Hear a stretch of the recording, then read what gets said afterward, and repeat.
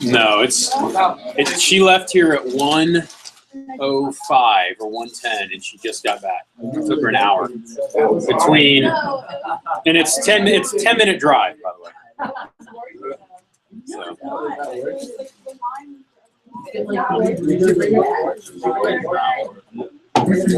All right, guys. Well, welcome to Prep. We're going to go ahead and get moving and get going. So we got a lot to share. We got a lot to cover today. Good to see you guys dressed up. You know, we're going to do a little contest.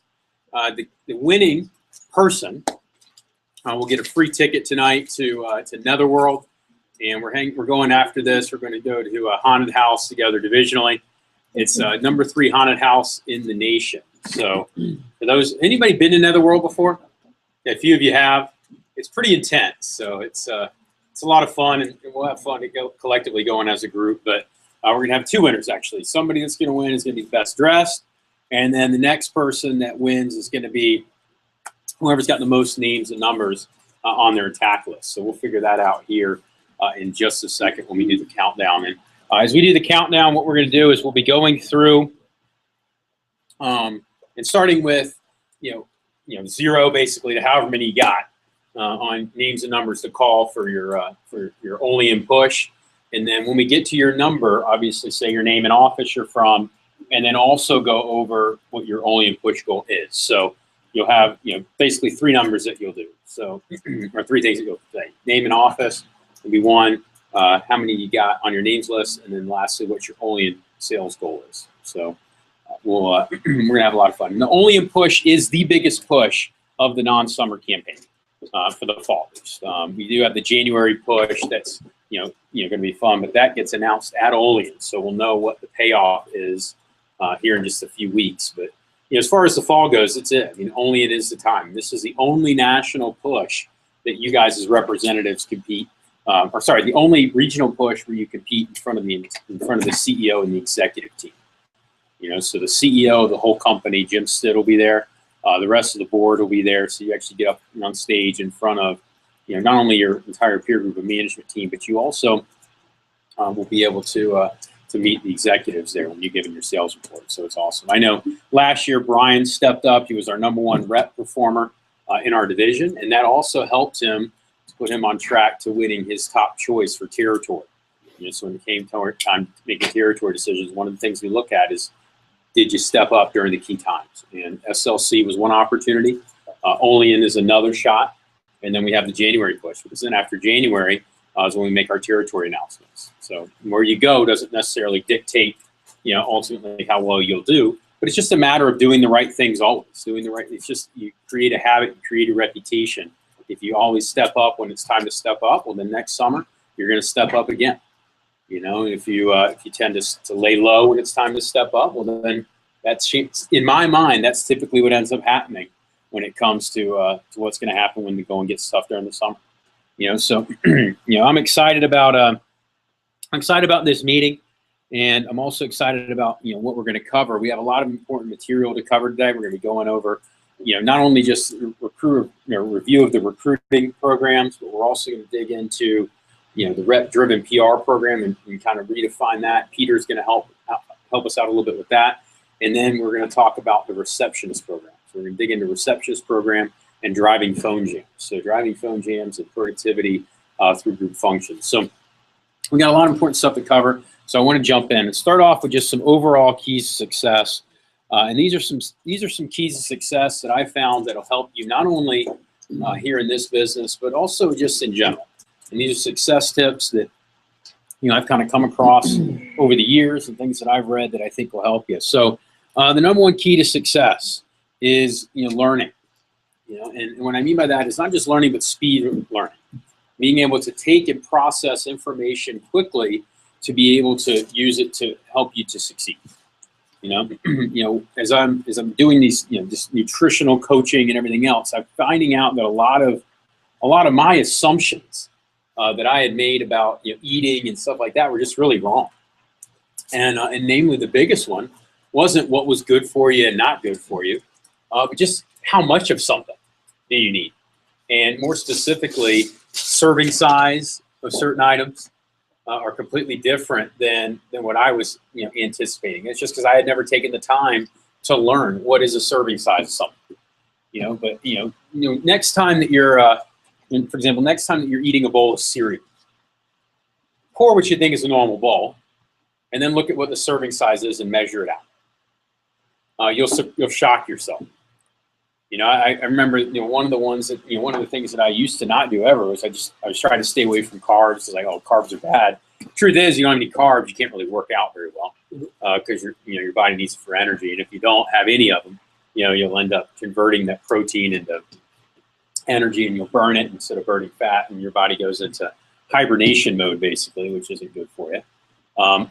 But most things have fat in them anyway, naturally, so it's easy to go over how much fat you need. So, I was kind of staying away from carbs. I'm like, I need to start working back some carbs in so I can have some more energy after I work out. So I started eating Fiber One cereal, which is really good. Andrea says tastes really gross. She poured me a bowl this morning, and I'm like, Jesus, because I walk in and she's got like this monster bowl that she normally eats. I'm like, nah, let me show you. And so I showed her the exact amount to do, right? And she's like, here she is, this 120-pound, girl, and she's like looking at me like, you're an idiot. Here I am, this 200-pound, probably 205. Gained some weight during the wedding. But, 205-pound guy, and I'm sitting there, like, trying to, like, tell her proper portion size, got her about 85 pounds, and yet, she's laughing at me. But, it was amazing. She had poured twice the amount, was what I normally do, which is actually twice the amount of the serving size they suggested on the box. So it's four servings, basically, was what got poured. And so some of these, so it's amazing. You look at these labels on the food, and you're like, oh, that's not so bad. Like you look at, for example, the labeling on Girl Scout cookies. Like, oh, 9 grams of fat, that's not bad for 2 cookies. And then, and so you start looking at, just learning, right? It's something that, if you have, learning as part of your regimen, just, not taking anything for granted and constantly be on the lookout for learning, it's going to cause you to be more successful. The second one is visualization.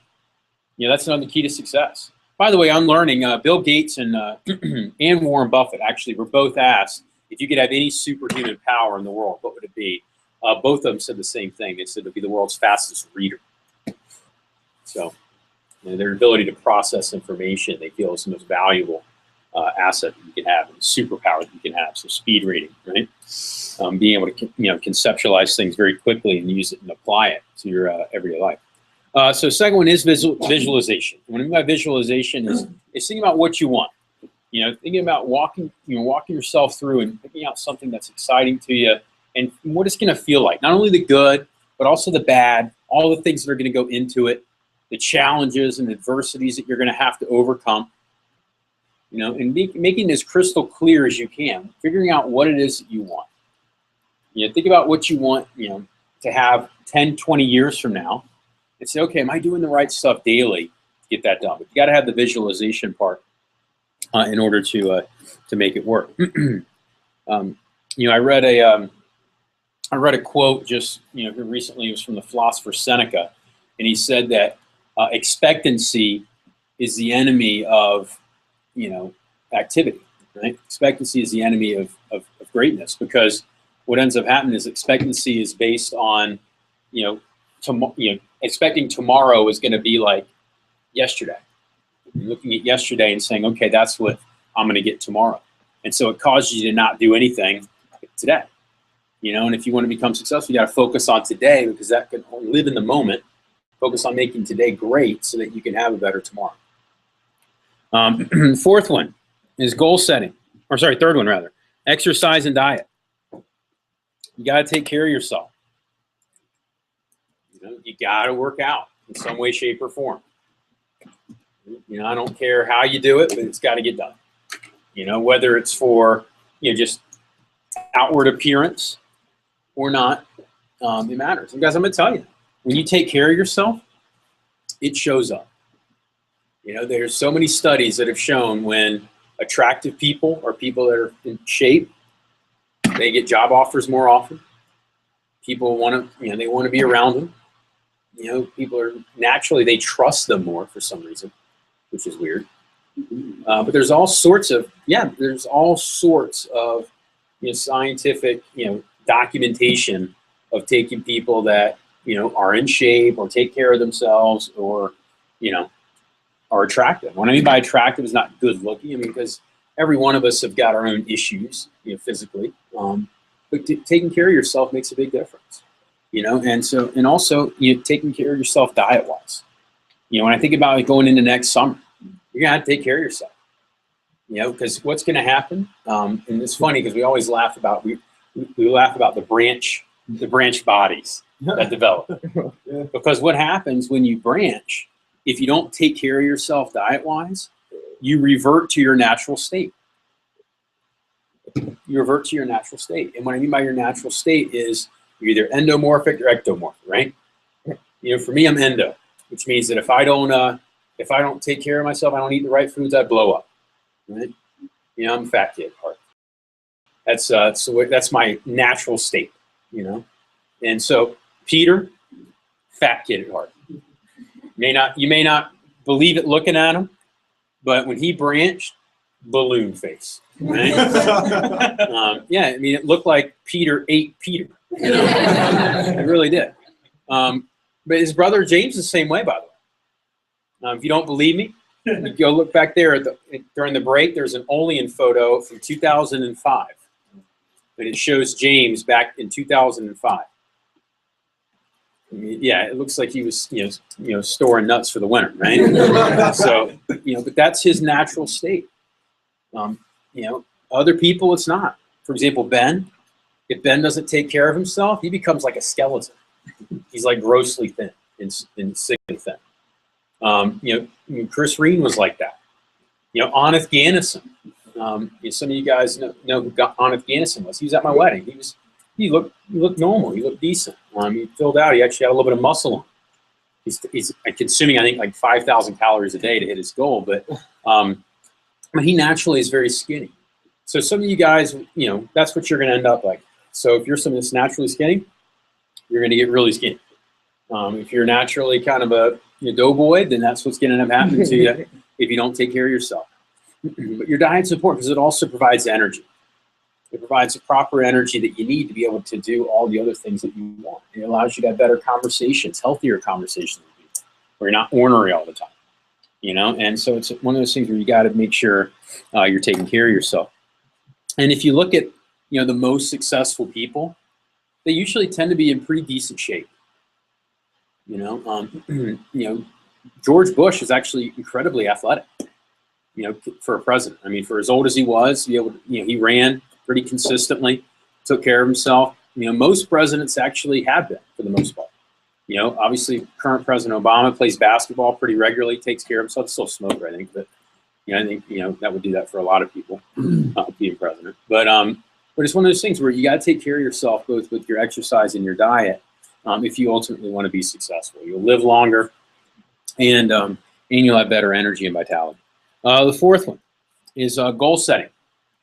You got to set goals. You got to set goals for every part of your life, but more specifically, what you want in the business. You got to set it out. You got to put it out, and you also got to map it out too. All of you guys have got an only in push goal. Did your manager say, okay, what do you want to sell? Okay, great, go do it. Or did they say, okay, what's your goal? All right, let's look at it. Let's map it out. Let's take a look and see what you could actually do with the time that you have. And if you're adamant about a certain sales number, they had to find ways to make that work. And so part of it is you're going to need to make a decision. And for example, if you want to become a millionaire by the time you're 40, you're going to need to make some decisions. You need to make sure there's going to be certain sacrifices and trade-offs that you need. Do you always buy, the most expensive thing you can afford, or do you live within your means? And those are goals. Those are trade-offs. And by the way, there's some things that, you need to make conscious decisions to not always do that. You're not always, for example, if you were, constantly saving, and never spend anything on yourself, you're going to live a very boring and dull life, and you'll probably drive your significant other nuts with your cheapness. I know that I've got one buddy in particular that's like that, where it's like, oh man, they're so cheap. You know, it's like ridiculous how cheap they are. And I know it drives their significant other nuts because of how cheap he is. So, but you got to be willing to make certain sacrifices. And if you're willing to make certain sacrifices to hit your goals, it's going to happen. But if you don't have the goals, you can never get there. Fifth one, it goes along with goal setting, but you got to prioritize and plan. So have goals that you're set for, and write those goals down somewhere. You can't just have those goals just kind of in the air in your mind. You need to be concrete. They need to be written out somewhere where you're seeing them. And then you need to plan and prioritize. One tip I've seen multiple times for in productivity and time management articles that I've read is take whatever their toughest task is and do it first. You know, if you're, you know, for example, if you're going in the morning, take whatever your toughest task is, your biggest project, and knock it out first. If you say you're not a morning person, force yourself to go work out before your day starts, and trust me, you'll become a morning person. You know, it's just waking up is all it is. And, you know, and I'll tell you, you know, it's I'm gonna talk about what it takes to create a habit, but you got to prioritize. Usually, habits take anywhere from, there's new studies that are saying it takes anywhere from 18 to 254 days. It's a huge span. So the average though is 66. So 66 days for something to become an actual habit where it's fully entrenched and ingrained, where usually it's not going to be reverted. So that's the average. Now, different people are, you know, worse than others, right? You know, for example, if you're the type of person that can pick up a new habit in 18 days, you're also the type of person that can lose that habit in probably 18 days or less. It takes a few days to, you know, to get out of that habit. You know, if you've got an addictive personality, you can pick up things very quickly, but unless you're seeing consistent, you know, growth or, you know, results, you tend to drop things quickly too. So, you know, you got to figure out whatever your habits are and make sure you plan all that stuff in, and or whatever habits you want to, you know, embark on, and put it in your planner. And then you got to, like I said, prioritize. Put your toughest things first. Your toughest things, get those knocked out first. Do whatever the tough task is. If you've got a to-do list, do whatever the worst one is and the toughest one is, because in that way, once you get that done, the rest of them are easy. You know, and if you're the type of person that, you know, that stresses you out, have to do the first thing, do whatever the absolute easiest is, and then do the toughest things. Just that way you can feel good, get your little dopamine in your system for completing something simple and easy. You feel good about it, and then you can do the tough thing. Next level knows what I'm talking about with the different chemicals that are happening and what you're trying to get with them. But sixth one, money management. It's the key to success. Next summer, as you're running your organization, money management is going to become critical. You know, you're going to be given a lot of money at the beginning of the summer. In fact, in many cases, the company invests more money into your summer than even you do. So it's important that you prioritize and spend it the right way, and you got to be good at money management. You know, I think I've already instituted this, but you know, so I know some of you guys have not been following up with me. But if you're going to spend more than $100 on anything, you need to email or send me a text message. Either one's fine. Right? Like, I don't care if you're like at the mall, right, and you're like trying to buy something, and it's over $100. You need to text me. Hey, I'm buying this. Is that okay? Here's why. You need accountability. You know, I don't care if you're at the bar. Your bar tab's $99, and you're thinking about getting that next beer. Text me. Trey, tab's at $90. Thinking about getting another round. What do you think? Be like, it'll be a drunk test. I don't care. Spelling doesn't have to be precise. It may autocorrect something different, but you need to send it to me. You need that system of accountability. You know, if it's over $100, guys, you really need to have a conversation with somebody, ideally me or your DM, about whether or not you have to have it. And if it is, like you said, guys, if it's a no-brainer, then it's a no-brainer. It's like, hey, no big deal, let's do it. But if it's not, that maybe the extra, that maybe the extra nudge that you need to not do it. Delayed gratification, guys, is critical in everything, and especially when it comes to financial success. Seventh key to success. You guys are going to like this one. Wake up earlier. Wake up earlier. Start this week, guys. Wake up an hour earlier than you normally do.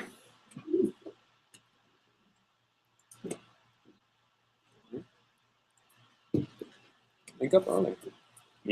For me, that decision to wake up at 5 a.m. Monday through Friday has completely transformed the amount of productivity that I can get done in a week. The amount of time I could spend with Andrea, the amount of work that I can get done year round, and my ability to actually be able to work out on a consistent basis throughout the year. You may not need to get up that early right now, 5. Maybe it's 6, maybe it's 7. But get up an hour earlier. And I'm going to tell you guys, when you do that, you get into a routine, you become a morning person, even if you aren't normally. And you get a lot of stuff done. And I'll tell you, it's one of the most powerful things that you can experience is when it's lunchtime and you're seeing people, especially on campus, right, that you can tell have just woken up. And you've already had the equivalent of a full day worth of stuff that you've accomplished. I'll tell you, I get more stuff done by noon than most people do all day.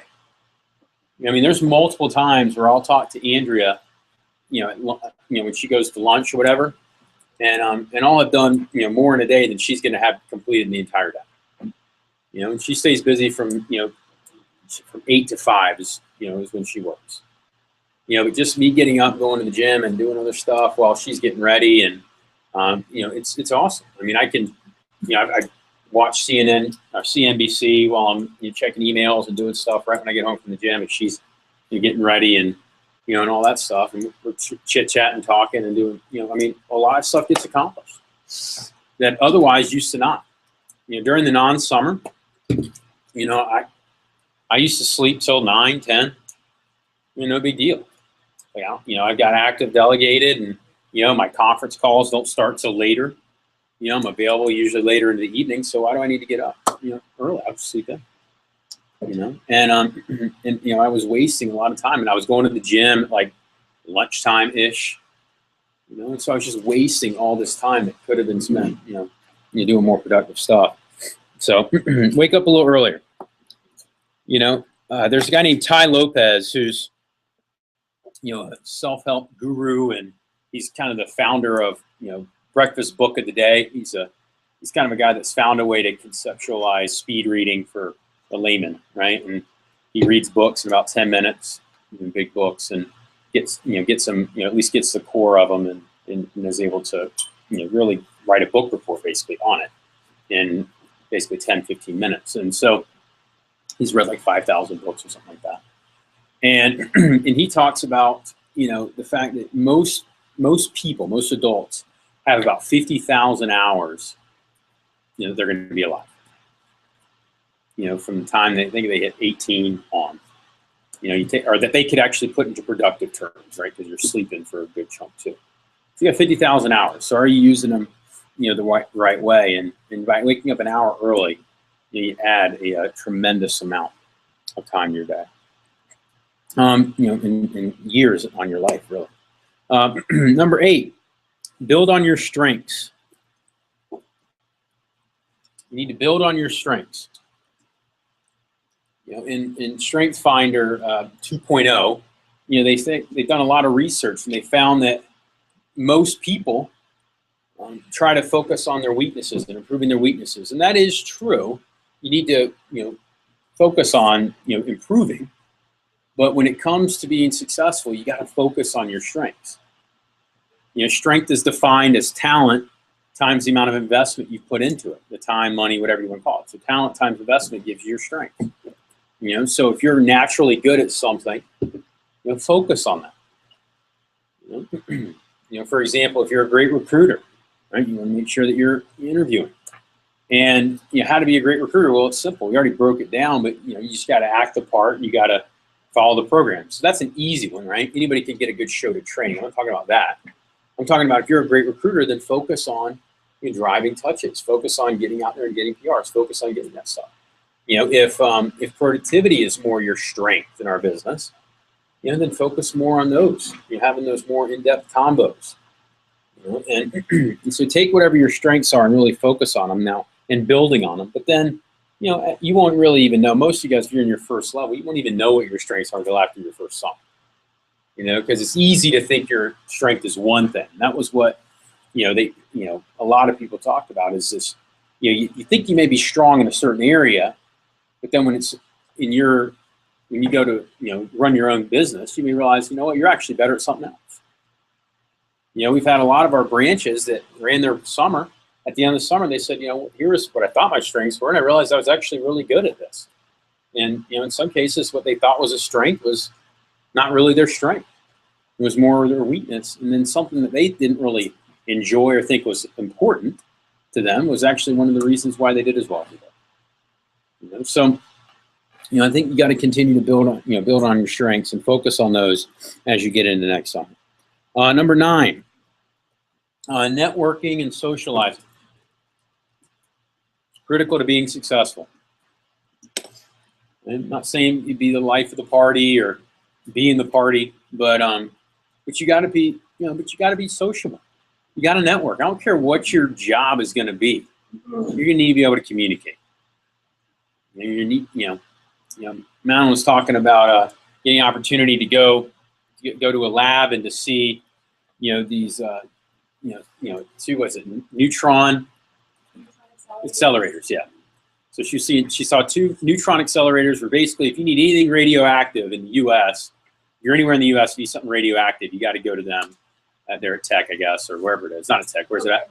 Oak Ridge. Okay. So you got to go there, and they got to approve it or whatever, and that's how you get it. If you want something radioactive for doing radioactive shit, that's what you do, right? You go there.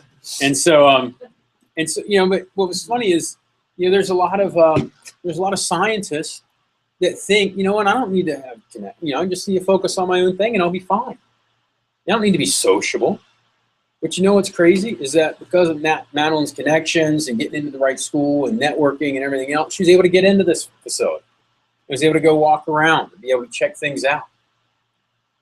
That's part of networking. It's part of socializing, is being able to get around the right people. So I'm not saying that you have to enjoy being at big parties, stuff like that. You got to surround yourself with the right types of people, and you got to be willing to put yourself out there and communicate.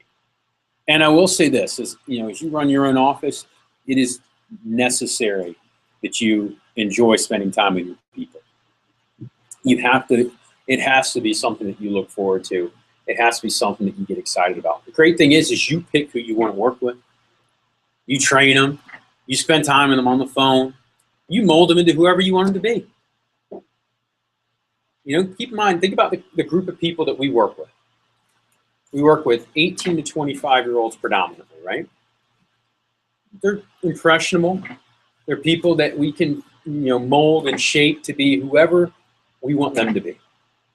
We're not going to change who they are, but you can get them to evolve in the right way.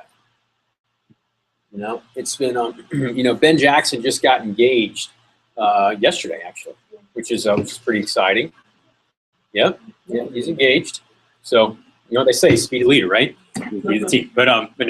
So, but in talking to him, I was sharing with Andrea's mom because she'd come over and we were talking, and and I was just I was talking about how proud I was of Ben, and and I said when I first met Ben, he was this cocky little high school senior.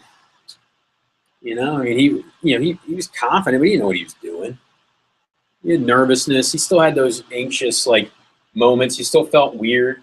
He didn't sell his first Ultimate until his second summer type thing. It was one of those things where it took him a while. He had a no sale on his first demo. It shut down. And so it was one of those things where he'd come a long way. And I was just so excited to see him grow from being where he was to where he is now. And yeah, he may still be a little cocky or whatever, but like I said, you don't change people. You can't evolve them. You can't shape them in the right way. And that's one of the things I love about my job. I've got, I had a lot of people that were at my wedding were people that, used to be in Vector or some, a lot currently still are, but people that were like buddies of mine, and they still look back at what Cutco did for them and how much it helped them.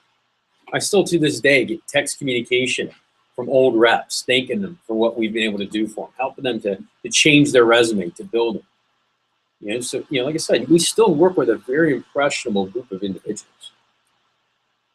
We've had, I had a representative one time that came in, and he was kind of a hipster, hipster guy that drove, he drove, not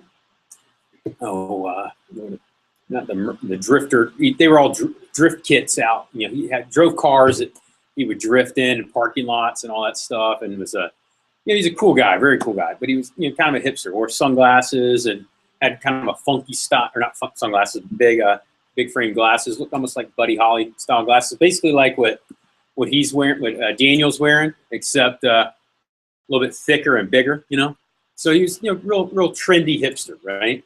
You had the flat billed hats, but kind of in a different way, right? And he came with us. He was a killer sales rep, did very well. As he was working with us, he started dressing more professionally. Started wearing button downs and ties. He still had the drift in him, right? He still had the hipster in him with his style. He's kind of funky. He goes away to college. He comes back over fall break. Biggest frat star I've ever met. I wasn't gonna say his name, but yes. So he came back. So he went from being a complete hipster, great guy, unique, total anti-establishment kind of guy, right? To now was broed out, wearing, all polo, head to toe. Was chewing dip. I'm like, I started calling him. He started going by a different name, which was even funnier. It was still his name, but just, we called him the abbreviation that we'd all known him by. It was a shortened version of his full name. And he started calling himself, he's like, oh, and he went by his full name now. And since he's already said his name was Nico. That's how we all knew him. Knew him and loved him as Nico. Came back, said, well, I go by Nicolo at school. And I'm like, dude, you're Nick now. You're not Nico, you're Nick, right? You're all fratted out, you're Nick. And that changed in 2 months from the time that he left here to go out to college, Legend of Fraternity, and being there, right? People are very impressionable, so you got to understand that you can, through working with people, cause them to become better or worse, depending on how you want to lead them. But you got to love doing that. You got to love having that responsibility of helping to impact people if you're going to be successful. And then the 10th one, and this kind of goes along with that responsibility, is you got to have,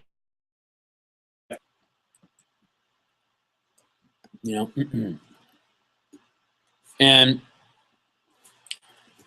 one of as you guys, for those who don't know, I'm dressed as Wolfie from Wolf of Wall Street, right? So got my this is actually a pill bottle for Tyson, but some sort of antibiotic or something that he had to take one time. He got allergies. And then got my wine glass here with non-flavored, or sorry, non-sugar Kool-Aid. So it will become wine after, I guess, I put a little water in it. And growing up Catholic, I can do it, and then it turns into it. So we're good. But but it's one of those things where Catholics laugh because they get funny. Others are like, man, that's wrong. But, all right. So, with the character Wolf of Wall Street, he was somebody that had 9 out of the 10. I mean, he had the others. I mean, he constantly was focused on learning. He sought out the best of what they did and learned from them. He had a visualization. He knew what he wanted to focus on. He took care of himself, exercise-wise, diet-wise. Okay, obviously he had the cocaine and Quaaludes and stuff like that didn't help his diet, but definitely kept him, kept him lean, right? And he had, he set goals for himself and what he wanted to achieve. He had a plan. He prioritized things. He managed his money in a way where he had plenty of it. and was building net worth in an amazing way. You know, he got up early. He probably didn't go to sleep some nights. And he built on his strengths. And then he was obviously a master at networking and socialization, but he didn't have the character part.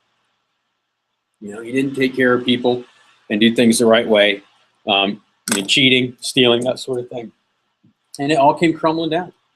So if you don't have that part, you don't take care of people, if you don't have, you know, and you got to figure out for yourselves what you want your behaviors to be.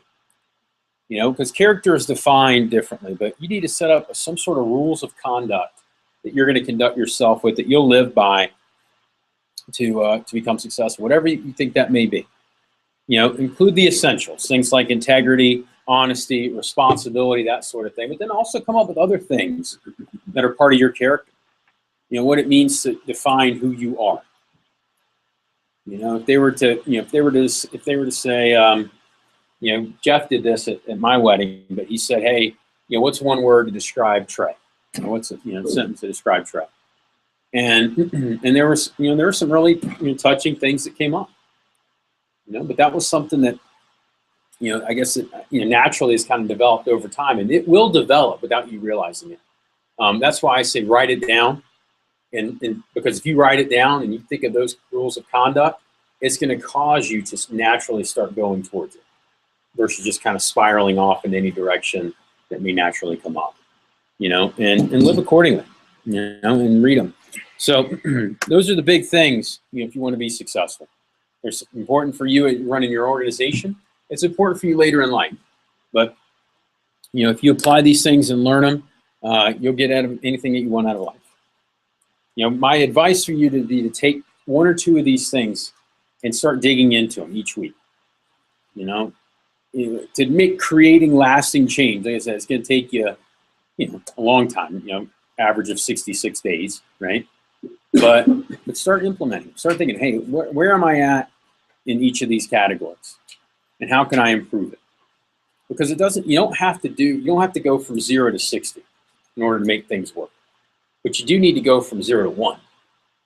You need to make that decision. That's all you got to do. Make 0 to 1. You know, that's the toughest one. That's the toughest part of anything. You know, that's why spaceships use 80% or 90% of their rocket fuel just to take off. You know? So you got to be willing to do the same thing in your own life, just making that decision to make the right step and to be better now than you were even just a couple minutes ago. So make the decisions moving forward to do those things. If you look at your outline for the day, if it's in Google Drive, you got the agenda in there. Some of you guys, I think, don't have access to Google Drive, so in that case, you still need to email me. I think you already emailed me, so you're good. But just make sure that if you don't have access in there yet, send me an email, and during Cole's message, I'll make sure to add you to that group code. But I want to make sure that, you know, we're thinking the right place for the Olean Push. The Olean Push starts on Thursday. Here in just a few days, it starts. So for most of you, that means tomorrow, you know, you need to get a move on it. You know, tomorrow before your local prep, you know, can you get together? Can you have a good solid phone jam to get some momentum going? Because you do need momentum, guys.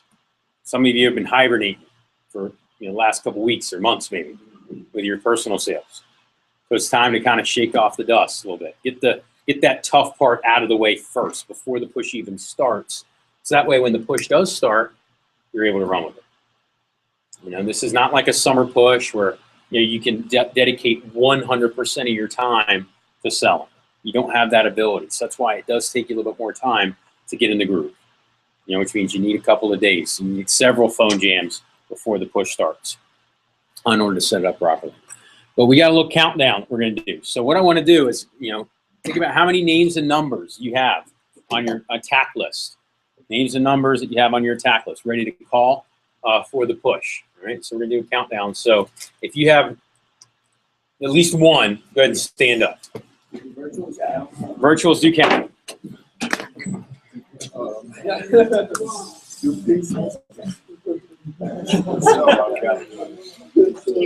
All right, and what I'm going to need you guys to do, also while you're sitting there thinking and standing, everybody's standing, be thinking about who you want to vote for best dressed. Okay? And if you don't know names, what we're going to do is when we get to your names and numbers, that you have on your attack list. Say your name, what outfit you are, I guess. So I'll throw that wrinkle in. Name and office, outfit you're dressed as, what your sales goal is for the Alien Push, then how many names and numbers you have on your attack list. So from 0 to 1, everybody's up. Okay, let's do, we'll do 10, 0 to 10. Anybody less than 10? All right, cool. Let's do 20 or under. Everybody's over 20. Okay, 20 to 30. All right, so. I have 23 numbers. Okay. And I'm a Manchester United player. And name and office. Adrian from the South Atlanta office. Mm-hmm. Yeah. All right, so let's go and give him a hand for that. All right, what's the only push goal? 3K. 3K. All right, cool. All right, next one. All right.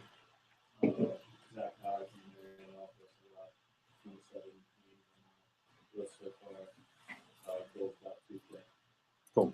All right. And who are you dressed as? Cool. All right. Cool. Give him a hand. All right. Cool. All right. All right. So 30 to 40.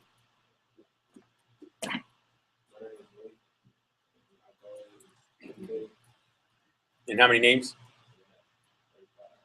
5. Okay. And dressed as? Where's your mask? Put on the mask. You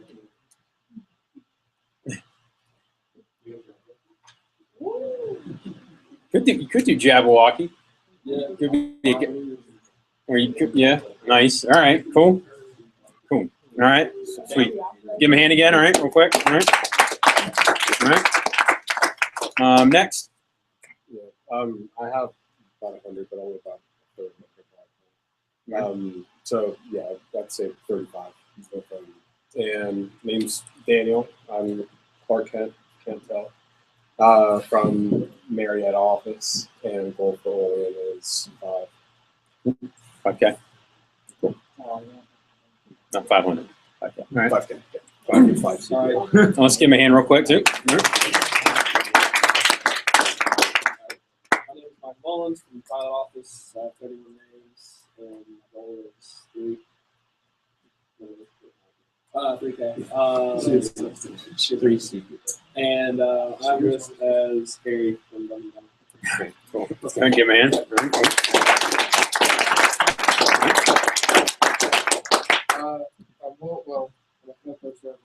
All right, Will Vice, Southeast Atlanta office. I have about 37 fresh recs that I've created, and I built a business team that I did. Cool. All right, let's give him a hand.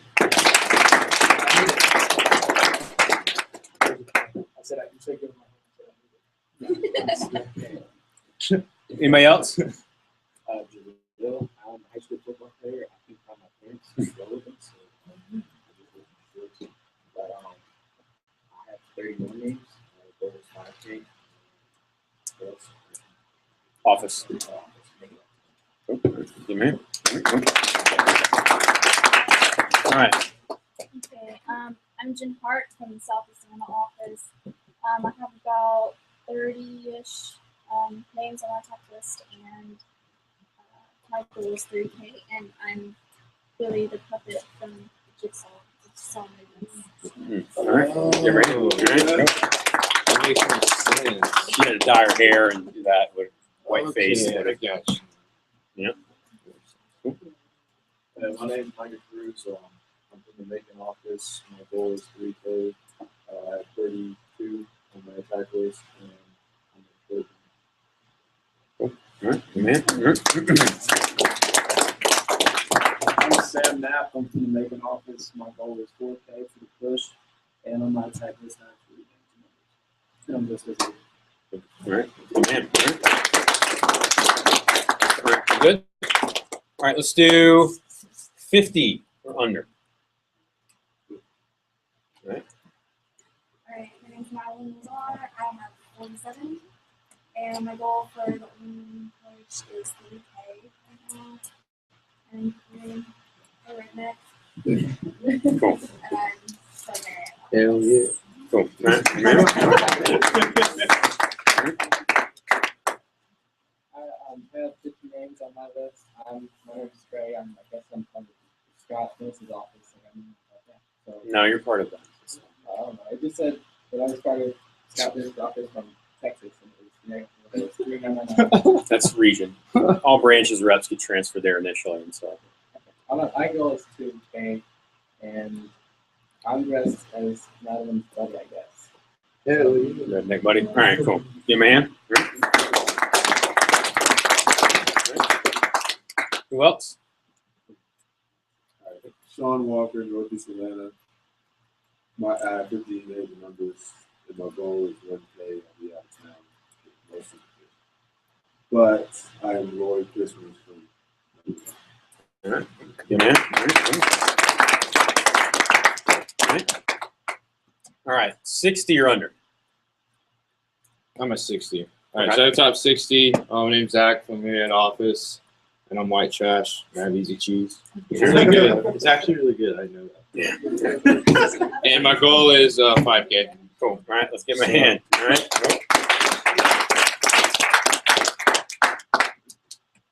70 or under. 80 names and numbers are under. I'm going to go with about 75. You might call out Did I get an email? $75, give or take. It's 20, 50. in between the waterboarding and putting nails under your fingernails. Can you build in a little email time? Just a little bit. Didn't want to get. I know. All right. While you're DDing, just- Ben Jackson office, Barrett office. Well, Okay. I got to start a little late though. All right. Give him a hand. Cool. All right. So, everybody else? I have Bobby Rittenhour from Marriott office. I have 75 names on my attack list. I'm gonna shoot for 7K to start with, and then I'm just dressed as a redneck as well. Hell yeah. All right. Oh, did you count yours up? You're supposed to be in this. All right. You don't have to be in it. So there's a free Netherworld ticket involved. So, all right. So let's see. So 80 or under, 90 or under.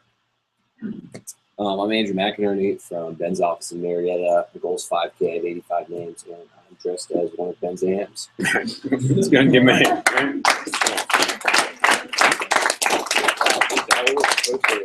All right. So 100 or under.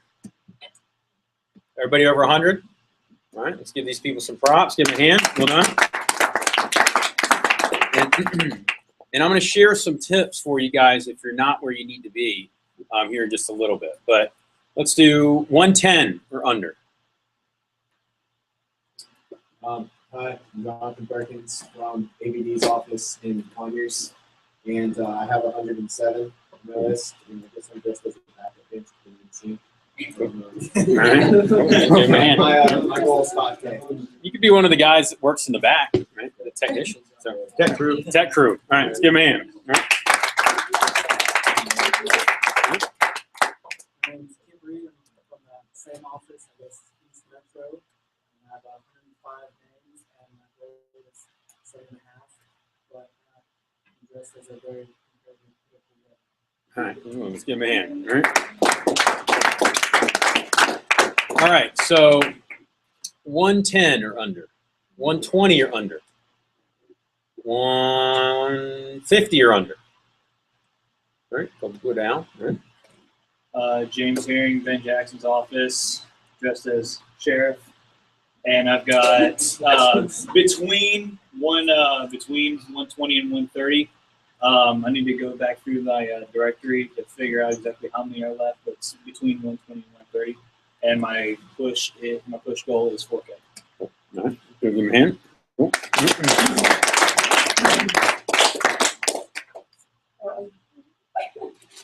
I'm Julie. I'm from Eddie's office. My push goal is 4K. And Cool. Let's give her in. And you're what? Hunter. Hunter? Not myself. I was just saying, you just go to the closet, just grab your stuff. Good to go. So this year I'm from Ben Jackson's office. And my goal is 2K and 7. You're in.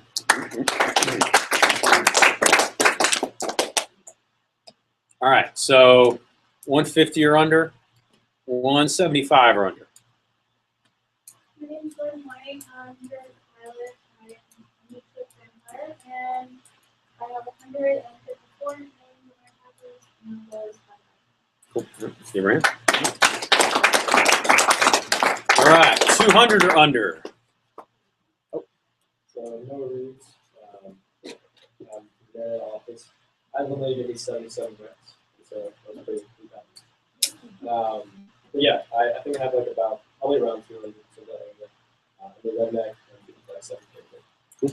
You're in. And I believe we have our winner. No, Yeah, Cole didn't do any work to get his stuff organized, so he is not in. No. well, Hey, it sucks for him. What do we say? Planning and prior. All right, so 200 to 250, 250 to 300, 400, 500 or under, 600. All right.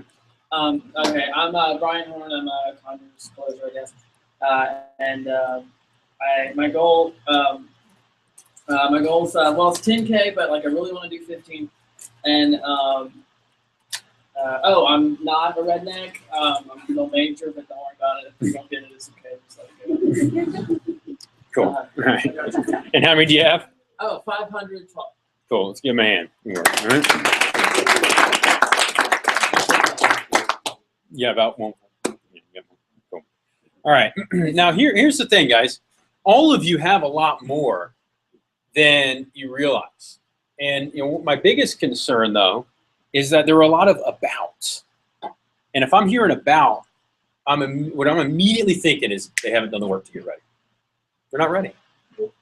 Because you would know if you did the preparation work. You would say, you know what, I've got this many out on my Excel spreadsheet, or I've got this many handwritten so far that are ready to roll, ready to rock, to call tomorrow night. In some cases, it's like, well, I just got to go back through. And that work needs to get done tonight or tomorrow morning. And, if you're planning on going out hard tonight, then I would do it before you go out tonight. Because tomorrow morning you're going to feel like crap trying to do this. But the point is, though, is that you got to put the prep work in first, because otherwise you're not going to have the push. A couple of things that you need to make sure that you do. You got to make sure you sit down with mom and dad and people that are important to you. Talk to them about how you're going for whatever your sales goal is. And say, hey, who have we not seen that I need to do an appointment for? And all of you have more. Guys, there was people at my wedding that I could have done a demo with that I never did a demo with. So there's definitely more people out there that you could see, that you know. Even Brian was like, man, there's other people that I haven't even seen my pediatrician yet. If you haven't seen your doctor or your dentist or any of those people, those are good people to see. But you need to sit down with somebody. You need to sit down. Sometimes you need to brainstorm a little bit yourself. Go back through and look on Facebook. See if there's any adults that you're friends with on Facebook, or some of your friends that you have on Facebook. Have you seen every one of their parents? When you think about people that you graduated with, have you called every single one of them to try to get their parents' phone number? Have you reached out to every single one of them on Facebook in order to get their parents' phone number? Have you done the legwork to just go back through and organize your recommendations and see exactly how many you have? Some people said, I've got this many fresh. Well, if you got a number that you haven't called or you haven't set yet, well, then you still need to call them in order to hit your goal. Because if your goal is, say, $5,000, for example, and you've got 50 names and numbers, you're probably not going to hit it. Think about it. You book up one demo every 10 calls. So you got 50 people to call. That means one round, you're going to get 5 demos. And now you got to get fresh recs. And if your page 21 isn't memorized yet, you're probably not going to get fresh recs, at least not very many of them. So you got to go back. And for some of you, it's just not, it's rememorizing it, right? Going back to the well. and making sure that you've got it down and got it down pat. You know, can you still hit your goal if you crush it? Yeah, but you're gonna need to do demos this week because you're gonna need to get to 100 by the time that the push starts. You know, you know that 10K, you know, that 10K number would be there if you had 100 fresh names and numbers to start the push, but you also have a lot more time to sell during the push. That happens during the summer. Like for SC2 and SC1 and stuff like that, you just got more hours in the day that you can sell. So it's easier to get, you know, more demos booked on less calls. It's easier to get, you know, more appointments in during the week where you can get more fresh reps. But, you know, we got to get that number up. It's the single most important determinant as to whether or not somebody hits their sales goal, I found. It's not about doing demos. It's about having the names and numbers to call and taking the time to put them in front of you, to take the time to get them organized so that you can call your best people first, but then duplicate those types of customers, you know, versus, you know, calling just the ones that, you know, aren't from the right area of town, that sort of thing, right, to get a couple demos. So, you know, do some heavy brains, you know, heavy thought jogging for yourself. Sit down. If you got your white book, there's a whole page 23. I bet if you just looked at page 23 in your white book that's got all the different categories of people that you could see, you'd come up with a whole slew of additional appointments that you could do. You know, if you haven't seen every single one of, you know, mom and dad's coworkers, if you haven't called every single person from your church, you know, you're leaving valuable business on the table. You know, if you get your hands on any directory, neighborhood or otherwise, if you haven't called every single one of them, including the ones that you can't pronounce their name, right, you're leaving potential business on the table. You know, I've done demos with people that spoke a completely different language than I did. You know, they spoke Vietnamese and I don't know 2 words. I know pho ga, right? Noodle soup, right? That's pretty chicken soup, right? Pretty much what I know, right? In Vietnamese. And then, well, I guess pho quang, which is their, like, spring rolls or whatever. It was pretty good. But that's all I know. But I did demo and sold a gourmet set to him. You know, she did not speak English, or her husband didn't speak a lick of English. Like, he didn't speak English at all. And she only knew, like, basic words, you know, and so we just communicated through. I mean, literally, I had to take out the price list and point to the prices for certain item numbers. I had to show that the item number matched prices, you know, what it was. And that's how I ended up selling on the gourmet set. You know, just because knives sell themselves. But you got to be willing to get them. And I booked the demo with her, you know, it was harder than crap, right? You know, because she, you know, it was not I don't even think she knew what I was coming over for when I got there, to be honest. She was like, what are you in an appointment? She's like, you know, I said her name, her friend's name. She said, oh, yeah, come in, right? She didn't even really know. And then, you know, we ended up selling a gourmet set. Rex did not go so well, but I did make the sale. So, so that's what, you know, that's what it takes sometimes, is being willing to just reach out. When I moved down to Columbia, South Carolina, the way that I got rolling was I called every single one of my best customers from the first summer to see if they knew anybody that lived in Columbia. And I got one person. So my dad sort of kind of knew from work, you know.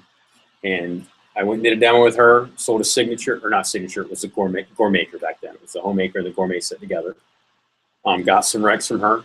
I took new reps, reverse field training to get demos, you know, and split them that way. And I ended up selling 12 grand that summer, being in the office 6 days a week. And by the time I left, though, I had a notebook full of recommendations that I gave to, you know, a girl named Ashley Rickman, who ended up winning a scholarship that fall. You know, so you can get it done, but you got to be proactive about trying to get those initial appointments done. You know? So we already did the countdown, and Brian won. But how many names and numbers do you have on your attack list? Do you know? Were you over? You weren't over 600 though, right? Okay. Just checking. All right. So you might want to check, but I don't know if you got that. Chin too, or is that purposeful? Trying to be old school Artist Gilmore. He used to always have shit in his beard. All right, so cool. We'll go ahead and he played for the Bulls too. All right, well, we're going to go ahead and get moving. But those are just some keys, guys, to make sure that you're getting down, you know, the number of names and numbers that you need, guys. The 100 is the magic number. You got at least 100, you're going to be fine. But they got to be organized. They got to be prioritized to make sure you're calling the best ones first. but you got to get to 100. So be aggressive about getting to that number. And like I said, a lot of times it may just be as simple as sitting down with mom and dad, going through every one of their contacts on their phone, asking, thinking about aunts and uncles that live in other areas or other states that you can do virtuals with. Maybe it's getting old customers and calling back and going to see all your old customers. That could be a way that some of you get back up to that over 100 number. And even if you just started this summer, I would recommend that if you've got some key customers, go back to them, especially from when you were new. Guys, when you're new, I don't care how smart you are, you were horrible at the job. Your demo was terrible. So go back and see some of those good customers or people that, did pretty well, maybe that bought a set from you or that were good, good clientele, because now they've been using their knives for a couple of months and there's so much stuff you can show them. You could sell them wellness mats. You could sell, the, obviously cookware. You could sell flatware. You could sell extra accessories. You can upgrade them into other sets. Now that you actually have confidence that people will buy sets, right? You can upgrade them. So you can use those too if you need that number to get you back to 100. And then once you add those in, you start seeing them. Make sure you still get recommendations from them too. I don't want to take away too much from Cole's talk, but those are just a couple of keys that I've got for you. So I want to review the recruiting funnel again with you. And I know we talked about this, but what I want you to do is take out a sheet of paper and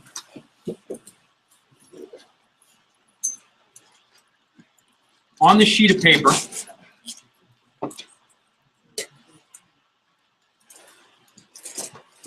would you do me a favor? Put your name, your office, also put your only and push goal, and the number of names you have on your attack list currently. For those of you that are streaming in online, just send me an email with that information. Name, obviously, name and office, only and push goal, number of names you have on your attack list. I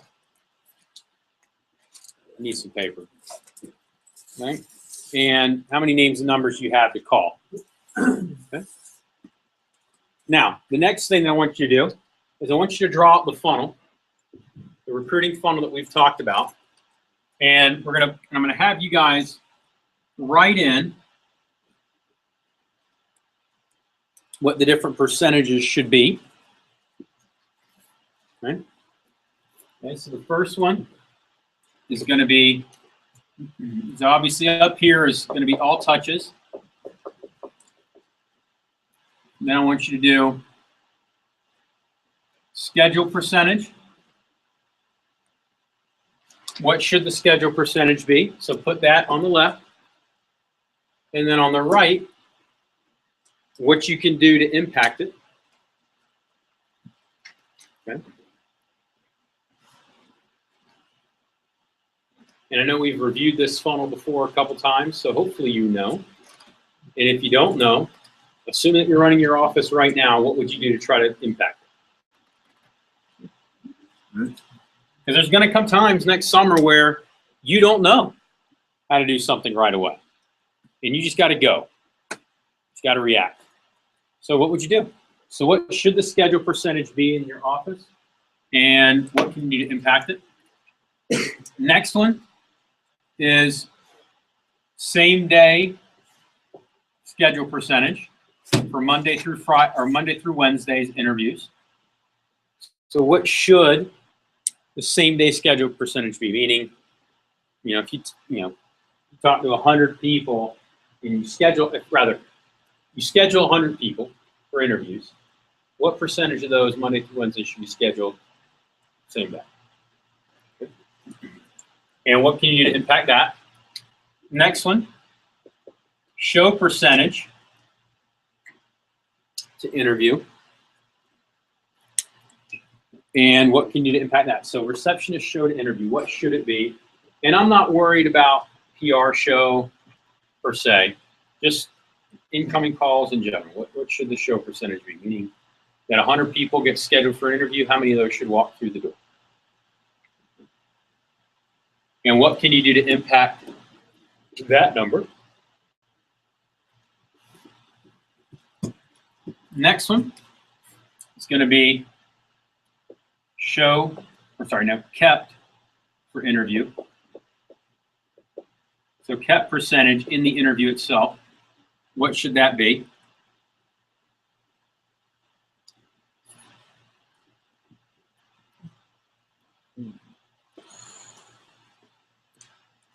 And that one I do know varies depending on the market. We'll talk, but in generic terms, about what percentage should it be? Like certain branch markets, that percentage will be like 95%. It just depends on that market. Certain ones will be lower, but what in general, what should it be? And what can you do? Or what can you do? I mean, what are the influencers of that? I guess I should say. Next one is going to be show to training. What should the percentage be? And what can you do to improve it if you're not getting that number? And then the last one is launch percentage.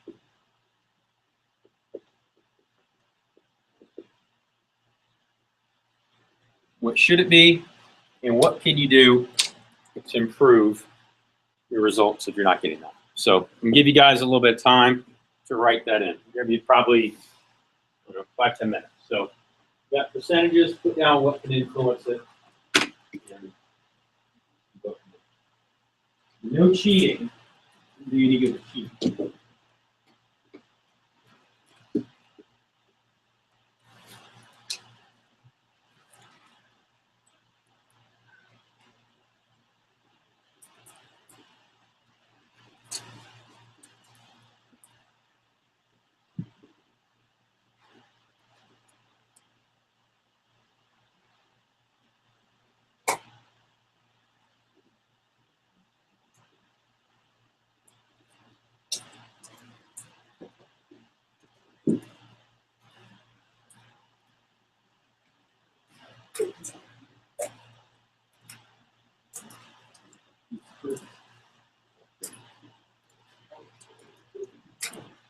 Once you're done, pass it, turn it over, pass it, get some stick side down, pass it to the middle.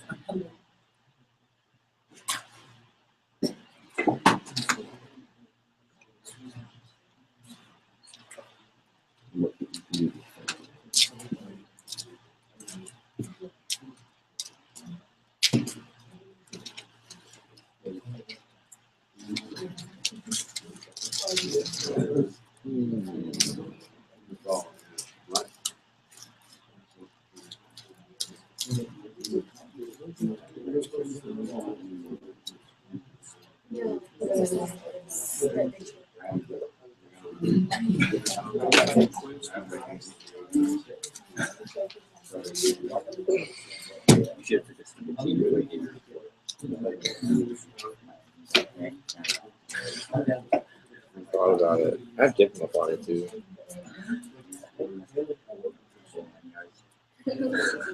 See what?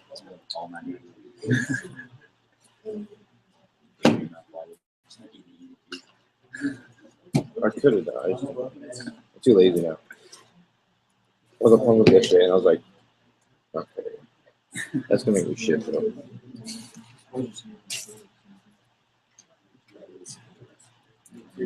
So everybody's just going to the hard rock after this? I'm not going.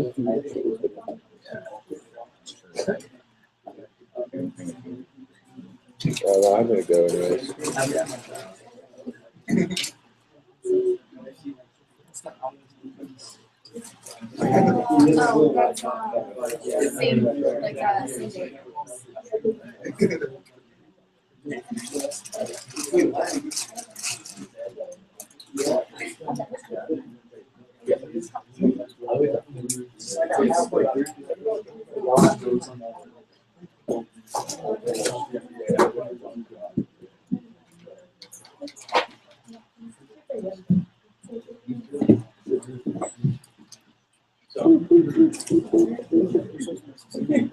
What school you So they have all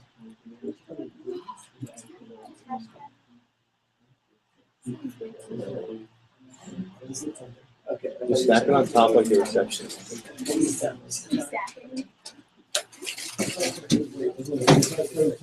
I don't know where these, live.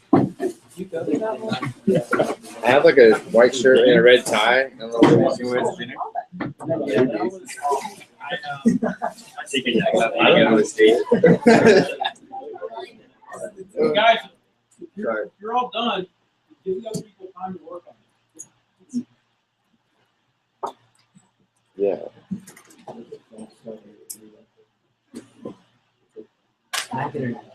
No debt.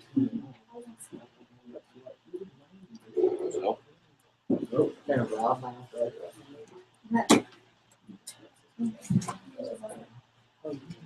This is a tablet, it's not Rex. There's a difference.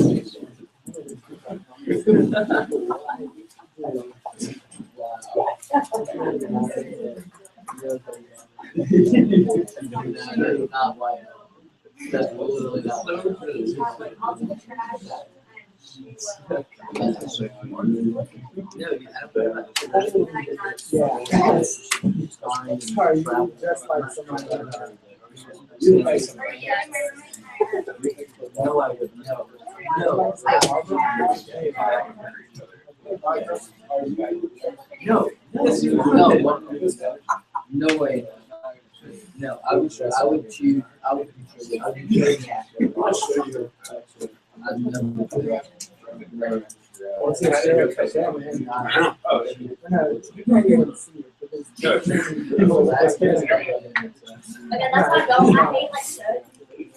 Okay, so guys, pass it to the middle and then pass them up.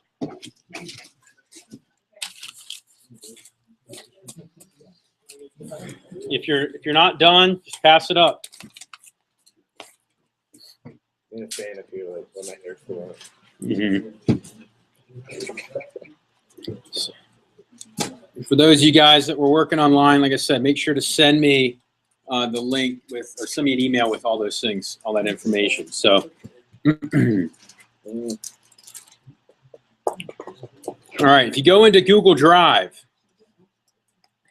you're going to see on Google Drive, there's a 2014 Summer Recruiting Standards.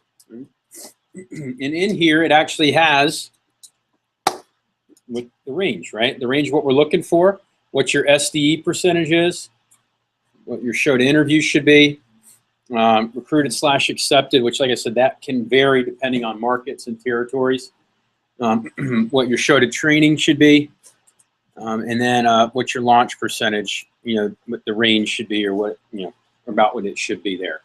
And then again, all of it has got on the right-hand side things that you can do to impact it to get those numbers up. So everybody's got their numbers in, right?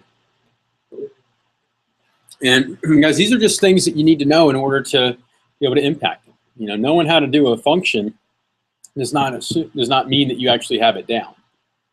That would be the equivalent, I would say, of saying, oh, I know how to do a demo, but then having like a 20% closing percentage and a $100 average order.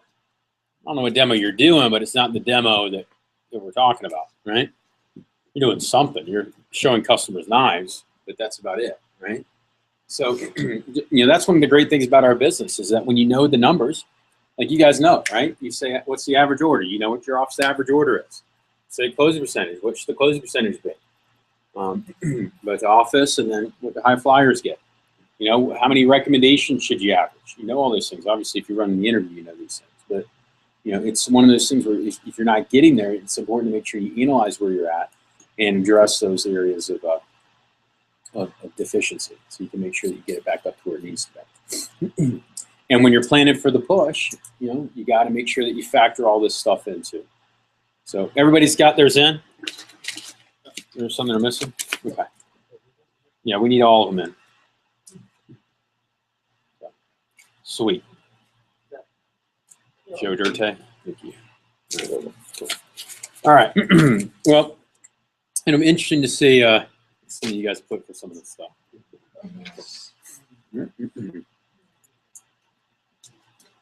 Cool. All right. Well, Cole is up next, and Cole is somebody who has produced at the sales rep level in a big way, and as the pilot sales manager, he's helped guide a lot of people to have good push performances. And I asked him to speak a little bit on how to maximize your Olean push. Cole personally has sold over $100,000 worth of Cutco.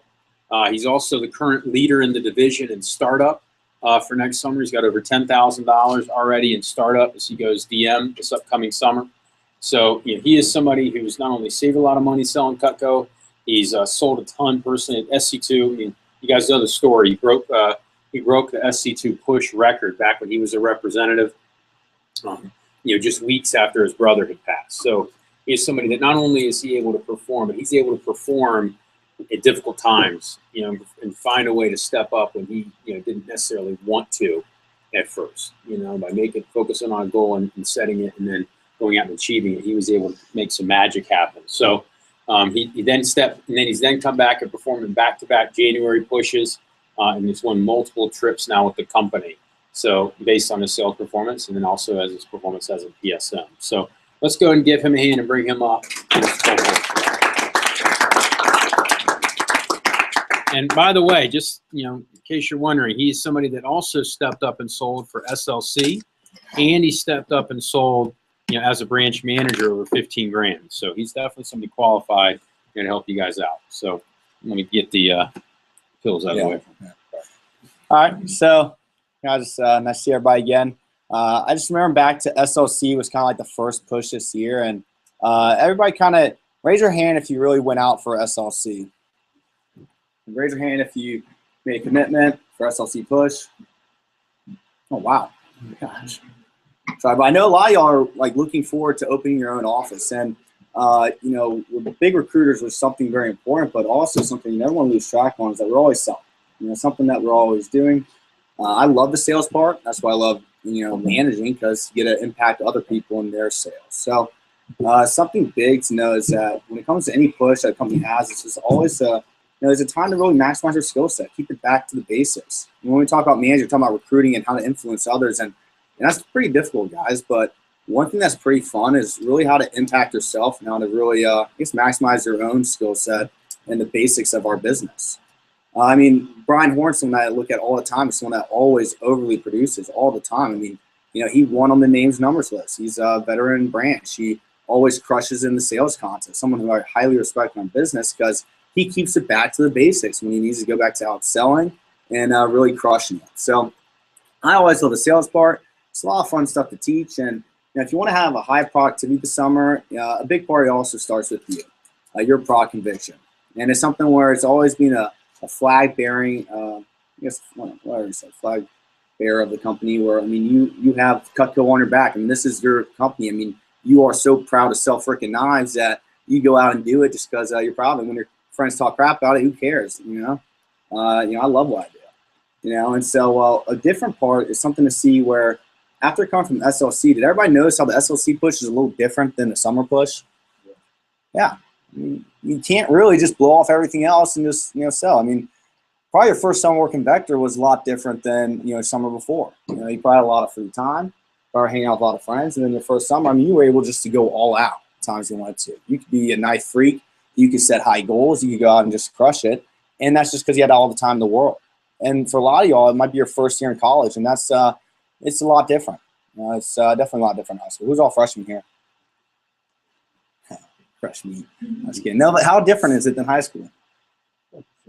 What's the main difference from high school and college? Come on. What is it? Come on, spoons. Dude, no, why? What is it? Why would you do that? Oh my goodness. That's a great answer. It's the responsibility you have. It's the decisions you make. Guys, and the decisions you make are the action that you lead with. It's what you actually end up doing. And the decisions are the underlying basis of everything you do. That was an awesome answer. Great job. Yeah, everybody give me a hand for a second. All right, so it's your decisions. Yeah. Hey, wait, I thought you were this year. Yeah, I guess you still say like that. That's why he still says that. All right. It's been a while. All right, so it's a lot of responsibility. And I know when you have classes in school coming up, and it's very important. Don't get it wrong, and that's why you just always want to be on top of it. Some of y'all, the SLC push, you're like, you're in one or two categories. Either you wanted to go all out and you weren't prepared, and you ended up doing nothing. When people ask you, how'd the SLC go, you just don't really talk about it. Didn't seem too important to you. For some of y'all, you were prepared well enough. You were all ready to go, have a big push, and then you kind of forgot. You kind of tried to do a summer push mentality where you kind of blew off everything. And you might not have the same results as you wanted. And so the part now that I want you to understand is that this fall and spring pushes, they're a lot different. It's a lot different than summer push, and you have to respect that fact. You have to respect that they're different. You have to respect their schedule. You have to take on more responsibility.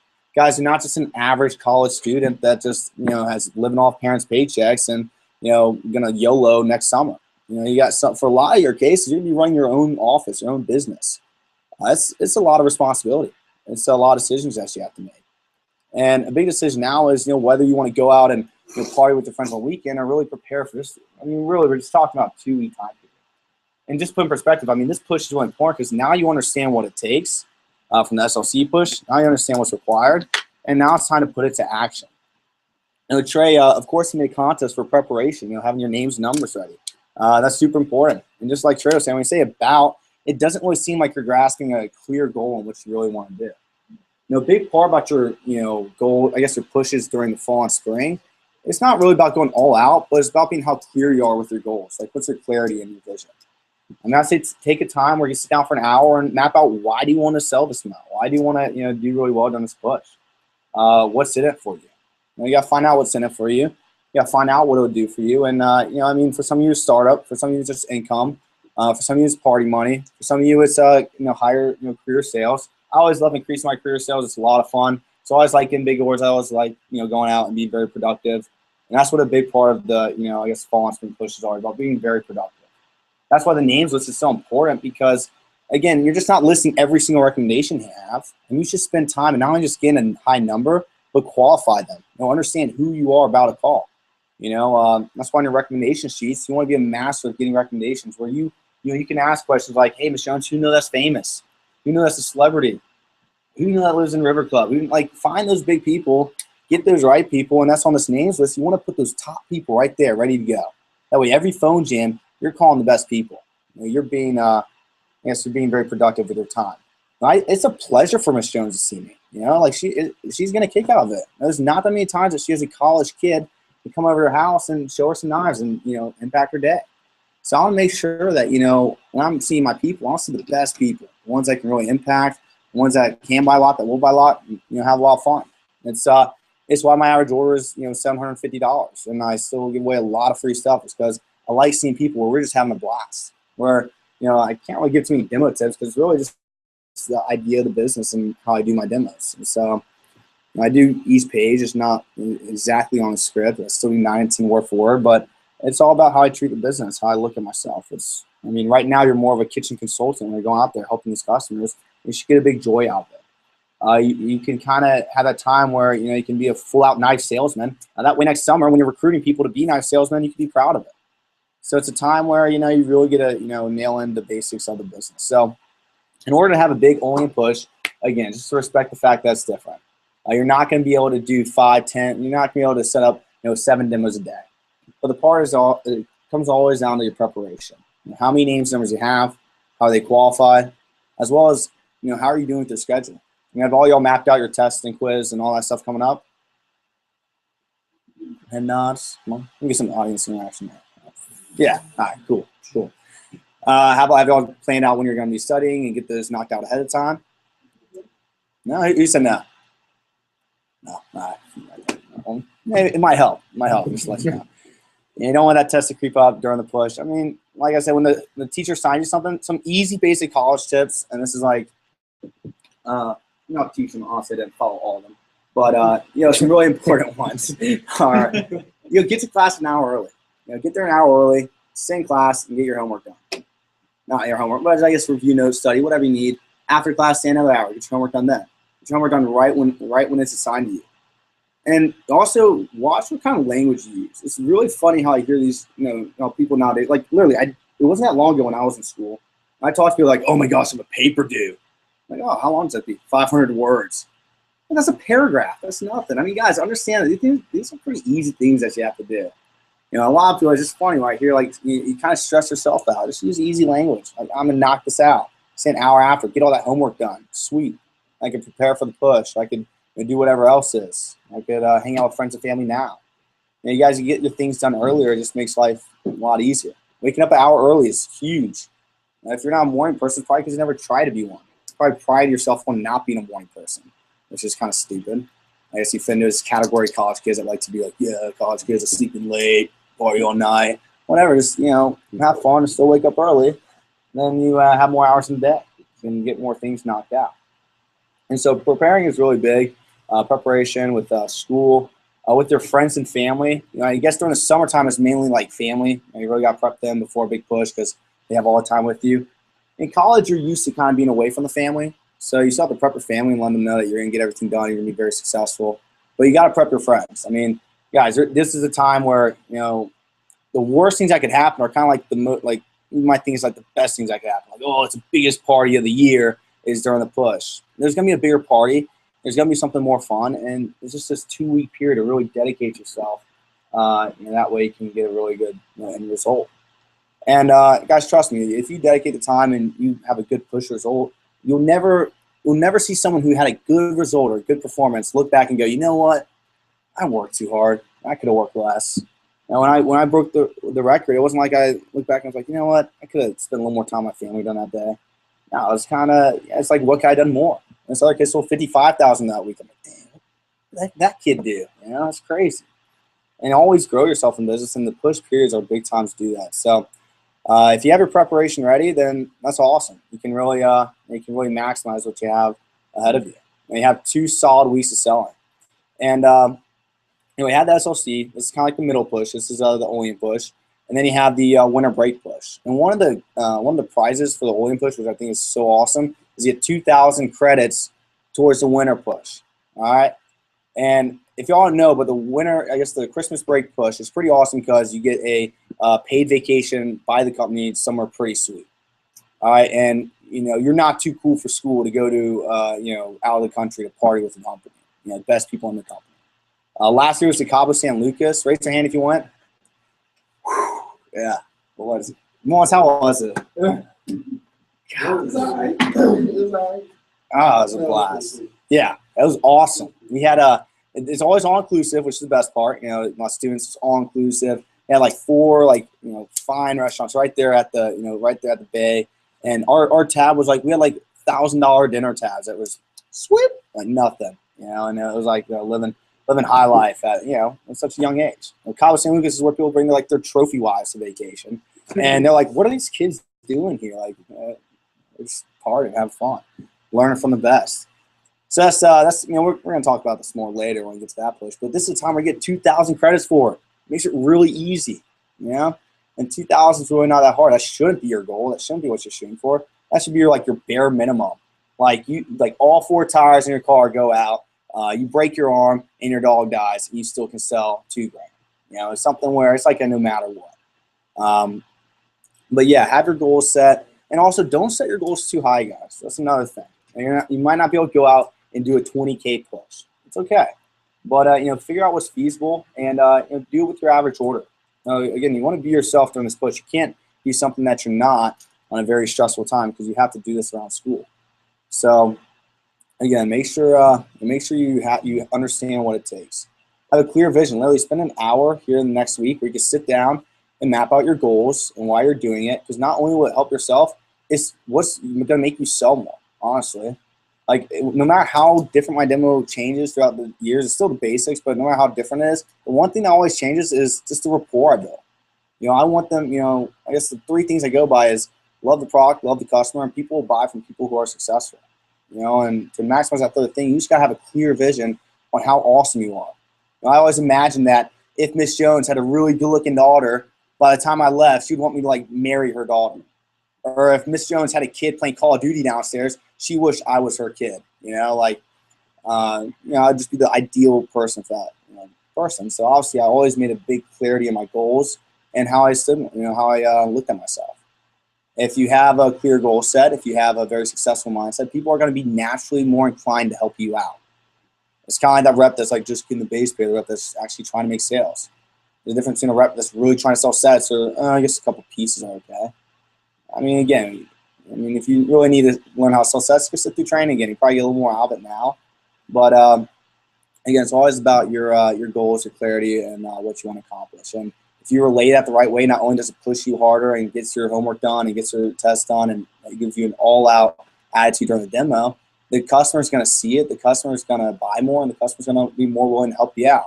The customer's going to recommend you to better people. There's better recommendations or lead to better recommendations. It's just how you literally create a following in your business. How you create this network of customers calling you wanting to, oh yeah, I'll buy a set for my secretary's anniversary. It's a homemaker. Yeah, whatever. Here's my card. It's like this easy orders that can naturally you could fall into. So the basic thing is preparing, your clarity, having your goals set out in stone, why you're getting them done, and it will give you an attitude that no matter what happens during a push, you're going to get the end result. You have to have this extra drive. So whenever you strive for something bigger, whenever you shoot for a higher goal, whatever you think could go wrong will go wrong. Whatever you think could happen will happen. But that's where it really separates the champions from the losers. There's a not big difference in people at the end of their lives where someone's super successful and someone's on the street. It's the decisions they make. Decisions when something is tough, how they respond to it. Or they fight back and they'll do whatever it takes to get their goal, or whether they wither and blame the world. It's whatever your mentality is at, whatever you believe is typically what's going to happen. So set your focus on being ready to crush this push, having the confidence that you guys are the best. You are going to be the leaders next summer of training the best representatives we have in this company. So understand that you have to be the best version as a representative, as a manager, and as a student.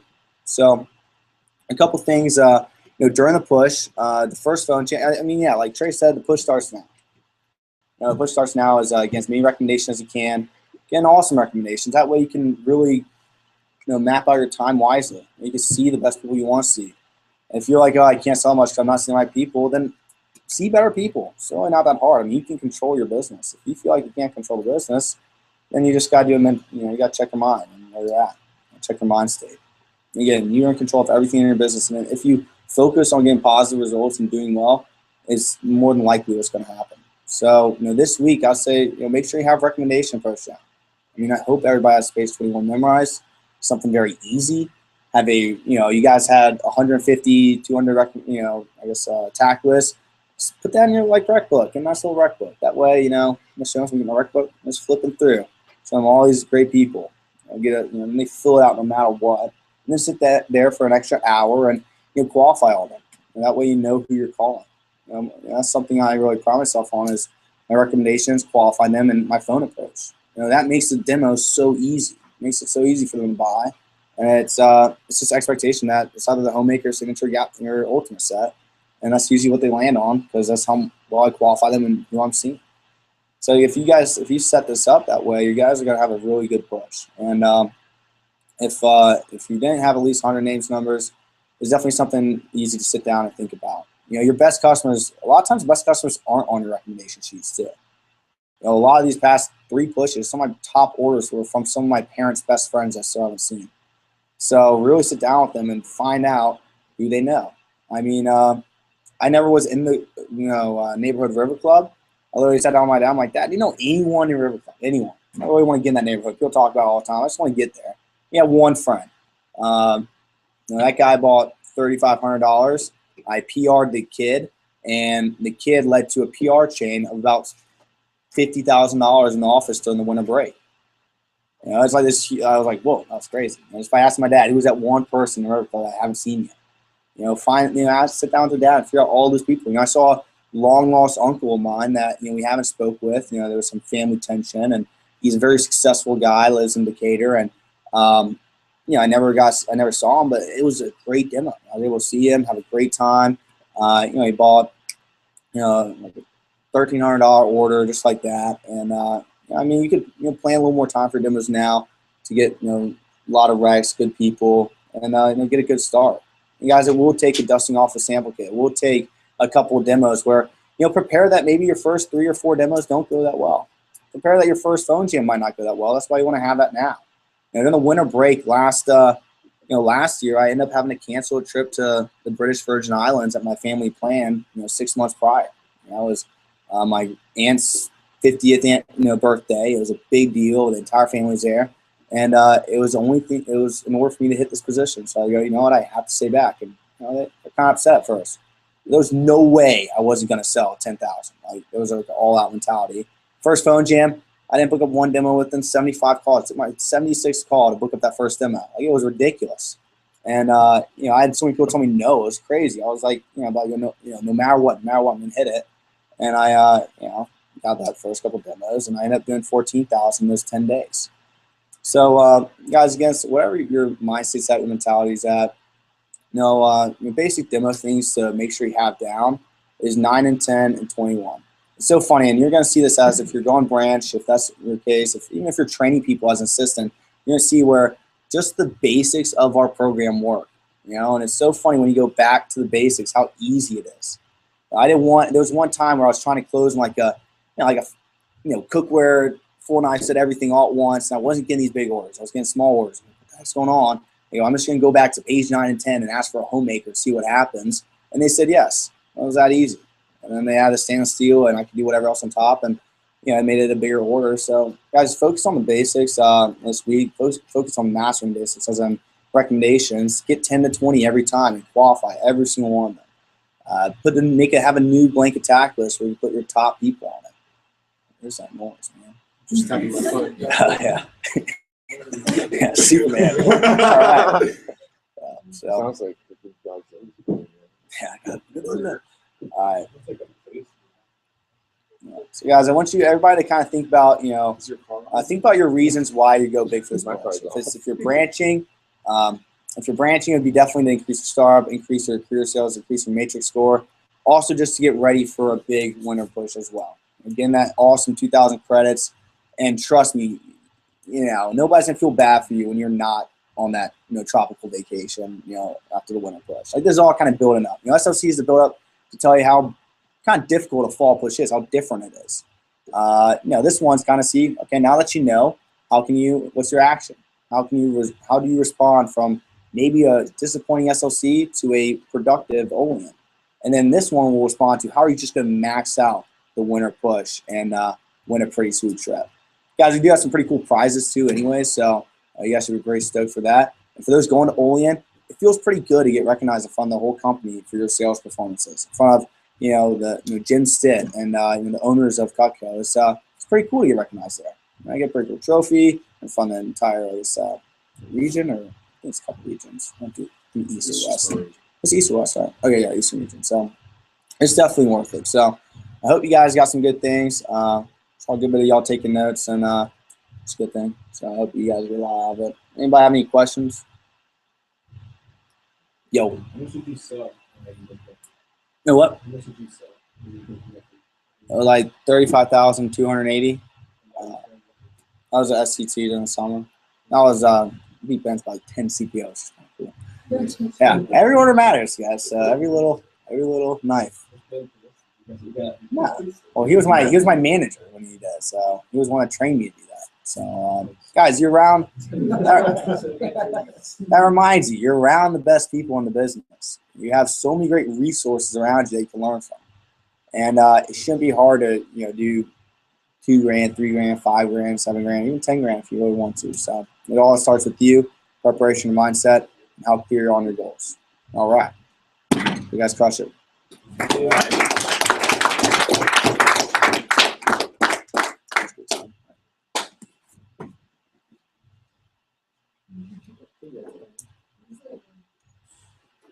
Oh, I think they're working.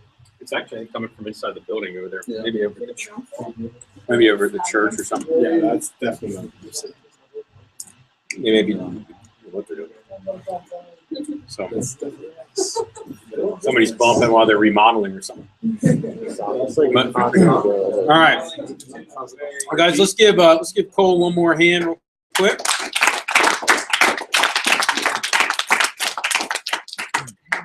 And as with everything in Vector, it is pretty much it's almost all maybe they're done. The song's over. But with most things, it's preparation, planning, and just having the stuff in front of you, so that when you get into the push, it's just you're on autopilot. And that is the truth. In talking to David Scoggins, who's a Hall of Famer at the sales rep level, the reason why pushes are bigger sales wise is because you have more appointments and because you're putting in more phone calls. You don't naturally have a higher average order during the push. You don't magically get more recommendations during the push unless you just don't focus on it normally. But I think most people, when they go into a demo, they try to sell the whole book every time. It's not like, because of a push, you try to sell customers more than you normally would. But they just are more phone calls.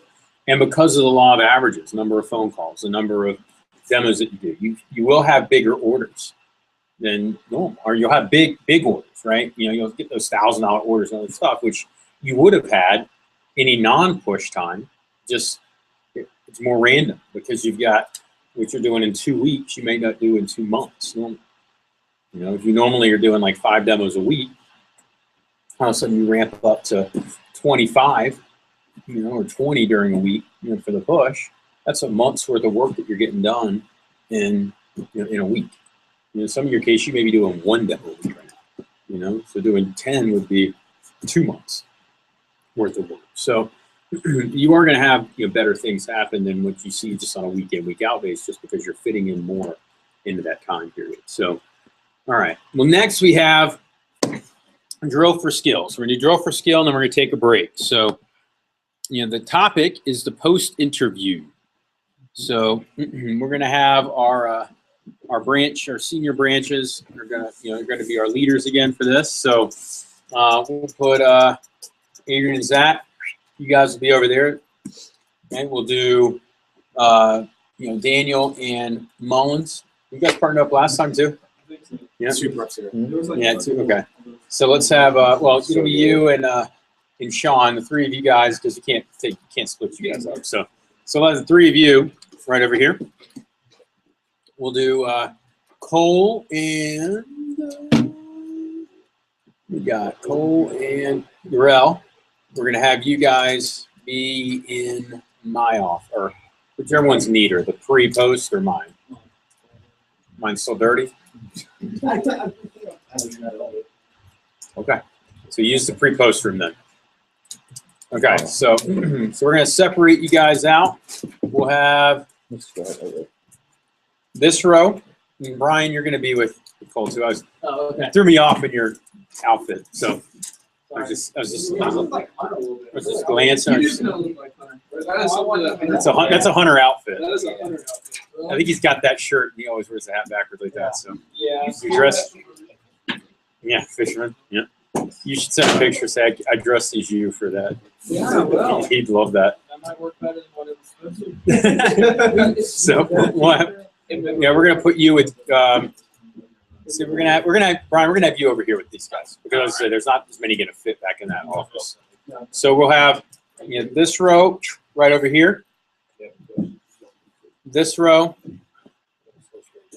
with Urel and Cole, and we'll have. Let's see here. This row up until. Let's see. Is that Zach? You'll be over there with them, and then Jordan and Nick. We're having you guys right here.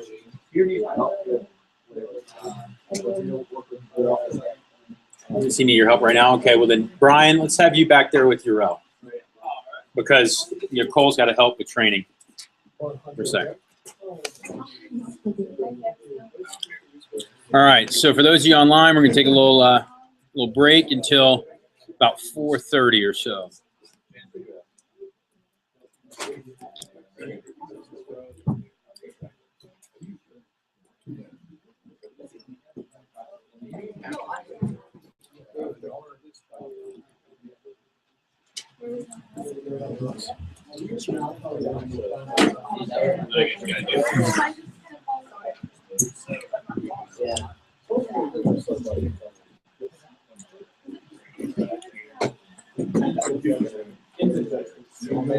Yeah.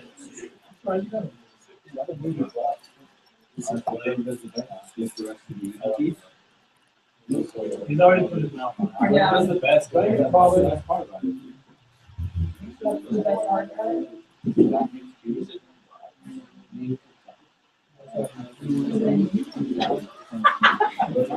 Yeah, I don't have it. Never got it.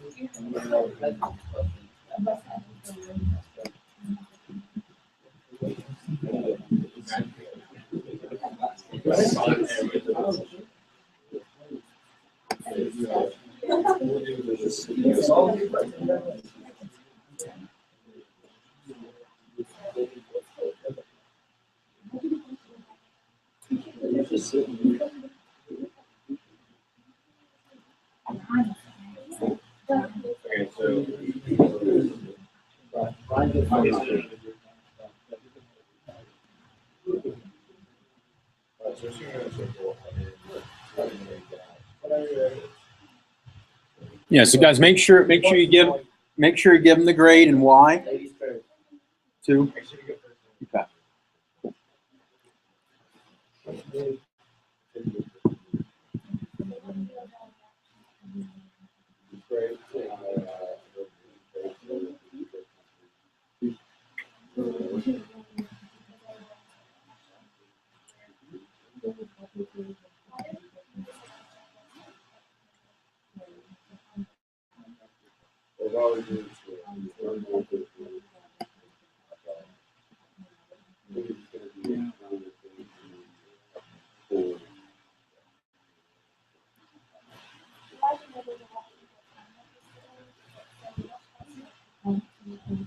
Well, definitely work hard.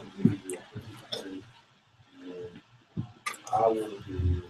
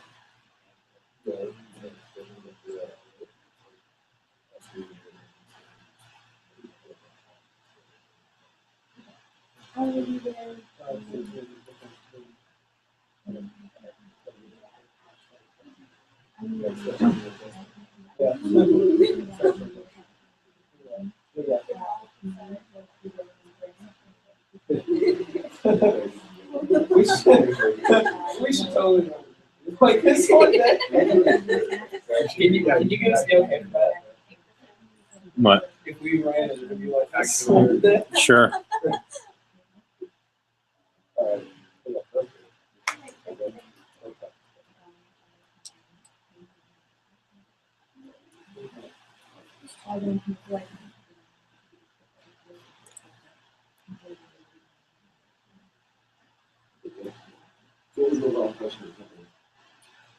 Well, it really seems like the company is growing.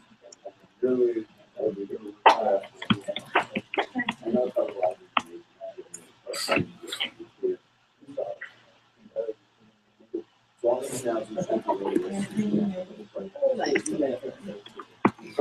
Well,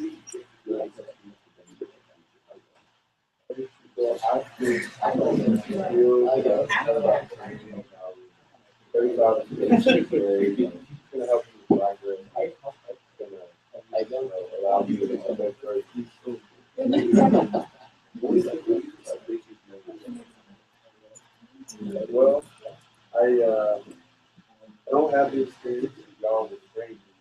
I'm a good learner. I'm a willingness to learn. And I really do. Okay. Hey, so you're being a fucking idiot. Well, like I said, so if you are like I said, you're sort of setting up. Yeah. But it's okay, you don't know, you don't see the way that you really see it, so you can do it. Yeah, it's not fun. Also, you can do it. I think that's too.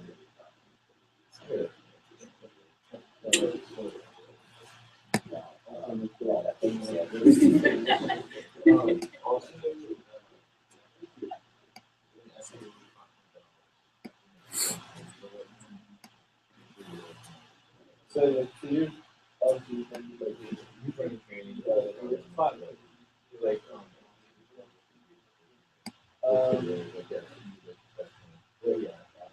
and then also what's a great Michigan also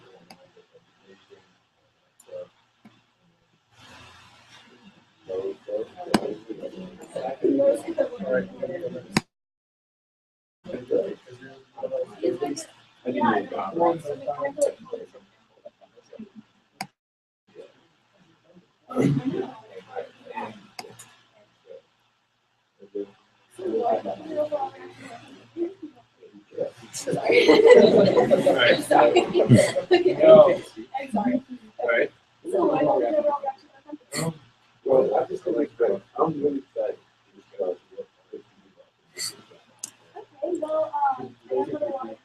So, thanks for your questions. everything was pretty good. Alright, good. Well, if you look at I see you just well, I'm actually in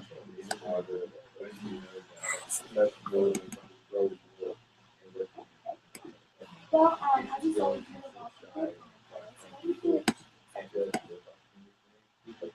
well, I'll bring positive energy. But I just saw the reality, and I'll be enjoying the work.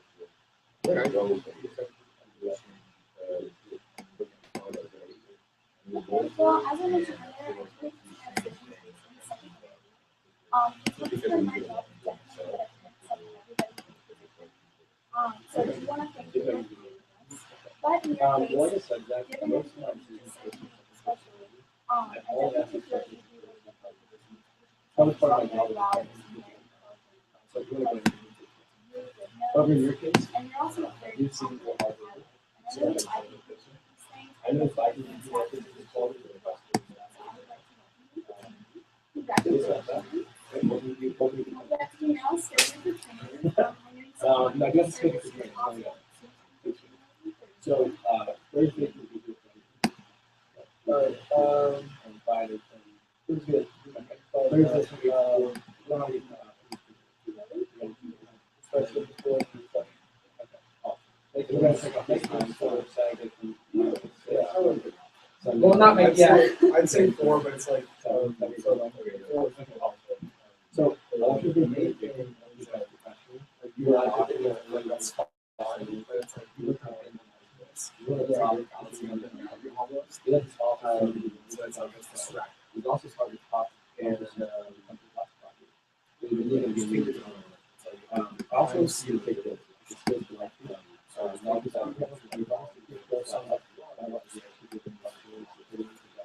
this will also answer any questions you have. You can have every question. So like I said, I can't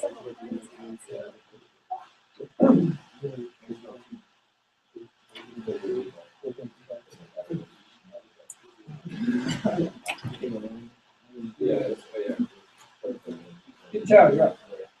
I'm kidding. What aspect? I did that.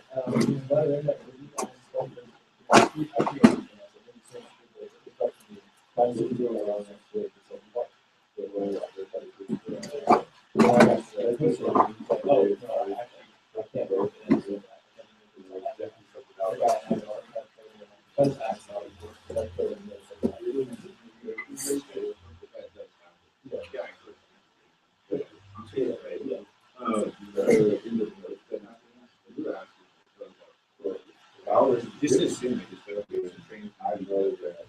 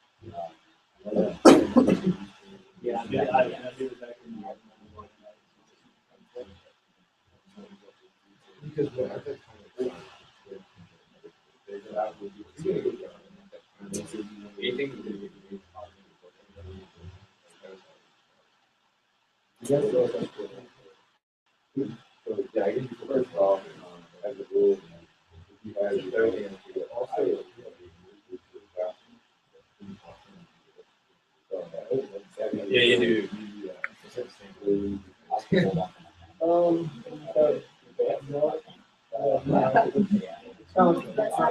That's what I said. I always have to have.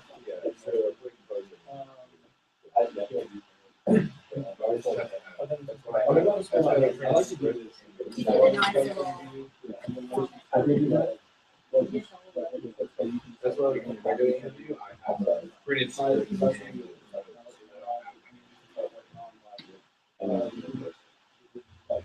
Speed. Yeah. Because I didn't know. Yeah, that's fine. But because like there's just kind of different. Okay, So my advice to you would be memorize exactly what it says that once you start practicing it, or when you how to say it. Just a little bit, not like too much, like change it around, but start adding. another thing we do is figure out what the reason I start thinking about that. So I see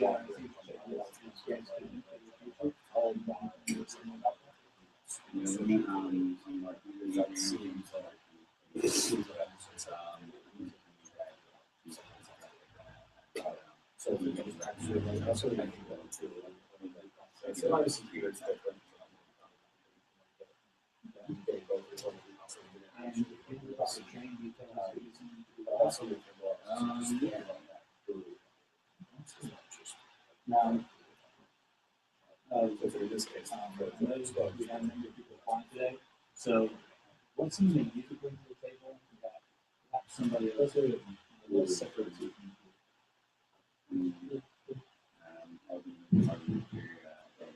What was that?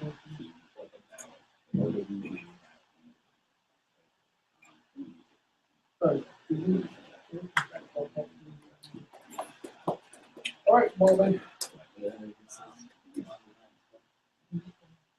How many times so here's my question. I was like,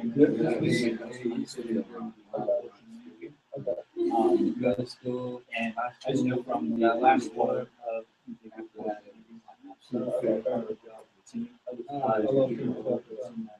It's fantastic. The flip side of that, no, I think it's all right.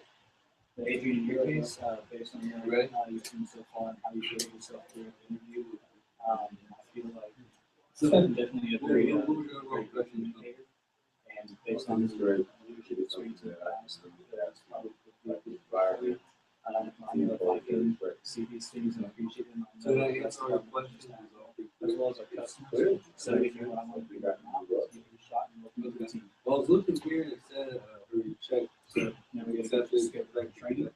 So training is on Thursday. So this experience, Thursdays from 2:30 to how much money I Fridays but from also 11 to where I can go 6:30 through. p.m. And then Saturday is from 9 a.m. to 4:30 p.m. So, as you can see, there's a lot So I want to give you a tip for training. Why do you feel like Of course, arrive on time, so about 15 minutes before would be good. Also, I'm bring the a type of pen and person, pencil, no matter what, pen and I pencil and will paper, because we'll be taking a follow lot of whatever you notes. say. Also, Whoever's dress training me, professionally, so like shirt listen and to me, tie, take good nice advice. slack, something like that. That's would be why. good. Also, we definitely recommend you bring a snack and a drink because it's not a time to get back. You know, So I think so before you much come, fun to see bring them a snack and drink. questions. Right, and the person who's going to be running training is Ben Jackson. I mentioned him a little bit earlier. Like I said, really based on this office, and not only does he oversee this office, but he's also the assistant division manager, but also oversees the office division. And from the trophies and awards you've seen, he's advised to all those. Definitely a great person to learn from, but all that speaks for itself. I could say a lot more, but I think you get the idea. So I'm going to summarize on this. Take that. I'm also going to give you It's like it's fun to be like very brief description of everything that I just covered. Yeah. And you should be good to go. Yeah. But it's like I know ABC talked about that one. I was just like, yeah, you watch my videos, like, as soon as she says this, she's like, just so you know, like the training is and see it. She has to do that because like I've seen her and it's terrifying. Seriously. Yeah. It's like she asked for Penny, yeah, and one kid was like, no, it's just aspirin. I made it up. Just solves it. I made it up. I did. Just because awesome. it That was the only thing that got But, when he was like explaining the details of the position, or that thing is explaining why he should. I mean, interview. When he was also explaining why why he should sure. job, he was just like, okay, I see. And so it kind of, yeah, just kind of like, yeah, kind of like in the interview. I know, so that's like, like, when it's somebody just- asks questions, yeah, absolutely. Yeah, it's nothing. Just be like, okay. That's what I do. So, Yeah, I do. other than that,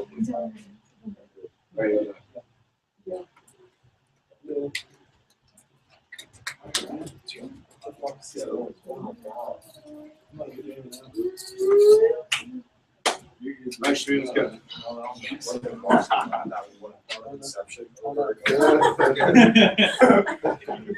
like, Yes. I really want to go down. I want to go. Let's go. Let's go. Oh, Play like a movie.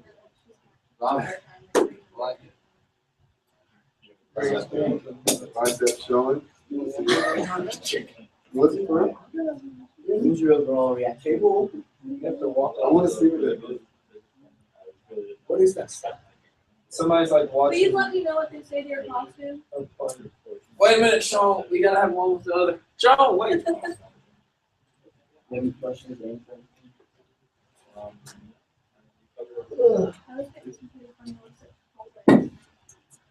Oh, you should see here. We got that there.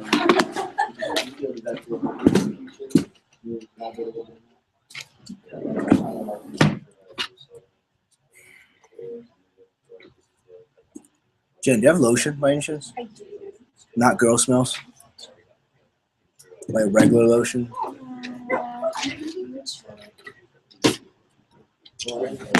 One ashy, more ashy than any black guys.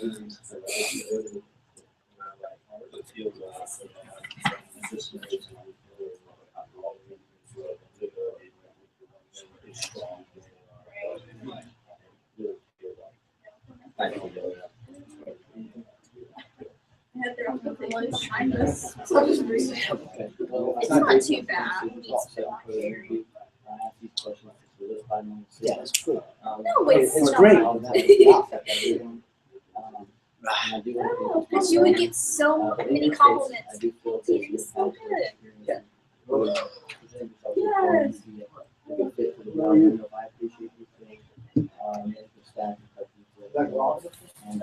No, I just it was something that I was thinking that you should be on. Now we're scheduled for training. Training from 2:30 to 19 Thursday, Someone said something, 11 and I a.m. to just thought 5 you p.m. were on it.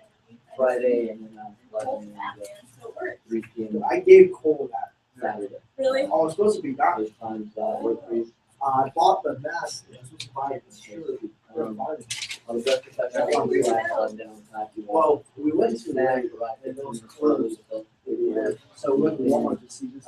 Greg Jackson is going to do a training. Office number 1, 2012. Great guy.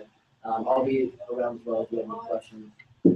Here's a skills for life. And if you're trying to select job and you worry about it yourself, just put the papers down. I don't want anyone else to get in touch with you. Thank you, guys.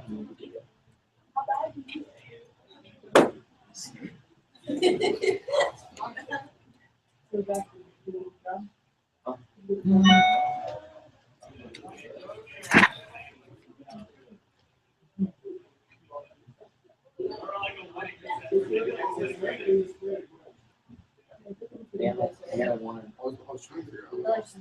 That's what you get for trying to keep music.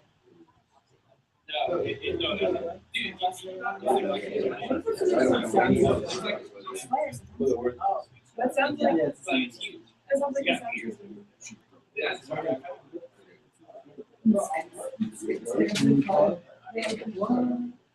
So, It's a new race. the reason is, we didn't make it feel like actually, after they sell themselves, like, I should tell you, something about it, everybody was raised like they sell themselves. It was like one of the yeah, you sell a lot, and when you go back in second for the job, we stay with these things. It's really important. So, everything you said.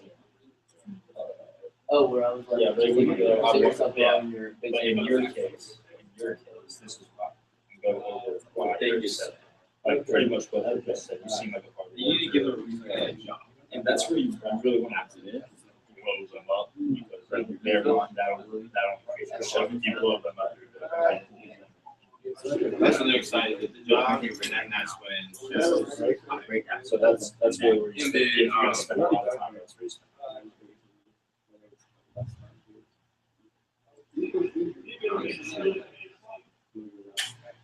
If you're not here and she's like, where's Noah? Okay, and then also, you had to get in front of all of us, so you're like, there's your voice. Yeah, I know. So that's what I wrote down. But yeah, no worries. Hey, no, where are you going? You get here for also to be gay lover. It's more important. Okay, all right, so. All right, so you got you three, you're going first. What's your name? That's cool. Jonathan. That's cool.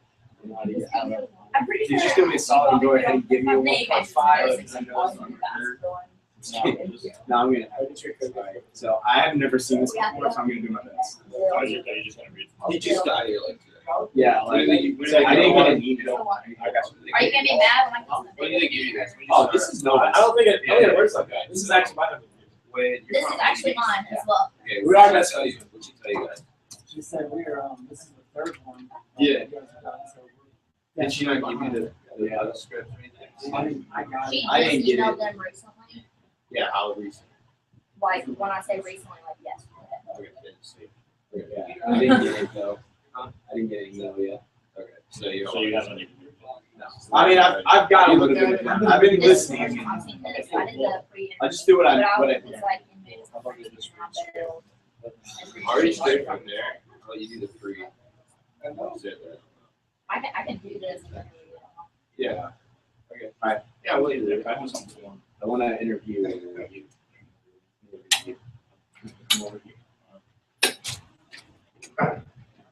So, what's your overall reaction to the company? Honestly, I think it's an awesome company. I didn't know what to expect when I first came in here. Having a lot of different things going on, but after listening to the whole presentation, and very impressed.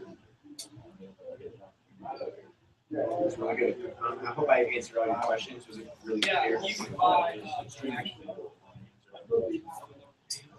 And I see on your paper that you checked if accepted that vector benefits your future. How is that? Can you elaborate a bit? Yeah, well, right now I'm actually a marketing maker for someone I mentioned before. I'm going to go into more of a marketing increase my communication skills and maybe like this job to help me out with that. And presentation and stuff like that. So, just working with the people who make interested to really feel like this is the opportunity that we really sell. Yeah. Yeah. Well, as you saw, there are a lot of people applying for this today, and why do you feel that you should be accepted over the other applicants? Well, I've had a lot of leadership opportunities before. I've had different people I've ever done before. Been in charge of always communicating. I feel like I'm a very good communicator. I just know how to express myself. I have a picture of Well, I make most of my decisions in the second interview, and I ask these questions to solidify my overall decision. And the toughest part of my job is actually that I can't select everyone that applies to us. So I do want to thank you for taking the time to apply. But in your case, I see you obviously presented yourself really well. You obviously had a lot of leadership experience over the past, and you seem like a really smart guy. And I know that if I appreciate these things, my staff and the other customers will appreciate it as well. And given these characteristics, I really feel that after our training, you will do really well. And so I'd like to welcome you to the team. Congratulations.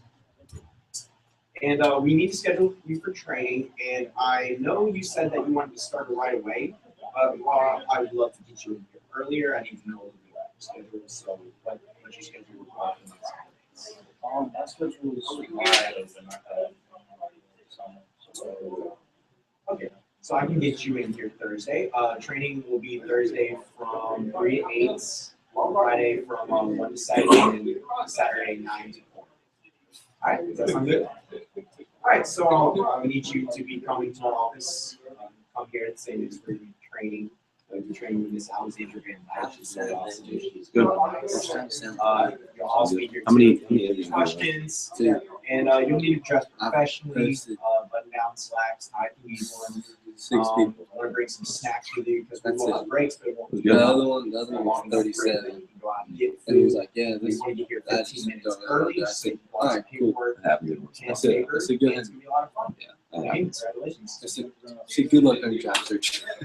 Like he studied for everything. I made sure like he was cool with it first, and then he stayed. Like, oh, I thought this was more of an office job. I had a couple people I like said, that. I said, you weren't really like looking to like travel. He's like, no. I said, Oh, this is what I did.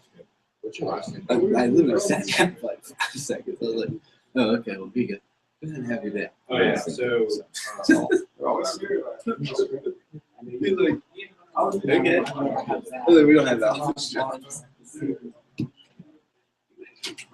don't think so. I say it was like the way you say things.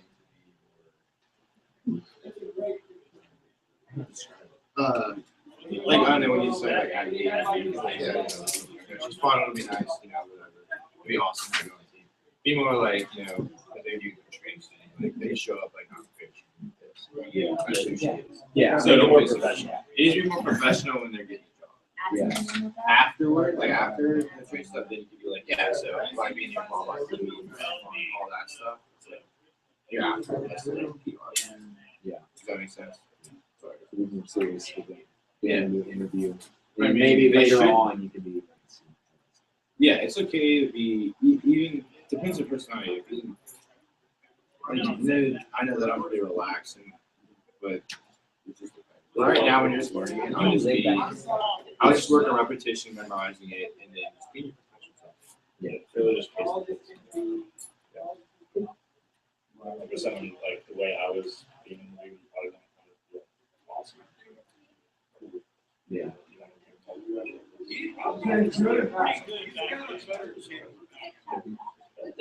Yeah, so I gotta be like, you would think, who would have thought you could do it? Yeah, that's awesome. It's just what it suits. And like it's just it's case by case. Like, Watch what you watch the words you yes, use. watch definitely what happens. But that's something that just comes through. You volunteer to distribute? Are you sure? I'm sure. All right, cool. What's your name?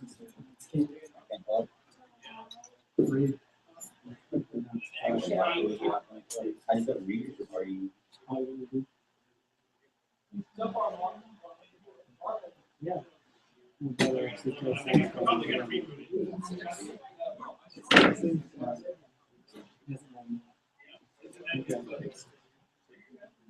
So what was your overall reaction?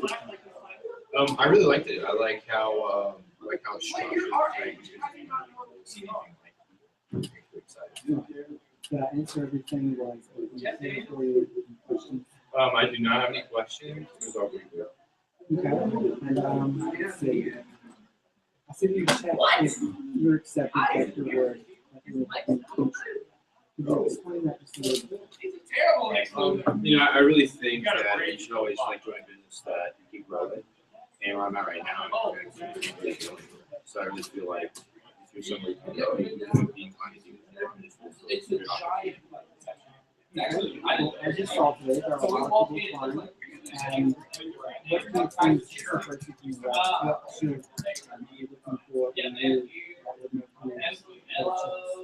In college, I was actually an entrepreneur in action. I did a lot of projects for society around me, projects, stuff like that. Doing a lot of speeches, you're welcome. Communicator, also feel really confident about what I'm doing. I really huge benefit to the team. I seriously want to go back. I do make most of my decisions based on the second interview. That would be awesome, right? I'm Jose. This is Oklahoma. Selectively. And because of that, I do want to thank you for your time. And however, in your case, I would say you did present yourself very well. As you stated, you have a lot of experience with public speaking and also group work. And you seem like an honest person, and you listen well. You're a good team player. And I know that I appreciate these things, and if I appreciate them, then so will, of course, other people that work in your great customers as well. And doing these things, I really feel like with your training, you will be very, very, very well. And so, we're about to say welcome to the team. Now, we do need to schedule for training, however, and I do want you to start right away. The earliest that I can squeeze you in, of course, is Thursday. And the training times will be, of course, Thursday from 10 to 4, Friday from 11 to 7, of course, Saturday from 9 to 6. And are any of these times okay with you? These times? Yeah, everything's good. Great. Well, let's see. Brian, did you email me your grades? I think we're all done. Okay, Email me the grade, Sean. You got a break until 5. Yeah, they're all my grade.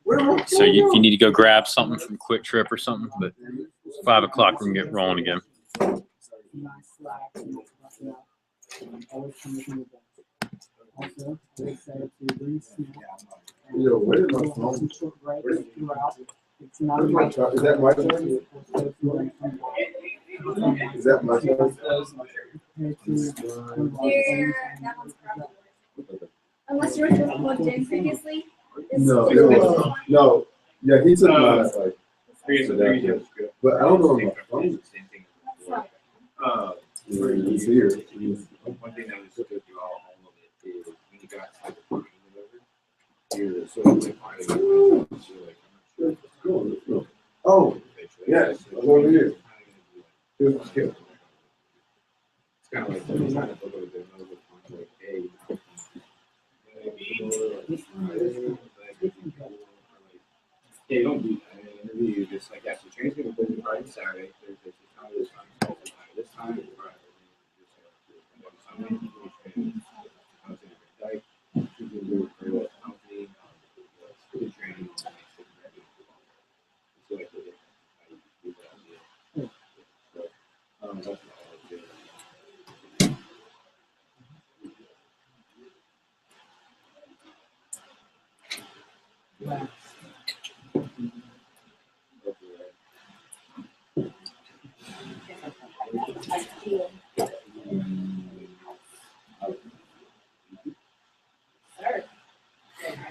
What was your overall reaction? As far as I was actually really impressed. I like how the structure and like the idea. Did I answer all your questions?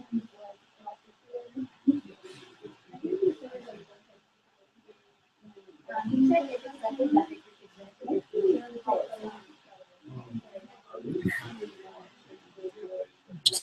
This is weird.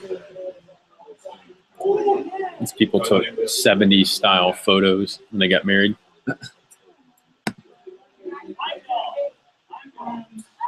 as you saw, there are a lot of people applying with us here. Why do you feel that you should be? I've already been leading a bunch of different groups with how to feel, very communicating, how to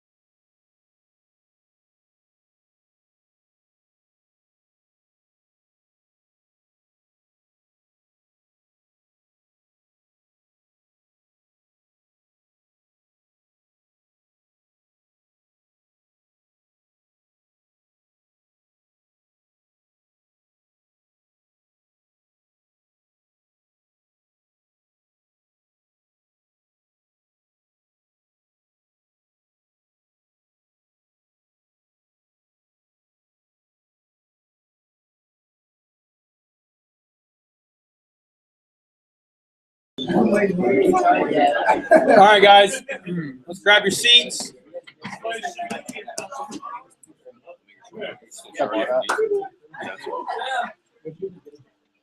Dude, why would you Is it just old? Peter, can you grab everybody? Okay, Zach. Okay, so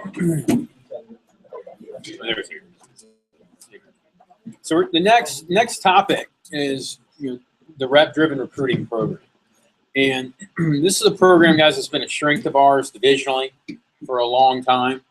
We've been considered the best in the nation at this. So this is something where we take a lot of pride in it, but a lot of it is just executing the basics. And it's really like with anything else, it's having a program, teaching the program, executing the program, believing in the program, and then fine-tuning as you go. And so this is kind of the evolution that's taken place over the last several years. It's allowed us to have really one of the best PR programs, or the best PR program in the nation. So I want to start off by talking about the traditional program method first, because you can't have a rep-driven PR program if you don't have the basics of the tradition.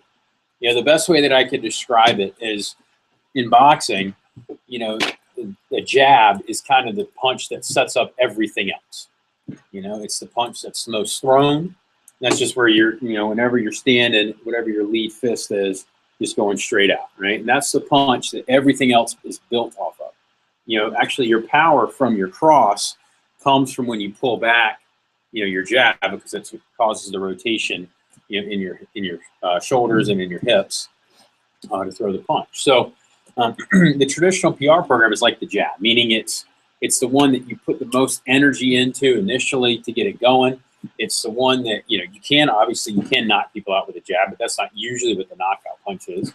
But it is the one that's it's going to be the predominant area of baseline, right? If you don't have a good baseline program, you're not going to be effective as a PR manager.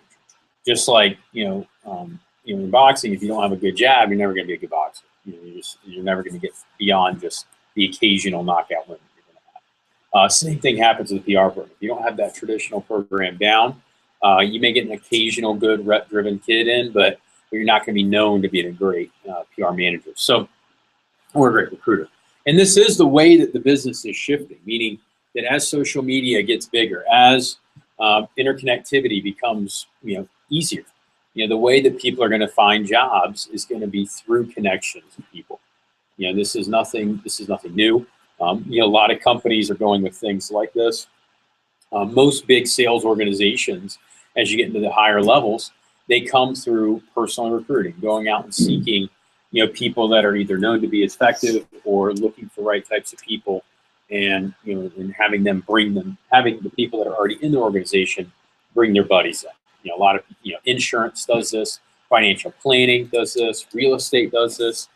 Pretty much every sales industry has some sort of incentive like this. And for us, our PR program is one that works really well, just because our demographic, our target market for recruits, they are so interconnected, and they are so socially active, and have multitude of people, and a multitude of their friends need jobs. So if you look in the handout, you're going to see it's the rep-driven PR program, summer 2014. It's also in that document. But in that handout, if you go to the second page, I believe it is. It says BM, BM number 1, BM number 2. No, third page. Big 7 just next to it. Yep. Okay. So if you look at that, it's the big 7. This is where you get the rep-driven PR program. This is how you get that built into your organization. So after we talk about these big 7, then we're going to go back and show you what's possible for next summer. So to review the big 7, and then I'm going to have Peter actually help me out with some of them. The first one is, like I said, the traditional PR program, meaning averaging 3 to 5 PR names per applicant in the interview. And I really feel like we can average over 5 as a division. And I know that certain interviews and certain organizations, they get a lot more. You know, but I think you know the goal would be to get good solid 5 as a minimum divisional. You know, and if we can get that, that'll be the necessary number that we need. You know, if you can get 10 or more, I think that's great. I would be careful about trying to average like 30 or 40 or 50, because the point is you're not trying to get them to do a PR talk during the interview. If that's what they walk away thinking is, oh, they just want me to bring a bunch of my buddies in here, that very quickly becomes a multi-level field. Okay, so that's what you're not trying to accomplish. But you know, if people are excited and they want to help build a team and stuff like that, and you get an average of 10, no big deal. You know, but as far as like saying how I average 30 per person, I'd be like, shit. You know, what's what do they walk away from that interview feeling like? You know, it's like, hey mom, how'd the interview go? Oh, great. You know, I wrote down 30 people that they can call and try to work with, and Mom, you need a job. yeah, put you down. You know, said if I got to 30, I'd get the job. So, so I put you down. So you don't have to go. I put you down so they can get the job. But you got to be careful with with promoting or trying to or making that be the badge of honor that you hang your interview on. The purpose of the interview is still to recruit that person. Okay, but if we can average 10 plus, it'd be perfect. I think 5 at a minimum is going to be what we get next time. You know, and what's great is that for those that have run the interview, the way it's already set up in the streamlined one, you should be averaging over 5. You know, I don't see that being an issue. I know that we've been averaging. The people that are actually on the script here in the pilot have been getting close to 10 per person. And all it is just a matter of confidence, what you ask at the end. The bigger one, though, is this is the bigger one, is making sure you're getting at least 100 names per person during day 3 of training. And this is a matter of just, again, simply, doing the program that Peter's going to teach you here in just a little bit, going over that talk with confidence and assertiveness. This will be one of the topics that you're going to need to study, memorize, and review for Only In, or those that aren't going to be in Only In by November the 10th. You need to know this. Okay. So, and then after that is making sure that you're having your best people call your best list, meaning you're putting your best receptionists are calling the top people. If, for example, let's say you've got somebody that goes to school in whatever the best high school is in your territory. Don't just give it to the receptionist that went to that high school unless they're getting good results. Does that make sense? Now, I would not put them with a receptionist that comes from a completely different area of town and speaks completely differently, than that person. But I would try to make sure that you're putting your best person on your best list. So making sure you're giving it to somebody that's going to get the show percentage, because that helps to set up the credibility and the fact that the program works when you do the Advanced Training 1 launch. During the PR kickoff meeting on Sunday, that's the next step. And the whole point there is to make sure that you're setting goals for your receptionist and your staff each week. Meaning, how many are you going to set? What is the mission? What's the mission critical number that needs to happen? And by putting this out in front of them, and I'm going to put, you don't have to worry about that meeting right now. We're going to review that later on because we're going to run one meeting each week for our receptionists, and it's going to be kind of a combo meeting of incoming and PR calling all at the same time. But you do want to make sure that it happens at that kickoff event, and you run an effective one right there. Building up new launches is huge. Making sure that they're feeling confident on on the people that they're calling. In every list that you give out, there's got to be some sort of build up. Some sort of reason why you're excited about working with them and why you're going to be excited about working with their friends. Because if a receptionist ever feels like there's a quote-unquote bad list, that's not going to be good. They're not going to try as hard with those people to get them in. So, and sometimes it's just if you know that the person's list that you're calling is zip codally challenged, right? You may want to say, hey, look, Madeline, you're going to get a ton off this list for sure. Because none of their friends have jobs, right? They're from a rough area. None of their friends have jobs. So you may call 100 people, book up like 50.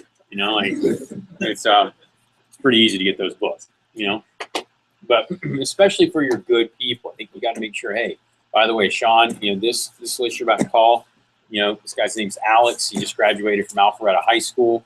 He goes to Georgia State. He's from Romania. This guy's awesome. He's already hit his first promotion. I don't know if he has. He just started now and then, but that's what you would do, right? You build him up. So Sean's excited about calling the list. So that way, even if he does get some negative feedback or some resistance or some now not interested, got another job type feel from the people that he's calling, he's still excited about trying to get in touch with these people because these are going to be the best ones. So and like I said, you want to make sure that you're managing those lists, and then you have intentional staffing set for AT1 with your receptionists, meaning that you got enough receptionists there, which we'll set up during your CAT meeting going into next summer. We'll sit down and say, okay, here's how many receptionists you need to have this day. Here's how many this day. Here's how many, and here's the hours that you need to have. Now, do the managers always follow through 100% with those hours that we lay out? I don't know. But if they do follow it, they'll get the numbers. So, and that's what's great about it. I know Adrian Urel and Jake last summer killed it, with the PR program. And all they did was they just followed the numbers. And there may have been a week that fell off here or there, but as long as you make up the hours within that same cycle, you can usually still get the numbers. When I say cycle, I mean the same weekly time frame, Sunday or Thursday to Thursday. That's how the recruiting cycle flows. The next step is advanced training 1. During that announcement that right before you launch into the rep-driven jam that happens at AT1. Some of you guys I know have already helped out with that, but at the end of advanced training, or the beginning, this summer upcoming, it's probably going to be at the end again, because we're going to be shifting AT earlier. But so for basically from 1 to 2 o'clock at the end of advanced training, during the summer. Now I know during the non-summer it's later, but from 1 to 2 o'clock, you got all your assistants in and all your receptionists are in to help out for this 1 hour, because you've got the biggest group of new reps at one time you're ever going to have, and they're all having sold and they're all having gotten their first stuff in to get their first paycheck, and you've already reminded them of what it's going to be, and you're already setting them up for success. They're feeling good, they're confident, and their list is still pretty fresh, meaning it was just called once, usually maybe twice depending on how many hours you got. So there's still a lot of people on there that we haven't gotten a hold of. And so you want to make sure that you crush this AT1. And if all you do is crush AT1 every week with Rep Driven, you're going to end up having a better program than most of the nation. And if you crush it the rest of these steps, you'll be up there with being one of the best in the division, which of course makes you one of the tops in the whole company. So so with AT1 already set, what you want to do is you want to make sure you're printing off on Vector Live. And if you have not watched Vector Live yet, that's going to be one of your assignments before November, is that everybody watches their Vector Live videos. So you need to get your manager to create an account for you, and you need to actually sit down and watch the videos. It takes a couple hours, but once you're done, you know how to use the whole program. And so guys, you make sure you actually take notes on this. Don't just kind of watch it as you're watching TV or looking at inappropriate stuff online. Actually watch it and pay attention. Okay. But during the already set contest, you go on Vector Live, you print off who's already set up for interviews. So that way and can build up how many each person has set up. And that is so huge, because most people that are sitting there in advanced training 1, they may have gotten 1 or 2 phone calls from 1 or 2 friends that were positive, like, hey, thanks for setting me up for an interview. And they probably got 5 to however many negative phone calls. Like, hey, why'd you give out my number? Any of you guys get those in AT1? Yeah, it's like, hey, or on Sunday, it's like, hey, why is your company calling me, right? And it's not usually a tremendous number, but it may feel like a lot, right? Like even if it's like 5, it may, like, let's say you give a list of 200 or 100, you get 5 negative phone calls, you're like, uh-oh, right? You may get 1 or 2 that are like, hey, thanks, right? 5 negative, it's not good. Well, the reason behind that is if you have something positive happen to you, you usually tell a couple other people. You have something negative happen to you, you tell like the whole world, right? Think about Facebook, right? There's certain people that get on there and they want to share everything and publicize everything, but You know, most people only say negative stuff. They only react big when something negative happens, and then they're pissed off. You know, and then they tell, you know, the whole world, right? They want to, you know, vent. So, you know, when you do that list countdown, you actually say, by the way, the following people have already been scheduled for interviews. You know, Daniel, we got 5 of your friends. Zach, we got 10 of your friends. Usually the least sharp they are. Got Clark Kent, a little bit less than Joe Dirt right here. But you know, and then you'll get somebody like, you know, like in the back. Let's say Noah's just a bum and like, you know, terrible, right? You know, in his case, like, hey, Noah, got 15 of your friends, right? And then let's say you got somebody really sharp who's, you know, wearing a suit, an AT1 or something, right? You know, from a good area or something like that. Maybe, hey, Andrew, we only got one of yours so far because we didn't get a hold of a lot. Yeah, but we're going to help you so you can get a lot of credit. You know, so, you know, and if they didn't get none, it's, you know, it's like, hey, Adrian, we don't have any yet, but dude, that's why we got to really work hard during this section. Cool. You know, and so you're getting that group accountability that they're all going to be tied in to doing this big jam. So you build up that contest. And then you want to tell them, hey, make sure you text these people. And we're going to show you got set here in just a second, but make sure you text them. Tell them good luck in their interview. You know, your group leader will tell you, or if it's just you as a branch, right, with a couple of receptionists, hey, when the receptionist and I are helping you out, I'll come to you and I'll let you know who we already got booked so you can text them. Right? And then you build up whatever the contest is. And the contest that we want to promote right there in advanced training is every person they launch counts as an extra $1,000 credit in their Fast Start contest. Now, I would not promote that during day 3 to get the names. The reason why is it gives you something to hold until advanced training will promote. See, what's cool about that is that way, even if they didn't crush it first weekend, it's like, hey, you know what? You know, I know you didn't have the biggest weekend that you wanted to, Bobby, but dude, you already got 5 of your friends set up. You know, if we hook all them up, you're at $5,000 for your Fast Start contest. You know, so you're halfway to getting to 10 already. You know, and you didn't even sell anything yet. How cool is that? That's pretty good. And now all of a sudden, you know, he's feeling good about his whatever his Fast Start goal could be, right? Whatever it was originally, he still has a shot at hitting it because of this contest, right? So that's a big one. The fourth one is the back end of Advanced Training 1, Alley-oop. And you know, after Peter does some of the initial traditional stuff, he and I are going to show you how to do, you know, the group effort in the, you know, well, he's going to show you how to do it for one-on-one organization. Then I'm going to show you how to work in the group team concept, okay? So then at the end, you pass out, sorry, you don't pass it out, but you announce how many PRs are already set up. Then after that, you know, you let them know that you know, you're targeting your best reps, or you know, you don't tell them that, but you're targeting your best reps, but you don't limit it to just that. So meaning that whenever you start to go and get these names, you don't just say, hey, everybody, if you know anybody looking for a job, call them. Not a good idea. Because now it's just, you know, you're just kind of letting them run all over the place. So what you want to do is, if you've already got the lists printed out, which I do recommend printing them, but if you don't want to print them, you at least want to pull up a tab on your computer for each individual rep. Okay, so that way you have it. And you just say, hey, you know, you go to whoever your sharpest kid in training is, whoever your best person from the best area, best results sales-wise are, right? And you just say, hey, Andrew, you know, we haven't gotten a hold of a lot of these people. Who on this? And you just point. You know, and if it's on a, you know, tablet, laptop, doesn't matter, or if it's printed, you just show them like the first little bit that shows who they've not gotten a hold of. Just say, hey, who on here would be a good fit for them? Cool. Go ahead and call them real quick. So you start with just that one person. Then you go to the second sharpest, right? Then you go to third sharpest, and so on. Now, Noah, who's, like I said, the least sharp, right? That's sitting there in the back. A little tired, being out all night, I guess. No. So Noah's, in his case, I'm going to say, hey, you know, Noah's going to get somebody on the phone because he already knows somebody. But I'm eventually going to get my way to him. But I want to make sure that, you know, my studs have got me as many PRs as possible first. So I'm going to get him on the phone, then I'm going to go to the next one. Now, if he gets the first person on the phone, I'm going to take it and schedule it live. Okay? You know, if it's just me. Because I want to be the one to show how easy it is. Because I know if I get the first person on the phone and I schedule it, that everybody else is going to be more confident calling other people.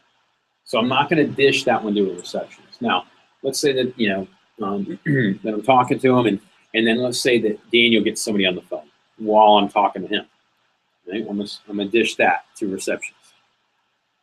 You know, and Peter, I guess, can go for more about how to do it with the Shishu and receptionist. And then, like I said, we'll show you how to do it for AMs. But but you want to have a proper introduction of receptionists or your AMs, meaning before you actually start having anybody call, you bring in your MVPs, your receptionists, and you bring them up and you build them up. Where they go to school, where they went to school, or where they're in school. How they help them. What they've done since they've been with the company, how awesome they are. Building them up, how if it wasn't for them, your training class wouldn't have jobs.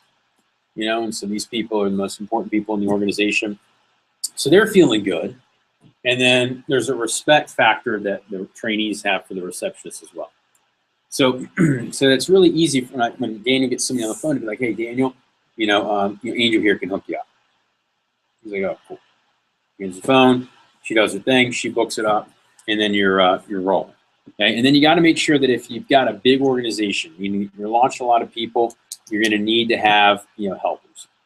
And I'm going to show you how to do it with, like I said, just new reps that are key staff or above, right? So if they're key staff members, management candidates in training, MIT, right? We'll show you how to get those going. The fifth one is on Wednesday's team meeting. You're having an already set for training announcement and also a status posting / doing some sort of contest. And whatever contest you do for demos on Wednesday, you want to also involve a rep-driven element. One that always works well, if you don't want to do that, is have one based on demos, and then just do, holler for $1 or holler for the lotto, right? Where you do a lottery ticket, a scratch-off ticket, and when they get booked, it's $1 scratch-off. That one, like I said, could cost you a little bit more depending on how big a move you're trying to make and how big a run you go. For example, like I know that if we're trying to get like 50 in a night, I'm going to do something like that, where it's like I'm going to give away $1 or not $1, but an actual $1 lottery ticket for every one they get. If we're trying to make a big move that way, if you're already rolling and people are already going with it, just roll it into whatever your contest is. Meaning every demo they get is a ticket or a chance in the drawing, and then everybody they get may count as like 2 tickets, so 2 entries. And you just do you can buy those raffle tickets on Amazon for like $8, and it'll last you the whole summer. And you just do raffles for things. Easiest things to do raffles for: free appetizer at team night out. You do free Cutco, but you just keep it inexpensive. Ideally, you don't want to be spending a whole ton of money on these contests, but having some contests does help get excitement. I mean, what's great about Vector people is that you can get them. You can get them excited about anything. You just have energy behind it. We get people excited about the Vector Big Pen, right? We get people excited about the Shears holster, right? Or the shear sheath, rather. Think about how excited people get about that roll-up. That thing is pretty awesome. Okay? But having contests that don't cost you a lot of money are ideal. Appetizer costs you about $7. As a manager, you could get a peeler for like $4, $5, something like that. So you can do contests for peelers, which are good too. So doing some sort of back end, end of the recruiting cycle type surge on Wednesday is big, because anybody that you set Wednesday for Thursday's interview can then get into that week's training. So it's kind of their last ditch effort for the advanced training group to get people in to count for that contest. And so that's the way that you can have leverage with your initial training class. Like, hey man, you got one more day to get people in. Let's put on Facebook, post a little status. Let them put whatever they want. Meaning they can use their own language. Just monitor it to make sure that there's nothing like highly inappropriate about it or just flat out a lie. But other than that, let them speak in their own language, right? Because if you've got somebody that's from, like I said, a zip codally challenged person, and they get on there and they post this long paragraph that's like got this perfect grammar and everything else, and it's just like, if you're looking for a job, please let me know. We can't work with everybody, but if you contact me, I've got an in with the manager, and they can definitely be able to get you in for an interview. The selection process will be up to the management team, but if you let me know soon, I can get you in. Everybody's going to be like, this is obviously a scam, or this is obviously spam. It's just somehow gotten onto the thing. Their account's been hacked. Okay? Or if they say, yo, need a job, hit me up, people will be like, you know, I need a job. I'm in a month, right? Because they're going to know it's their language, right? And that's if that's the way they talk. So I mean, just make sure that it's pretty much similar to what's on their Facebook already. Does that make sense? You know, like, you know, if it's something inappropriate, don't do that. But like it means, like I said, if they need a picture, take a picture, right? They just post pictures and videos and all that crap all day. Well, then put a picture of them at the office hanging out with you, right? Just make sure you're dressed to impress, right? Not in some random outfit. Now, if you are doing a theme, you know, like for example, at the end of the day, we definitely need to take a photo. You know, post that stuff. You know, love my job. Check out the team meeting tonight. You know, that's a great way to get people in. And it shows that you're having fun, so it doesn't feel, you know, too professional where people are like, yeah, I don't know if I could do that. Anybody could dress up for, you know, 80s night theme or, you know, casino night, you know, or white trash night, whatever you want to do, right? You just, you know, you put it up there and then they'll respond. Okay. Then the next step is, you know, ongoing, you know, paycheck meetings, one-on-one promotion and culture. And the organization needs to have a feel of recruitment, meaning, you know, if people are on the team, they want to help their friends get jobs. You know, and it needs to be almost a feeling like, hey, you must not be cool if you don't have any PRs.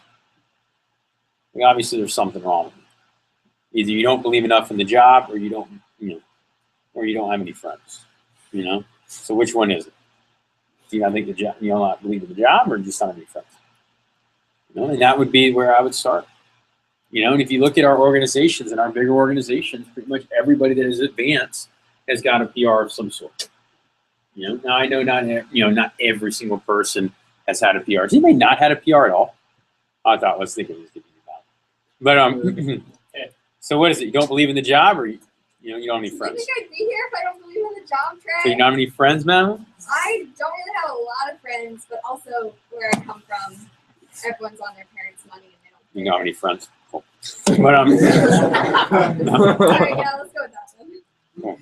Well, trust me, after Olean, you're going to want to get some new friends. So you may need to go. Maybe you need to go slum with the Georgia State people. Maybe that's what needs to happen. Oh, maybe. Listen. Yeah, like, great. My wife, Thank you. Andrea, graduated from Georgia State. I'm just messing. My brother-in-law graduated from Georgia State. Sister-in-law graduated from Georgia State. But no, it's funny though is that there's always that feel, right? Of, oh, my buddies. That's crap, guys.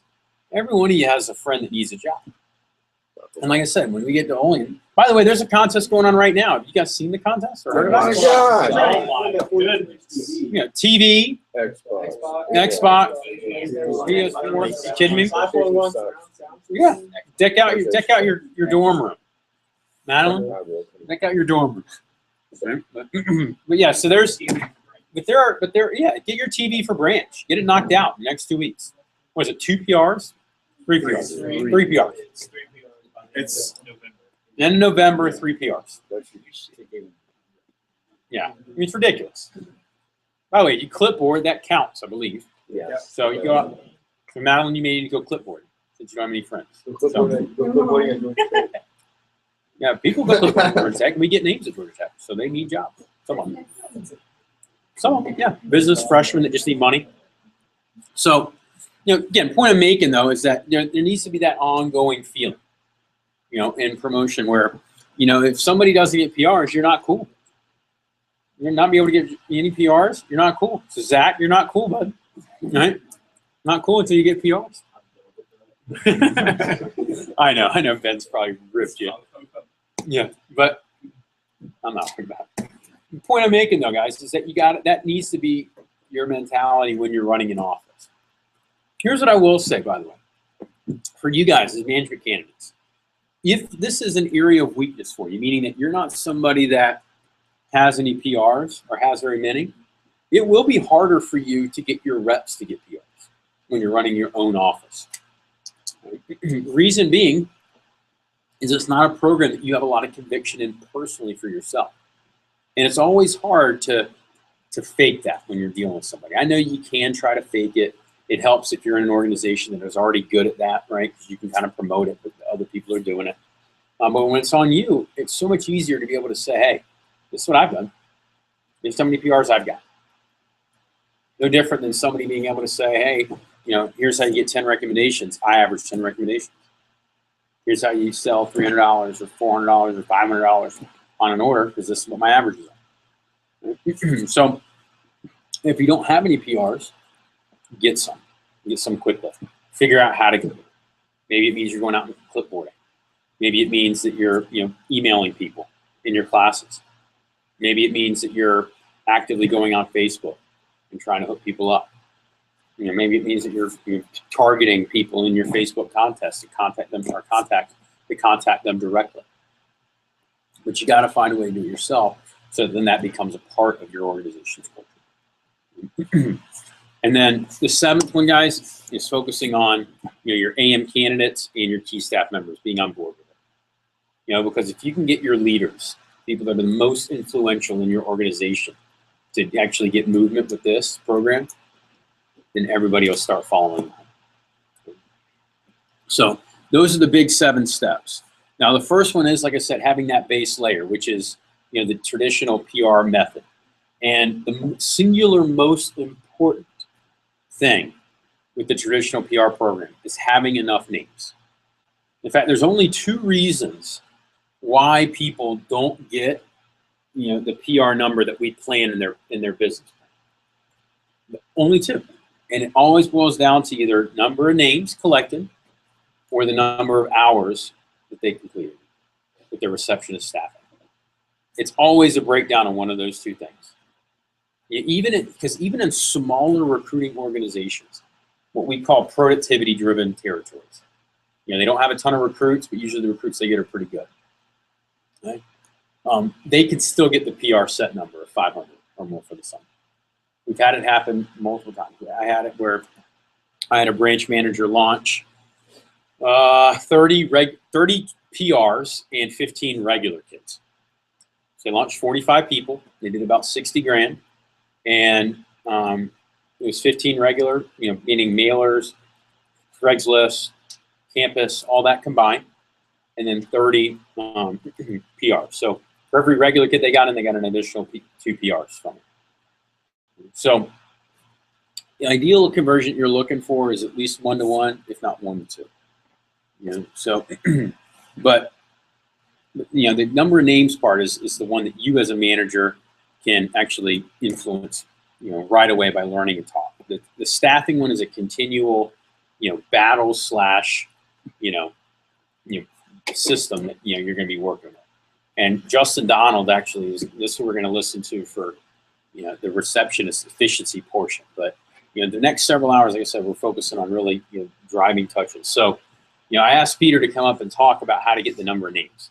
And Peter's got a message on Vector Connect where, how many did we launch that week? It was that summer talk that they recorded of you.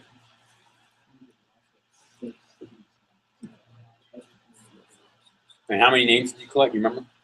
Like 5,000 or something. You know, so you got, you know, something nuts. There's almost 100 per person with a 60-person launch or 50-person launch or something. I think it was 50. And this was without really the app program that we're going to show you. So this was handwritten, how many names. So, you know, he's going to talk to you guys about how do you get 100 names per person in the traditional, you know, with the traditional PR talk. So, you know, he is somebody that, you know, he practices what he preaches. As a PSM, always averaged around 100. And now as a new DM, always averages around 100. He just did the PR talk today. He launched what? 5? And you got what? 100. So again, he's, you know, he's as close as they come to a sure thing when it comes to the PR talk. So let's go ahead and give him a hand and bring him up. It's Peter Cow. Dressed as Robin. Let's see if I can put it works. Where that cape probably actually. I was debating on it. I'm going to move that chair so you can see it.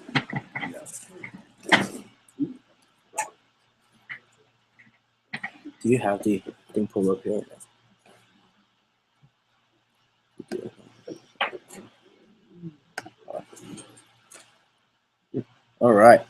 So everybody should have this document on your Google Drive. Although if you don't have Google Drive, make sure you try it. It's the day 3 PR talk. So I mean, like Trace said, I always average around 100. I did go on a slump for a little bit as a new district manager for probably 3 weeks or so, where I was averaging about 50, 60 this past summer, and that was not exciting, especially during my first new DM, my own business, and during the peak of the summer. The reason why was because I was kind of switching around the PR talk, and those are our veterans in here. We heard a lot of versions of PR talk for veterans like the Dumb and Dumbers right there, from Anthony Mercer, right? He was a PSM before Ben was a PSM, and that's where I originally learned my PR talk from. And then Ben did the same thing. My first year PSM, I did the same thing. My second year PSM, I did the same thing. And then this new app thing started coming out. So we tried to it's going to be a lot faster. And so, everybody listened to Ray Chaffardini's PR talk before. A lot of you guys have. And you know how Ray gets 1,000 names from 5 people in 2 seconds, right? Just does the talk, get the app, everybody submits. Nothing to bash on Ray whatsoever. But the thing is, if you look at some stats, a lot of times, a lot of numbers didn't get converted. A lot of these numbers were just a waste of numbers. And so especially going into this fall as a new district, especially in the fall for us, we have to have names. We don't have a lot of sources. We don't have mailers. Campus is solid, but not as great as the summertime in the beginning. So for me to average 50 to 60 I was pissed. I was always pissed about that result when I had that in the summertime. And I was thinking to myself, and I want quantity and I want quality. And to use this app at all times, I'm only going to get quantity.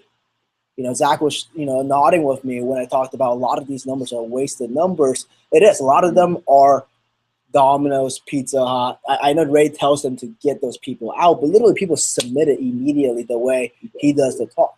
A lot of parents' numbers are on there, and these kids get pissed off too, especially you call a couple of their friends' parents recommending a job, right? So I decided to go back to writing. And in this, this past 3 launches that I had today, it was 102 on average. Last week, I didn't do one last week. The week before that, I launched 6. We got 800 names. The week before that, I launched 3, and we got 700 names. Okay, I still use the app. I'm not saying I don't completely not use the app, but I am going back to writing. PR talk you should write this down. PR talk should take you 1 hour. That's it. Not longer, not shorter, but 1 hour. We transitioned into 20 minutes of a PR talk this past year. A lot of branches, you agree with me on that. It was 20 minutes because we did the app. And we just kind of, and training was getting done earlier too. I remember finishing a day 3 training, started at 9 o'clock and finished at 2 p.m. I'm pretty fast in my training, but never did I finish at 9 until 2, especially during summer, training summer. It wasn't a lot. It was 5, 6 people, I remember, but I was like, geez, I'm done. Because I just went to the app and I got 40 or 50. And once you give them the taste of the app, they don't want to write down any more people. Would you agree? It's like, oh yeah, let me show you this cool app. You're going to get all the numbers, you just sync it, and then they give you submit 30. You're like, oh gosh, right? And they're like, hey, you want to write more now? That's on my list. Yeah. Right? So I'm not saying going away from the app, but I truly believe if you want to average, and I said quantity and quality, is the handwritten ones, right? They're going to write down all of their buddies that they're going to think it's good. And then in the end, we'll scoop up more because of time purpose with the app. And then if they do the app after the app, we can get them on Facebook to get a little bit more as well. And that's how that should be the step, is writing down, get them to write down 40, 50 before you pull one person out. And by the way, don't announce it in a group. That's another thing that was my mistake. Some of your district manager might disagree, especially somebody like my brother. He completely disagreed with me on that one. He likes to do it in a group, just announcing about the app in the group, and everybody gets fired up. Same thing with Ray, right? But for me, it never worked for me. And I'll rather be safe and get 50 numbers written down, and then I do the app, get more. If I get more, if I don't, I still have that 50.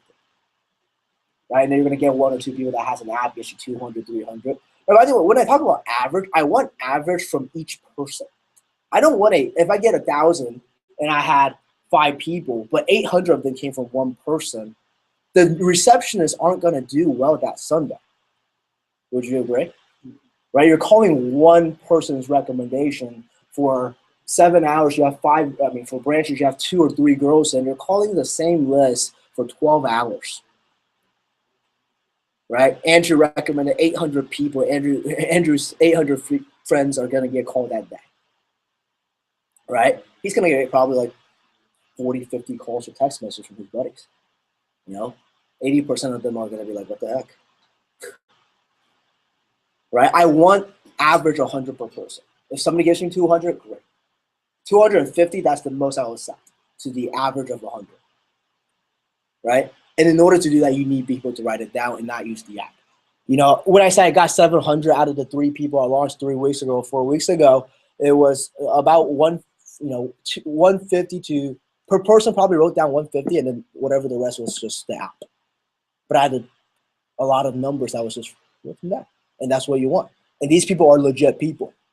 They're on their cell phone. A lot of the other ones, when you use the app, guess what? They're Facebook apps, right? Facebook synced into it, or whatever was synced into it, and they don't even know them, right? It's the touch that every call that the receptionist makes is rejection or disconnect their calls, whatever the case is, right? So the next thing you want to write this down is memorize the PR talk, just like your recommendation approach. I see this every single year when I give this talk. I'll say it again, memorize it. If you don't and you read it, I don't know where you're going to get. You don't have to follow my philosophy as far as writing and then app and then use Facebook, but I think that's the safest route to go to. Especially, it's been proven because Anthony did this, Ben did this, I did this for 2 years, 4-year PSM of experience did this. And the good thing is the pilot always got the numbers as far as set number goes for PRs as well. There's other organizations that might got more numbers as far as per head goes, but set number wasn't high. Why? Because it wasn't the legit people that you needed. And I also want 100 from like the best people. Right? How do you target that? We'll target them one-on-one. Okay, like today, for example, we had a couple people in there. 3 of them were studs. 1 of them were okay. 1 of them were right? And then I almost didn't give him a kit. I literally walked him down and talked to him for 10 minutes before I gave him the kit. The 3 best one gave me about 120 on average. But I also pulled them aside one-on-one. Right? They all wrote down about 60 or 70, and then the last 30 or 40 was on the app. Right? I'll teach you how to target some people one-on-one after I walk through the PR talk with you guys. Also, just back, I know this is not generating names, but for those that are maybe become AM next summer, or even for those branches, clipboarding, you have to get clipboards. And if you really want to get good at clipboards, I will say this past 2 weeks, I've been clipboarding every single day at different campus. And I would say I'll give a lot of props to Cole. He taught me a lot on how to clipboard. If you want to learn how to clipboard, the 2 people I've seen that's really good at clipboarding is Jasmine and Cole. And learn from these, and now I'm pretty good. So if you want to, field train with us, come to a campus with us and learn how to clipboard. You got to talk to them.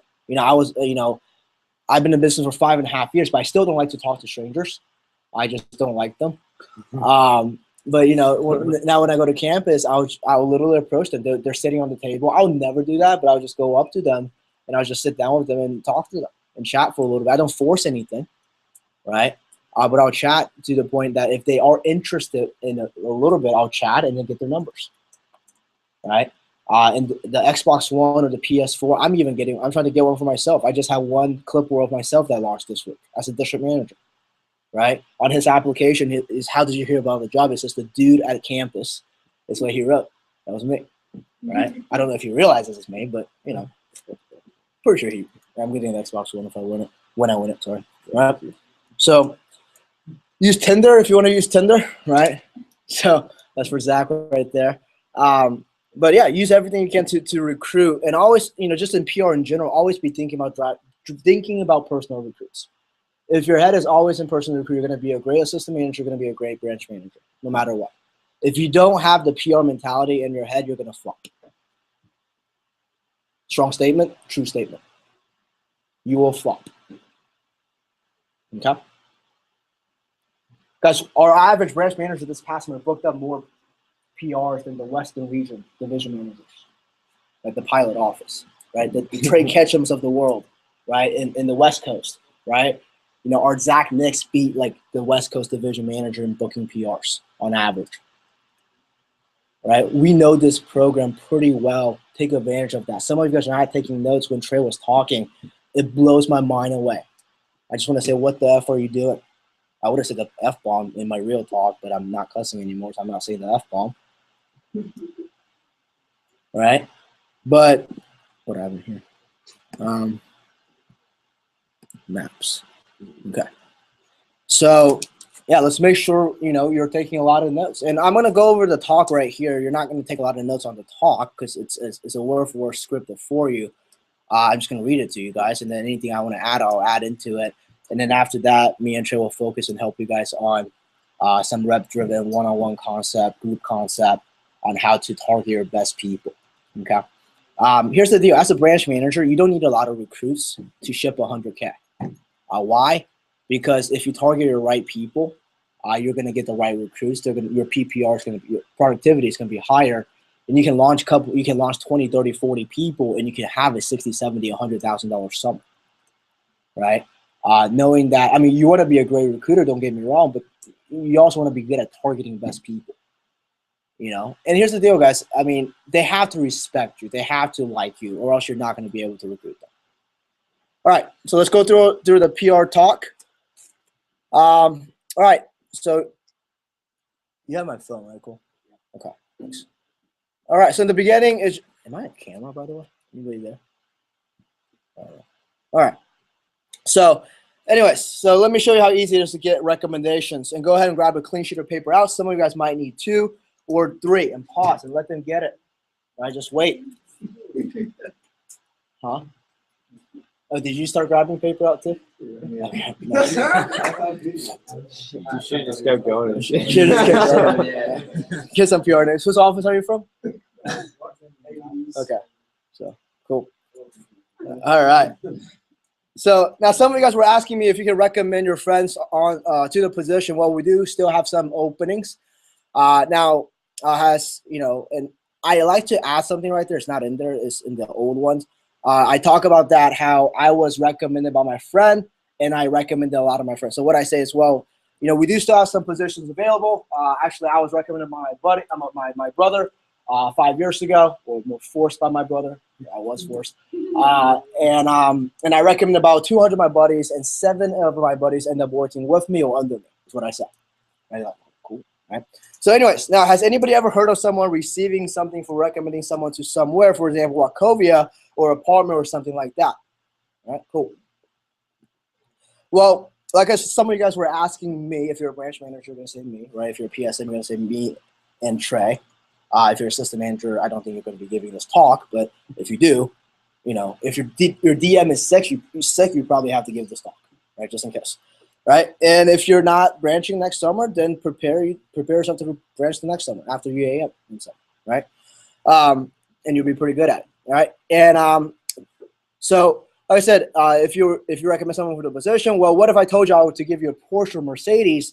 How many people would you recommend that? A lot. Right?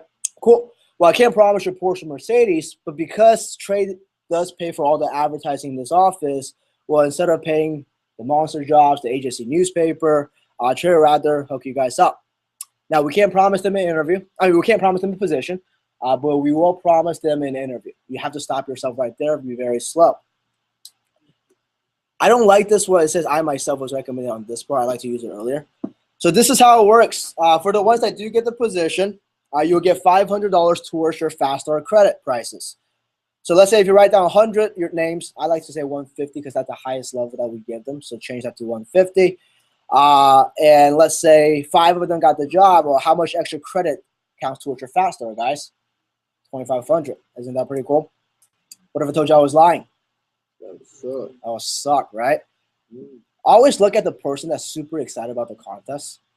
Right? Don't look at that person that does not care whatsoever, because they always say, I don't care. I never had anybody say I don't care, but they have that look. It's like, so, right? So make sure you look at the person that's very enthusiastic about the contest. Well, it's actually not $500 for your fast start prices. It's actually $1,000 credit, right? So I want you to imagine this, guys. This is in here or not? So if you write down anybody that's 17 years and older and you get 5 to work with us, that's $5,000 to your fast start prices. I want you to write something next to that or take notes on this. I say, guys, I want you guys to close your eyes for a second. Envision this. You sell $5,000 for a fast start and you have 5 friends go through training. That's $10,000 on your fast start credit. Guys, you just got the MVP night with all of the district managers and all of the bad, I can't say that word either. Yeah, there you go. In the Georgia division. Okay. Hey, now don't start yet, and always look at that one person, right? Just if they're trying to write something, pause that person and see that person right there, right? I did it again. Pretty good at this. All right. So here's and then I want to have you guys write one more thing down. I'm gonna give you guys a chance to go even bigger. You guys like the $1,000 credit, by the way? Cool. I'm gonna give you guys a chance to go even bigger. Okay. So here's how it works. I'll write it on the board. I'll double credit 1 and double credit 2, and the big pen on 75 names and numbers. I am not good at promoting the big pen. I'm not gonna lie, like Ray Chaffedini is. I just say it's pretty professional to write up a order form with the vector big pen. And if you don't want it, you're gonna be crying later. That's all I say. Right? But they like it usually. Right? I'm not gonna go through word for word on the double credit 1, 2, and stuff like that. And then the top person over 150 will get a free Cutco. That you decide what you want to give out. Don't give anything extremely expensive. Sometimes the region supports with prices. Like this past 3 weeks, we got free butcher's knife, which is pretty cool. You can do a can opener. If you're really good at promoting a vegetable peeler, promote the crap out of it throughout the whole entire training and then do that. Shear sheaf is good. Pin, I don't know if you can get pin or gift card. Shear sheaf is solid, right? So, and then you just, the highest person over 150 go free Cutco. Something you can't win in your fat. Another one's Cutco sample knife, right? That's the other one we do. And there's only one rule: they have to be at least 17 years old. On your mark, it is a contest. No talking. Go. One thing I did recently for the past 3 weeks: if you have a smaller training class, separate them. So guys, since it's a contest, I'm gonna separate you guys for a second. You go here. You go here. You go here. Don't start yet. On your mark, get set. No talking. Go. If you have a bigger training class, it's not going to work. The small training class, it works well. Especially get those 2 neck bowls out of the way. Okay. And then here's the tips. Here's the miscellaneous stuff tip for you guys. Number 1, have a couple vector big pen in your hand. Walk around the whole time and tap it on them the whole time. Number 2 tip, write this down. Do not sit down for that hour of your talk. Guys, I do my training sitting down almost 90%, besides my intro talk and my PR talk. I sit. But my PR talk, I stand. I would sit down, let me sit down and just talk too. But I like sitting. I don't like standing. For those DMCs, I sat down at Trey's theater room, right, instead of standing. Right? A couple other tips, guys. The number 1 is, make sure you're never sitting down. Make sure you have the big pen around it. Number 3, always whisper to your top kids. It's like, dude, about number 2 right now. Right? You guys got about 10 ahead of you. Get ready faster. Right? Don't tell them they're number 1. I don't care if they are number 1. If they're like 50 ahead of other people, you still tell them, hey, dude.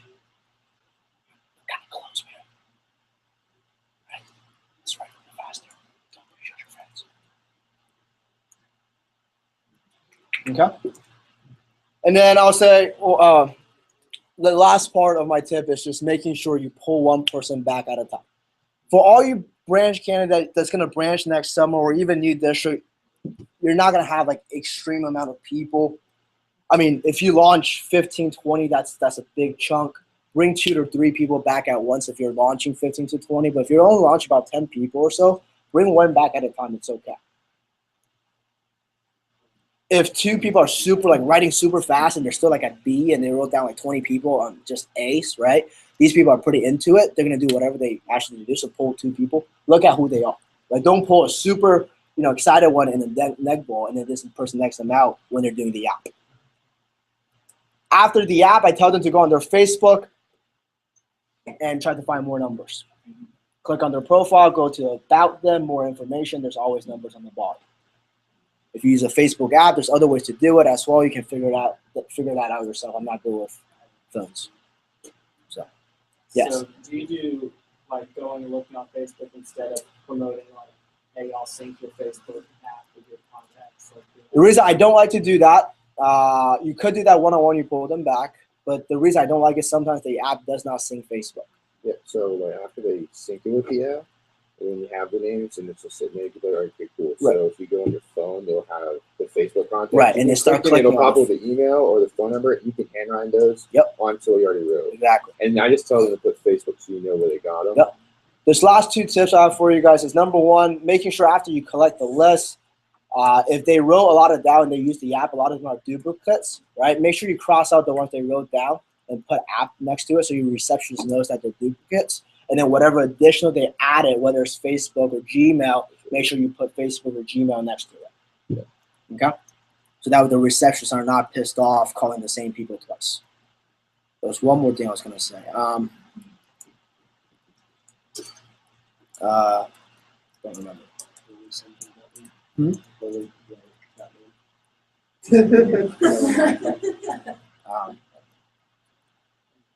think that's about it. When you pull them down. You already covered pulling them out one-on-one. Yep, I already did that. So like I said, I would not promote the app to public. We did like I said, throughout the summer, a lot of people was like, oh, you got 150, and then you write on the board and then promote that. Especially for branchers, I would say you have to be super confident to do that. You have to be really good at that program to do that. And, I think you guys will be trained well enough to do well, but not at that level. So stick with the basic, what works, what's going to get you 100. And I played around with it. I didn't get 100. When I did what Ray does. And my personality, Ray's personality is completely different. So I guess that's why it didn't work for me. Right? But it doesn't matter what kind of personality you have, you're having them writing it down and then pulling on more to get more anyway. So you're going to get the numbers that you want. Right? And also when you pull them back on one-on-one, if they are having if they are giving a hard time, you can have those one-on-one tough conversation with them and figure out the whys. Why are they afraid of it? And tell them how it's going to benefit them. Okay.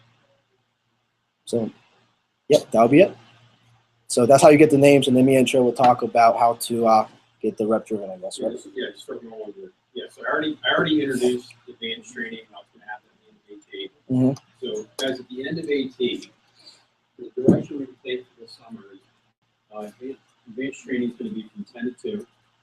And 10 to 11 will be checking in assignments and then phone jamming with everybody that is not already there. So we're going to have your high flyers ideally at 8 o'clock Monday morning to start off their Champions Club for their fast.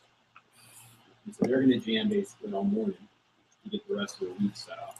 Then from 10 to 11, you're checking reps in, getting assignments, make sure everything's in, paycheck's looking good, and then phone jam.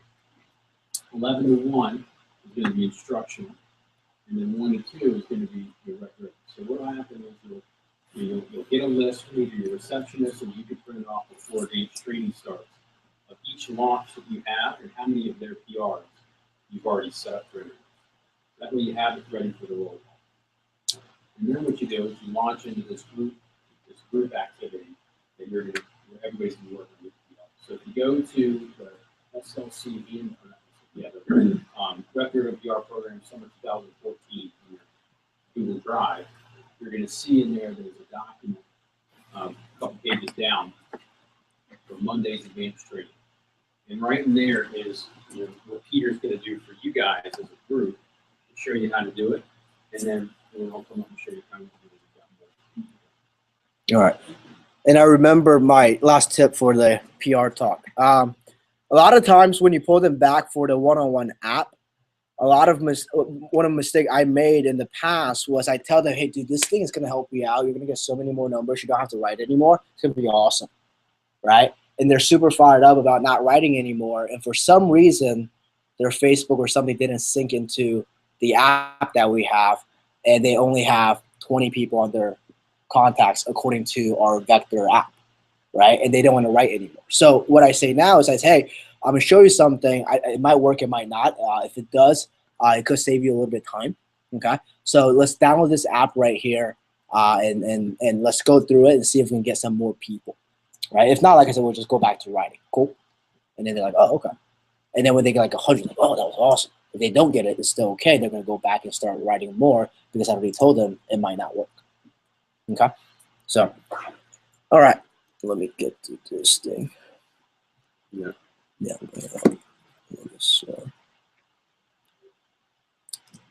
You want me to do just pretty much after the Monday group announcement from you, right?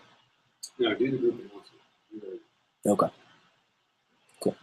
So if you pull up the document, this one is under, like I said, Trey said, the Rep-Driven PR program under 2014. It's under Monday AT1 Rep-Driven PR strategy, not the Sunday PDI conversation. I guess I can teach you guys that a little bit too. But then on Monday as well. Sunday night, guys, write this down. This is just some notes for you guys. Sunday night, make sure you're PDIing all of your kids at 8 o'clock because we tell them as trainer, we tell all the kids to start phone jamming on Sunday night between 8 to 9. A mistake a lot of people make because you're so busy on Sunday, you call them at 9 o'clock to just confirm them for AT1. You completely miss the purpose of it. Or the purpose of that 8 to 9 is to drive what? Demos, right? So you get them on the phone, and then you have them. You could check up with them one more time at the end of that. But Sunday night conversation, just very briefly, right there. Have you thought about what kind of level you want to hit for your fast start contest? I can see you having a huge fast start. You already sold 2,000 for this weekend. You're already up to level 4 or whatever the case is.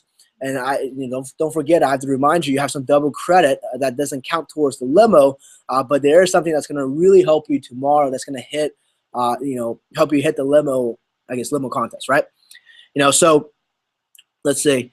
Also, we started calling your friends today that you recommended. Did you get some calls? And then you have a good conversation with them about it. Some of them are going to be negative. Some of them are going to be good. Have a good conversation, right? It's like if they're negatives, dude, we already got like 7 of your friends set up for interviews. I know there were a couple of one or bad calls from your buddies, but dude, don't worry about that. We got 7 of your friends set up for interviews. If we get them to convert, dude, that's at least 1 or 2 or 3 of your friends that's gonna go through. That's $1,000 credit towards your fast start. You already sold $2,000, man. That's $5,000 already that you can bank on. Isn't that pretty awesome? Or who cares about that 1 or 2 friends? Don't worry about them. Cool. So what we're gonna do, we're really gonna help you to maximize that a little bit more. So to keep thinking about more people that you can recommend. So we're gonna help you to maximize your fast start contest tomorrow. Very basic, simple conversation. All right. Doesn't have to be word for word. Right? One thing about PDI, guys, if you haven't realized, is if you just truly care about your people and you're a nice person, you're going to do pretty well. Right? All right. So let's go to the Monday group announcement. This is different for every single person. If you're an AM, you're not going to ever do a group announcement. If you're a BM, this is all you. This is all you. Right? If you're a DM, same thing. If you're a PSM, you could if Trey's sick, but usually you won't because Trey will do this as well. So you tell them whenever we are at the office, we're going to do 3 things, guys. Number 1, we're going to learn and get better at your demo to help you sell more, setting up more appointments. That's the second one. Or we're going to help you maximize any of our current contests. So before we dive into the other 2, we want to help you maximize this fast start contest with PR credit. I know some of you guys are already taking major advantage of this. And then you list like the list that you got from the receptionist, and you list off every single person, how many they have set, right? And then you're going to introduce your helpers. If you're a branch manager, you're going to introduce your MVPs, which are your receptionists. If you're really good at developing people, get your key staff there for that 1 hour to 1.5 hour every single Monday. Okay? And that's part of like being on key staff, is helping out the team. This is the fast track for you to become an assistant intern. Hey, I'm going to promote an assistant manager by the end of June, right? Or by the end of June after SC1. this is a really good way for you to show me that you care, that you want to advance with the business, and we have a great opportunity every single Monday for you guys to help us out, right? And they just teach them. Going back, a note that you want to take on is make sure you train your receptionist the right way on alley-oop. Make sure you train your receptionist the right way on alley-oop. If they take the alley-oop call like a traditional PR call, they're not going to book it a lot of times. And I was very frustrated my first summer PSM that a lot of them did not book it. Every time I tossed it to the receptionist, whether it was a good rep or a bad rep, they didn't come back with a. I mean, if you're my assistant manager, probably got 80% booked. Receptionist maybe 50%. Like train them the right way, have them have that confidence, and just tell them this is an automatically, booked PR. It's not. It really isn't. I had a debate with our previous DRM, Kristen, and she always, I always not make fun of her, but I always, walked around and say, hey, I got, 7 PRs booked with like 7 phone calls, right? She goes, oh, those are already alley-oops. They don't count. I said, these aren't from Facebook. They tossed me the phone. They had no idea why they were talking to me, but I booked them. Right? It's the confidence that you have to have, right? The rapport building in the beginning. And by the way, if you're not good at doing PR calling, I would say every single of your district manager is very good at it, right? From PSM, from Cole, Ben, my brother James, AVD, Jake, myself, we're pretty good at this, right? So learn from your DMs and take notes on how they build rapport with them, right? If you have a good rapport, it doesn't matter. You're gonna get it. Jordan White, for example, her best friend, what's her best friend's name? Dawson, right? She tried to get this guy into an interview for over, 5-6 times. And on Wednesday night, she just called him. I talked to this guy for about 15 minutes, booked him up for an interview. Right? You have to have that confidence in yourself. Doesn't matter who it is, you're gonna get them. One of the things that I always tell my representative, hey, who do you think is the hardest person? Who do you think will hate this job? Who do you think that you can never recruit? Call him right now. I will schedule him for an interview. And when you do that, guess what they're gonna do? They're like, whoa, this guy is a god. I am gonna give him all the numbers. He's gonna help me. Right? All of it. Right? All right. So then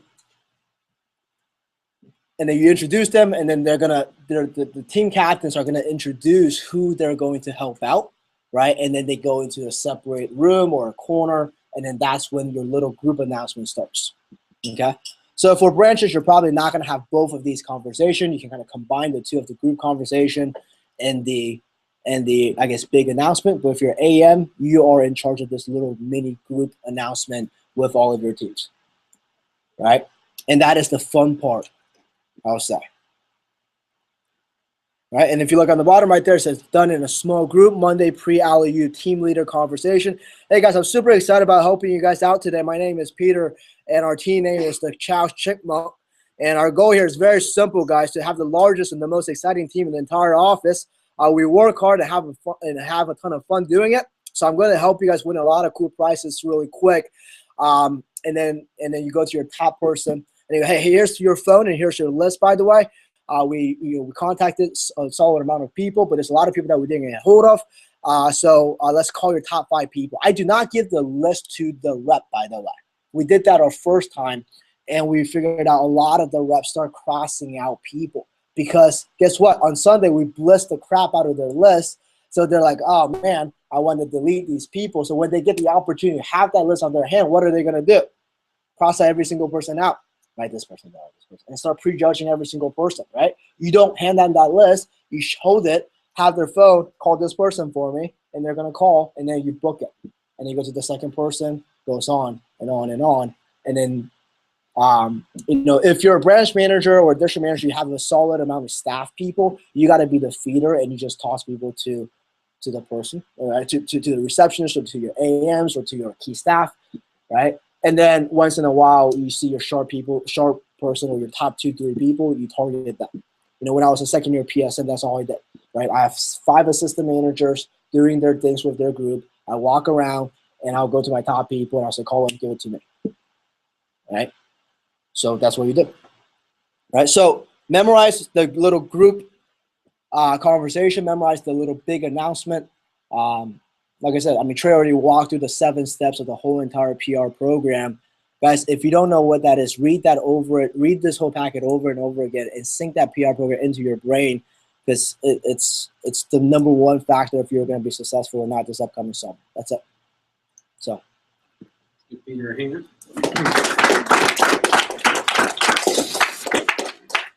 And now the advanced step of this is taking and utilizing your receptionists as team leaders, or taking your key staff members and having them come in and help you. And the objective of every branch this summer is to develop 1 or 2 assistant managers. Minimum of 1, ideally 2 people that are kind of managers in training, so to speak, people that are helping out, whether they're paid assistants or not.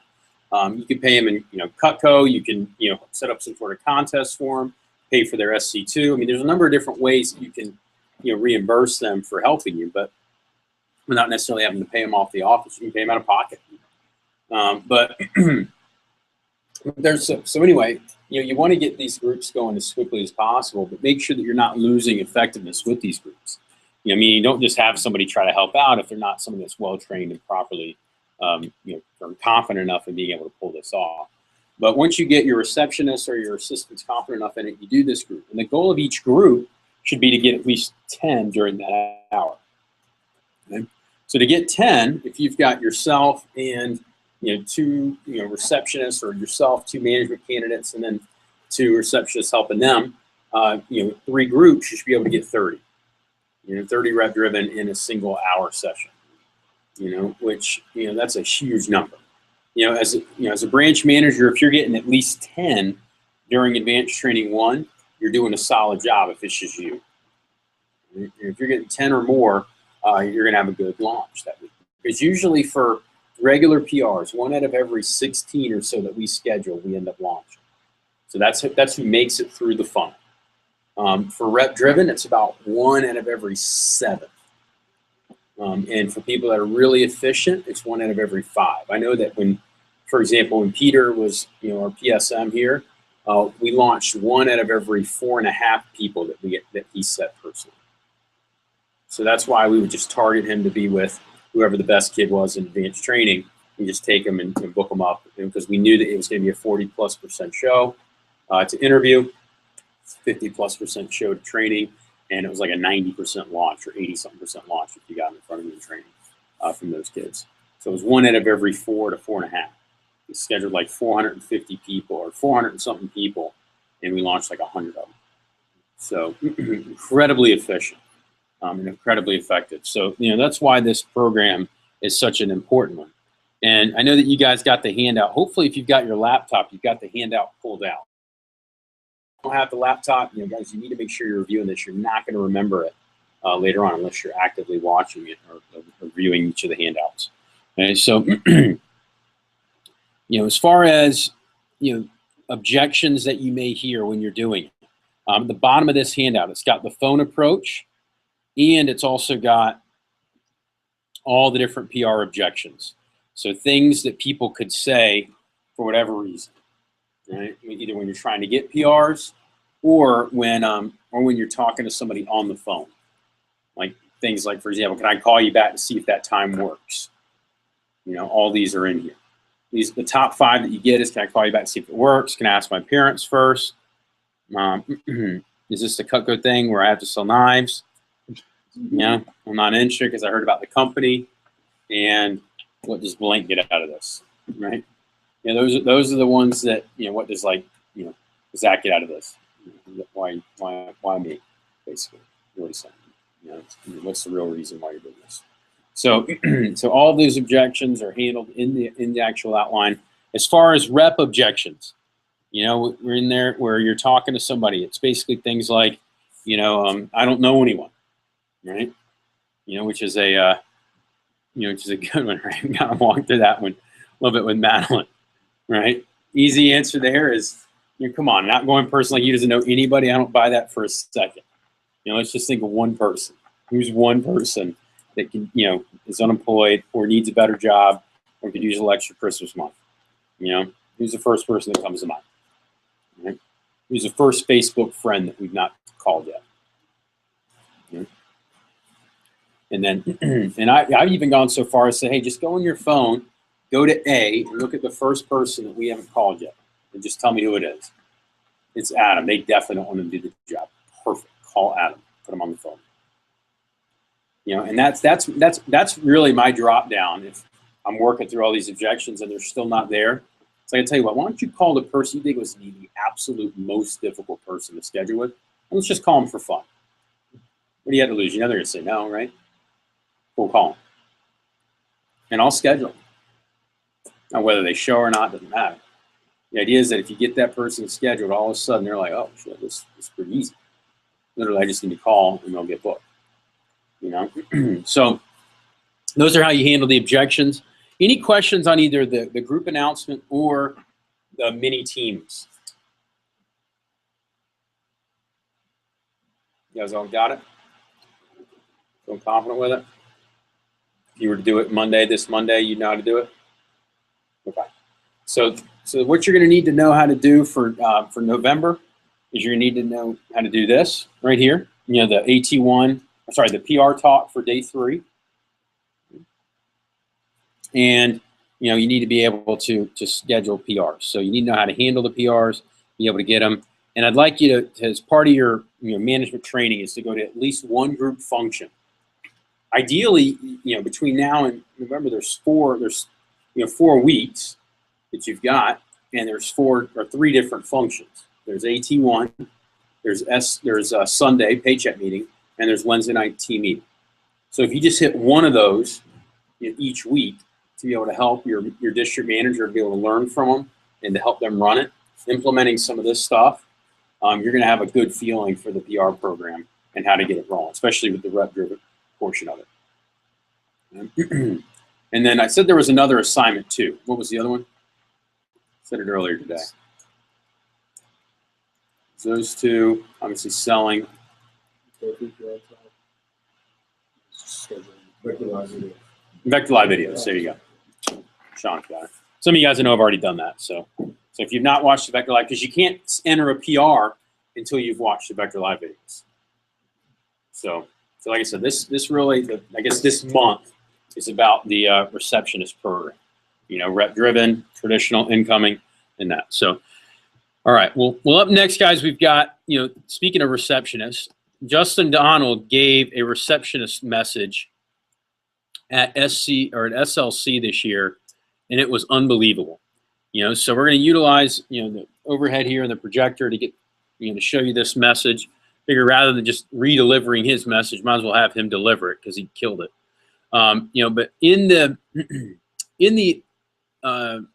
drive there is a folder specifically for, you know, the receptionist program, and in this folder is a document called Receptionist Management version 3.0, and this document is unbelievable. I mean, it's from Jake Kuhn, who is the national, what is he considered? What is his official title? They got it listed here? Nah, they may have it on the next page. No, okay. Well, he was the national receptionist manager. Basically, this was his program. He ran a call center for the division up in Michigan and Ohio, and for those 2 divisions in Michigan and Ohio, where literally every receptionist was in one building for the whole division. So, you know, at one end, that's pretty cool, right? Because you're not having to hire and train and work with a lot of receptionists. On one end, kind of lonely, because as a manager, if it's just you, and you don't have receptionists, that's who your initial people that are always around you. And it doesn't allow you to actually have as much direct control over, especially your PR program, which is why ultimately it led us to kind of, you know, breaking that call center up and, you know, promoting him to be in charge of working with their DRM team. So, you know, this is something that he's compiled from many of the DRAs across the nation, but it's an actual document. This is what is this thing? It's like 20-something pages, I think. It's got everything. It's got 7 fundamental topics with a 1-page explanation of each. So advertising, the phone screen, interviewing people, training, receptionist, meetings, follow-up, and development. And he's even got an appendix on the back end of this thing. So it's a 20-page document on the receptionist. So everything from hiring, getting training receptionists to working with them. So this document is kind of a catch-all for everything receptionist related. In addition to that, there's also a handout there on the receptionist diagnostic, which is basically different things that you want to do on a weekly basis. This is from Justin Donald himself. So this is kind of a step-by-step on what to do for them. Also, the 4 receptionist numbers, the 4 main ones, and how to impact them specifically. So some of this stuff from right here, this is how to impact them, what to work on, what to look at, both from a fundamental standpoint and then also what mentally needs to be addressed with each of these. For example, IAPs. IAP applies. We want to call them like that second that they apply, ideally. Some receptionists think that's kind of weird that as soon as they're hitting submit, they're getting a phone call in like 30 seconds. That's actually not weird. It's pretty normal. A lot of companies do that. If people have ever applied online, it happens all the time. Because what it is especially from temp agencies and other organizations that are recruiting, it's very normal for people to get a phone call. Plus, the main reason that we do it is we want to make sure that we know that we can get a hold of them at a time when they're available. Because they're able to submit an application online, then they're certainly able to answer their phone, unless they're doing it during class, which is not as big a problem during the summer. But you do want to try to call them right away because your conversion is a lot better. So it's mental things like that you can work on, as well as just other components in here. So it's really an excellent documentation for our document for you guys to be able to use next summer as you're working with your team. So we're going to pull up JD and have him do this.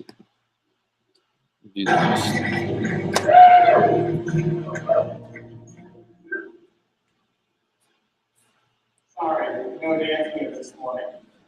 However, I love our company. So many cool announcements.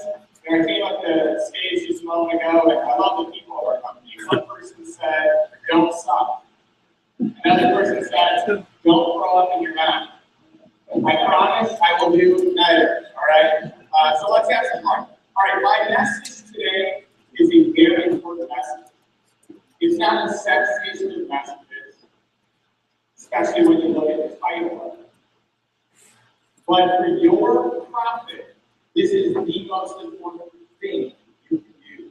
So I want to challenge you during this message to really dive in. I'm going to provide not many stats, though there will be some. My message is going to be more how to accomplish certain things in your organization.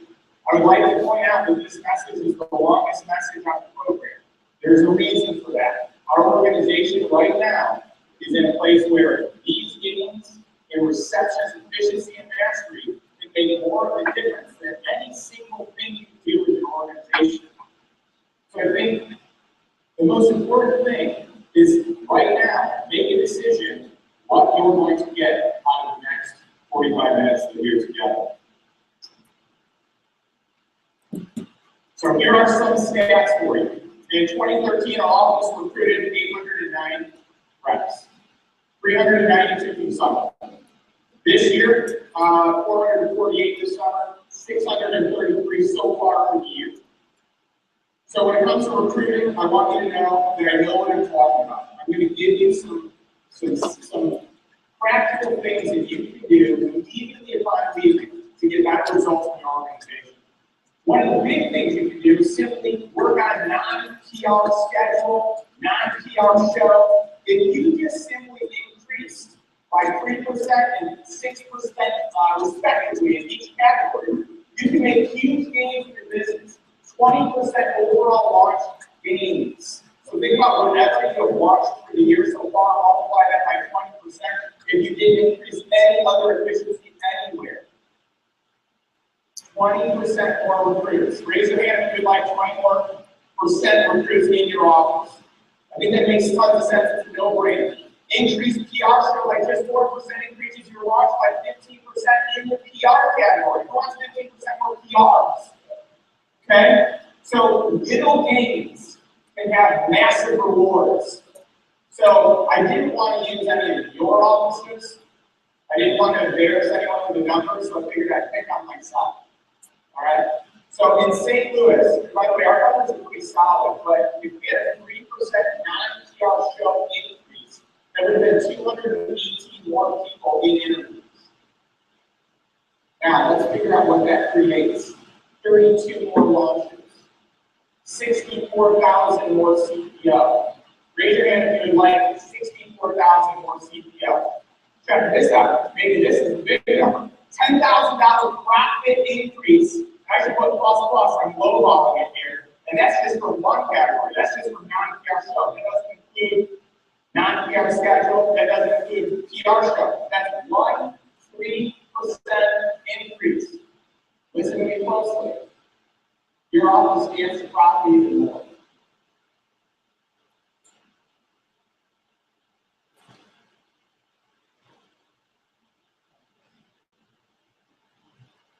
You're not running a business if you're not running and managing a receptionist program effectively.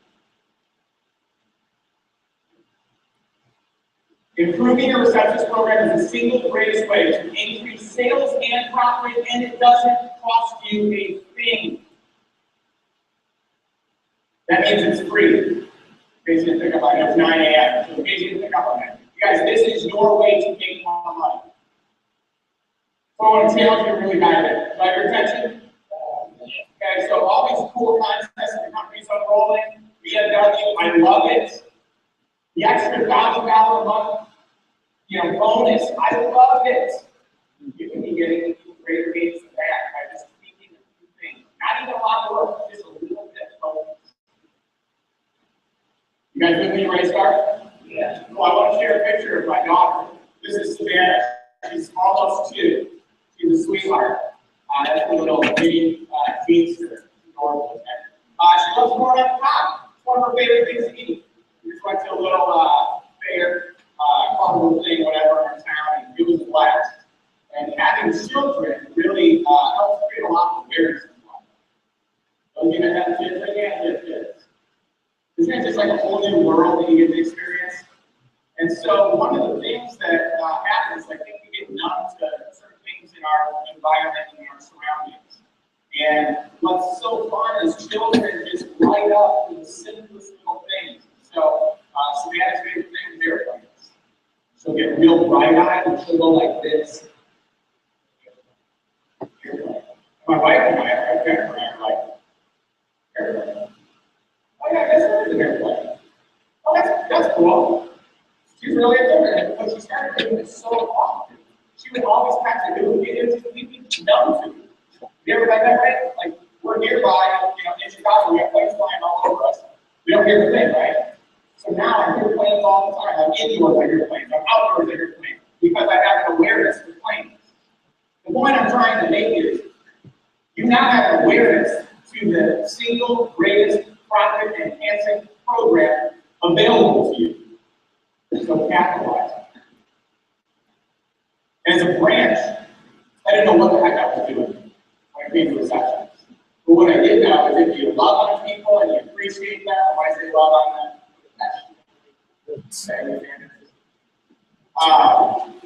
love on them, appreciate them, great things happen. And so I got great results, I got great retention. And then I decided that I was way smarter when I became a new DM, and I was going to work differently, and I didn't do that.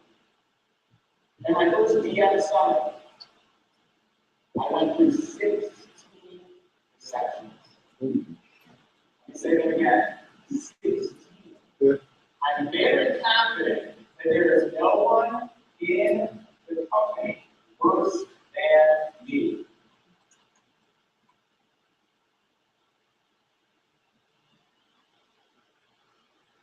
Here's what I wasn't doing. I got a list of it for you. I wasn't working with them daily. I was hiring the wrong people. I didn't know their numbers. I was being too critical. So I decided I was going to make a decision to master this program. I wasn't going to be good at it. I was going to be great at it. If this impacts my profitability more than anything else, then this is the most important thing for me to be great at. So my second summer, I decided to leave with my receptionist daily. I decided to teach that. Like there were anyone else in my organization, I built them up. I was a good finder. And guess what? I had great retention. I had great results. Today, I have receptionists that stick with me long term. I have receptionists from literally the first few months of me moving to St. Louis over 8 years ago that are in my organization still to this day. I have a track record of having receptionists in my organization for 5+ years. I'm going to show you some a little bit later on here today. But my message is designed to teach you to do these things that I'm talking about. So let's dive right in. Here are your keys to a great receptionist program. 3 points, I'm going to keep it real simple. Hiring, standards, and development. You know, the first thing I think about when it comes to receptionists is that most people miss the boat right out of the gates. What's the first thing listed up here? Hiring. I think most people mess up before they ever get started. What do I mean by that? Well, if you want to have great people in your organization, guess what you have to do? Hire great people. So, let's talk about hiring. These are some simple concepts, but I can assure you most of you don't do these things. I promise you, if you change the way that you recruit your receptionists, you will change your business. First and foremost, hire people that have phone skills and are sharp. I remember at one point, I just filled the position. Like, I need someone, get in here, okay, you suck. Another person, you suck. Another person. I was just filling a position. I went through a free cycle of recycling receptionists. It doesn't work. You've got to hire people with telemarketing experience, law firm experience, something that shows that they've got a little backbone, that they heard the word no before, that they made a bunch of phone calls. All right? My ads, when I hire people, require these things. I'm looking for people that actually have experience here. All right? That's the position description. Outgoing calls. My position description is not me. You're a receptionist. My position description is this is a position where you will make outgoing calls. You will call a lot of people. That's our job. You guys realize that's the job, right? There's really only a 6-week period of time, maybe 5 weeks, where they take incoming calls. We don't advertise it as an incoming call position. Advertising is not an call position. Hire people that work year round. You're a business owner. No more temporary short-term stuff. Now, if you need to bring on extra work during the summertime, that's fine.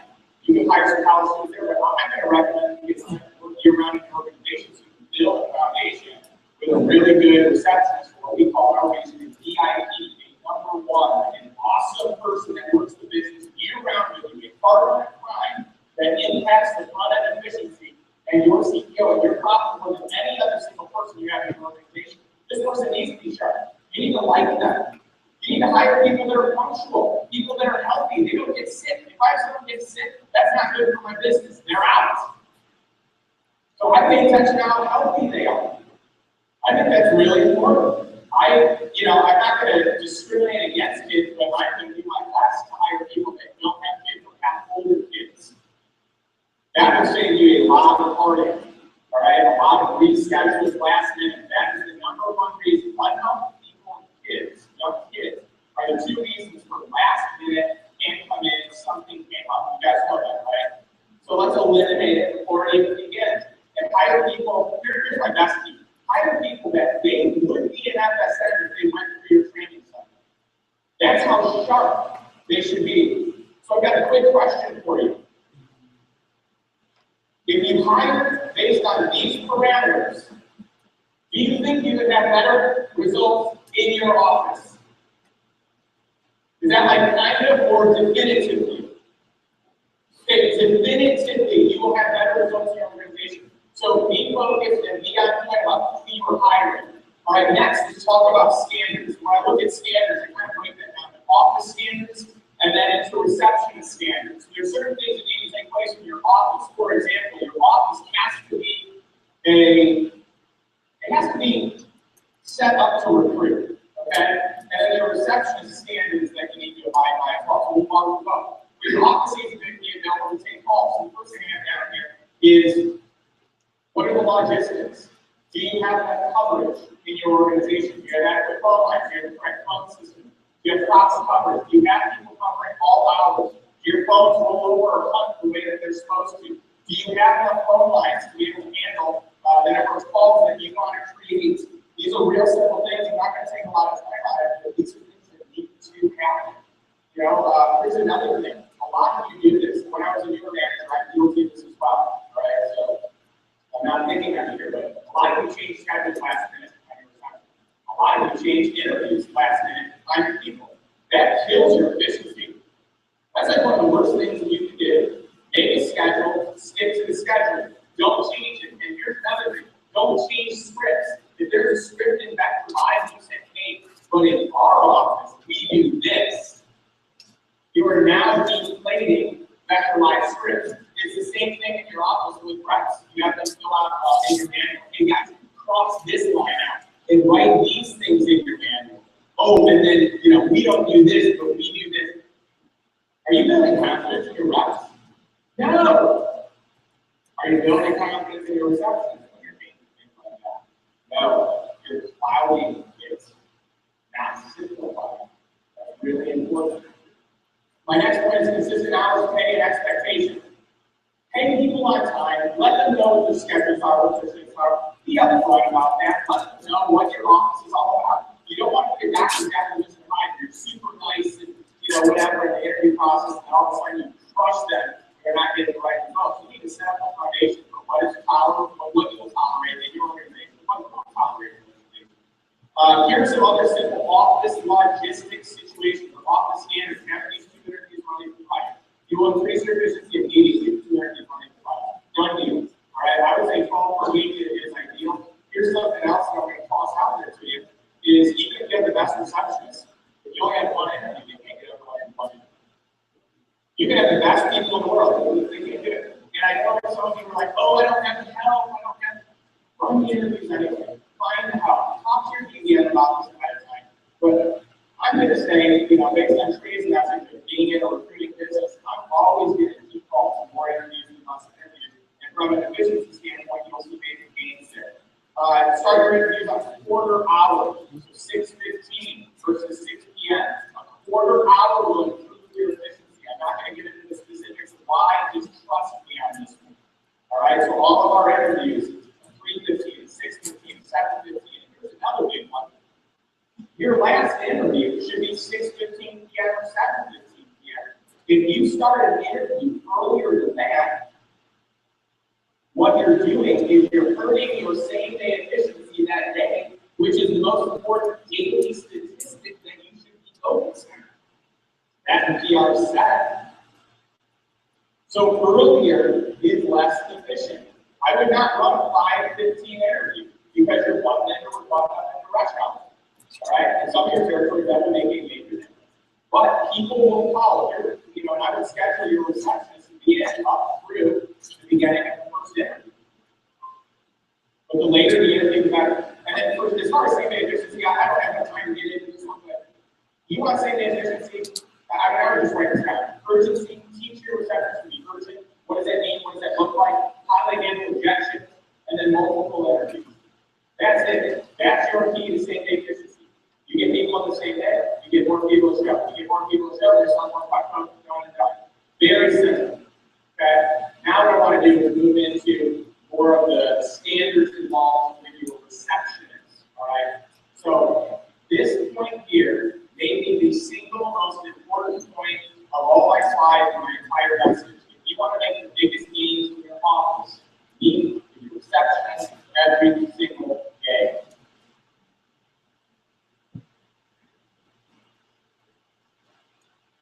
Someone asked me the other day, well, what do you cover? It's easy. You can cover nothing, and you will get better results. Okay? But let me teach you what you cover. Really simple. How was your night last night? What did you do? Cool. Sounds fun. Review stats from the last shift. Whether it be yesterday or the day before. Give me praise. Find one thing to recognize them for, at least. Find one area to critique and build them up. Let them know you believe they can improve in that area and what they would do for them and for the audience. Give them the goal for the day and encourage them to get better than yesterday. That's it. It is as easy gets. Let me role play this for you. Hey, Sally, how was last night? You get a chance to relax? Cool, fantastic. Okay, I'm really looking forward to spending some time with you here today. Today's a really important day. Let's walk through your numbers yesterday. I noticed that you did a really good job here with this and this, so great job with being such a leader. I really appreciate your work ethic. I do want to bring your attention to this. Your PR cycle is a little bit low. And as far as this number, I just want you to know that regionally, here's our average, regionally, nationally. And this is really the standard. By the way, when I say average, I don't think of you as average, I think of you as above average.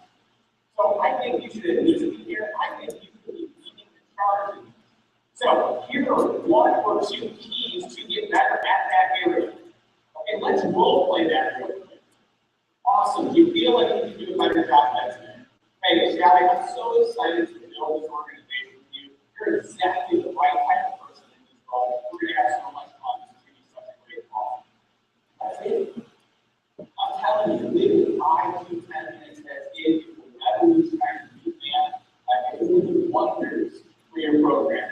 All right, so review numbers, meet with them, cover vision thinking that as well. I think that's really important. Have a clear structure of what happens when they make mistakes. Jake Kuhn has some awesome videos. We're going to preview one of them here in a little bit. But that's everything you need is at your fingertips. So I'm not going to get into that now. Really important here. The position today is a PR position. Our job is to find people that make PR calls. Now, Kate's going to talk more about this in her message. There are a few things that I want to highlight here. Your job should be to find people that can make phone calls, find people that can get PRs in the door. Schedule a show for PRs is so important. Okay? So you got your schedule, non-PR, you got your schedule and show PR. But here's one of the things I want you to do. I want you to start tracking those numbers. I want you to start addressing those numbers. These are some of the most important numbers that exist. All right. So my next point here is this summer, we actually did 0 awards, 0 contests, recognizing how many PRs were set. Everything that we did in the realm of PRs was based on PRs show to interviews. Every contest, every perk, every bonus, everything. I want results, not set, show. Try it out, watch what happens. To give you an idea, our office has launched 237 PRs this summer and 338 this year. Question for you, where would your business be if that's where you were?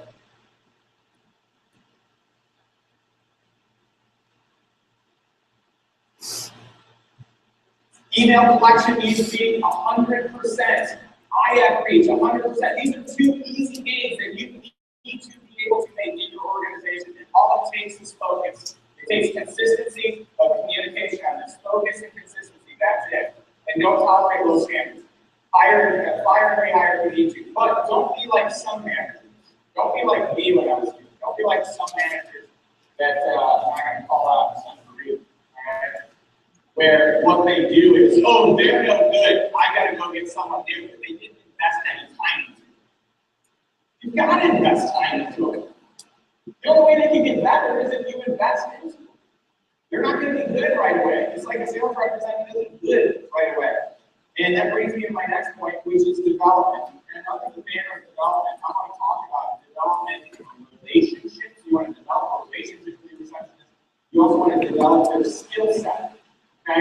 So these are the 2 things that we're going to focus on in this category. So I got a question for you. This is a legit question. How do we get a rep good at selling product?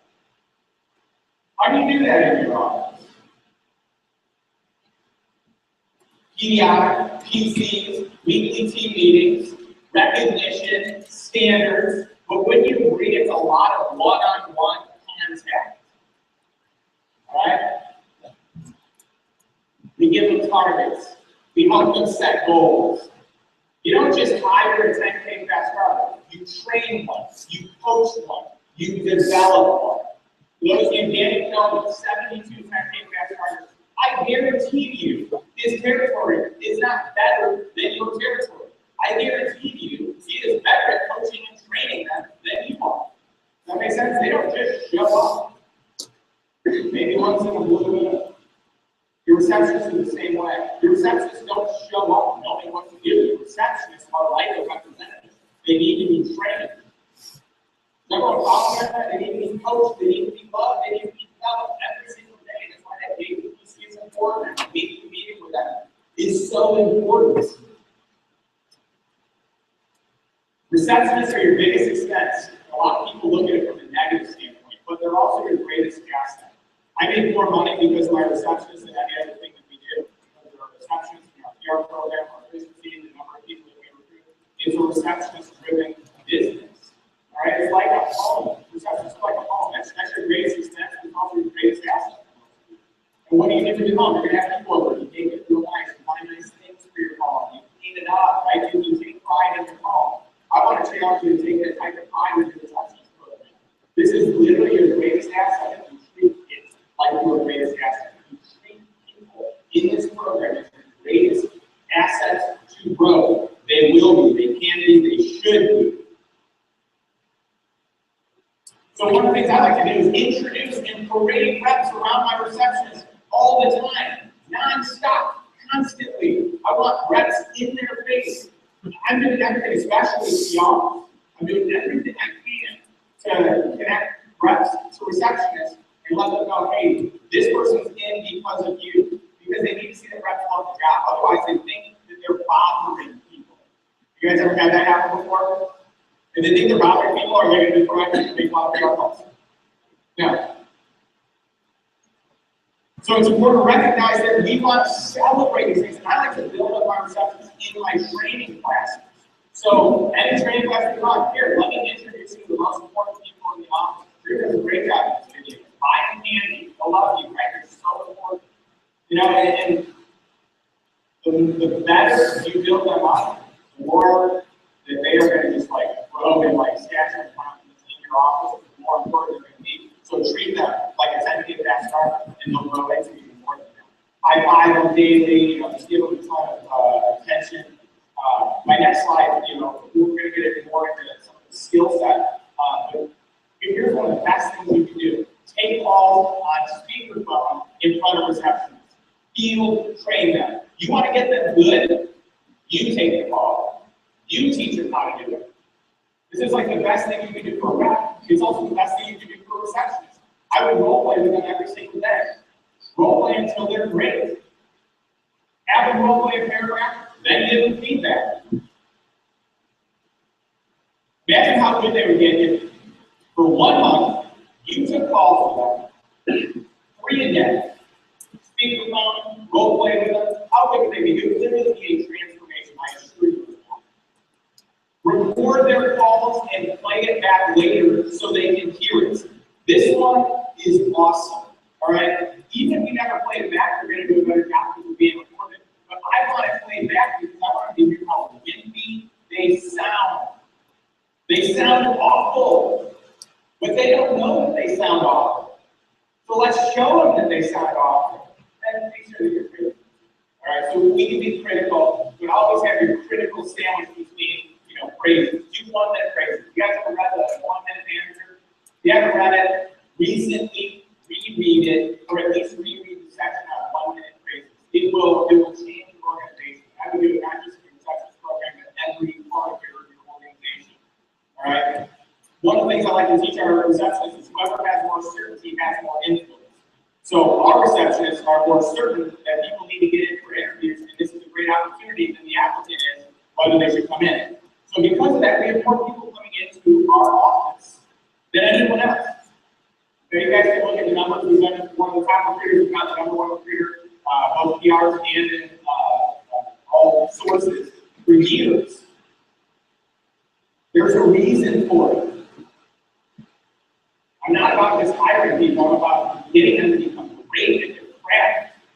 So spend time to get to know them, build them up, appreciate that. What you appreciate. Nice cars, good face cut, words of affirmation. We make it a big deal. I mean, even as a division manager, every time I go into the office, I high five my receptionist, and literally 100%, I mean 100% completion rate on this. I have never, ever, not in my office, with a his high five. I'll high five every person, and I want to say one nice thing to every single person. Always. By the way, I have people in place now that run my different programs, so I don't have to do any of the things I'm sharing with you. And that's, you know, an evolution that we can get to. That's maybe you can be excited about what you can grow into. But I did what I'm talking about for years, and I've taught my managers that run these things now for years. Daily and weekly teaching, we talked about that. Build their confidence constantly. I'd like to show you a quick video, a couple of videos we're going to show you from Jake Kuhn. And I want you to know everything you need to know about receptionists is going to be on Vector Connect. Their video, their packets of information. I'm going to let Jake say it.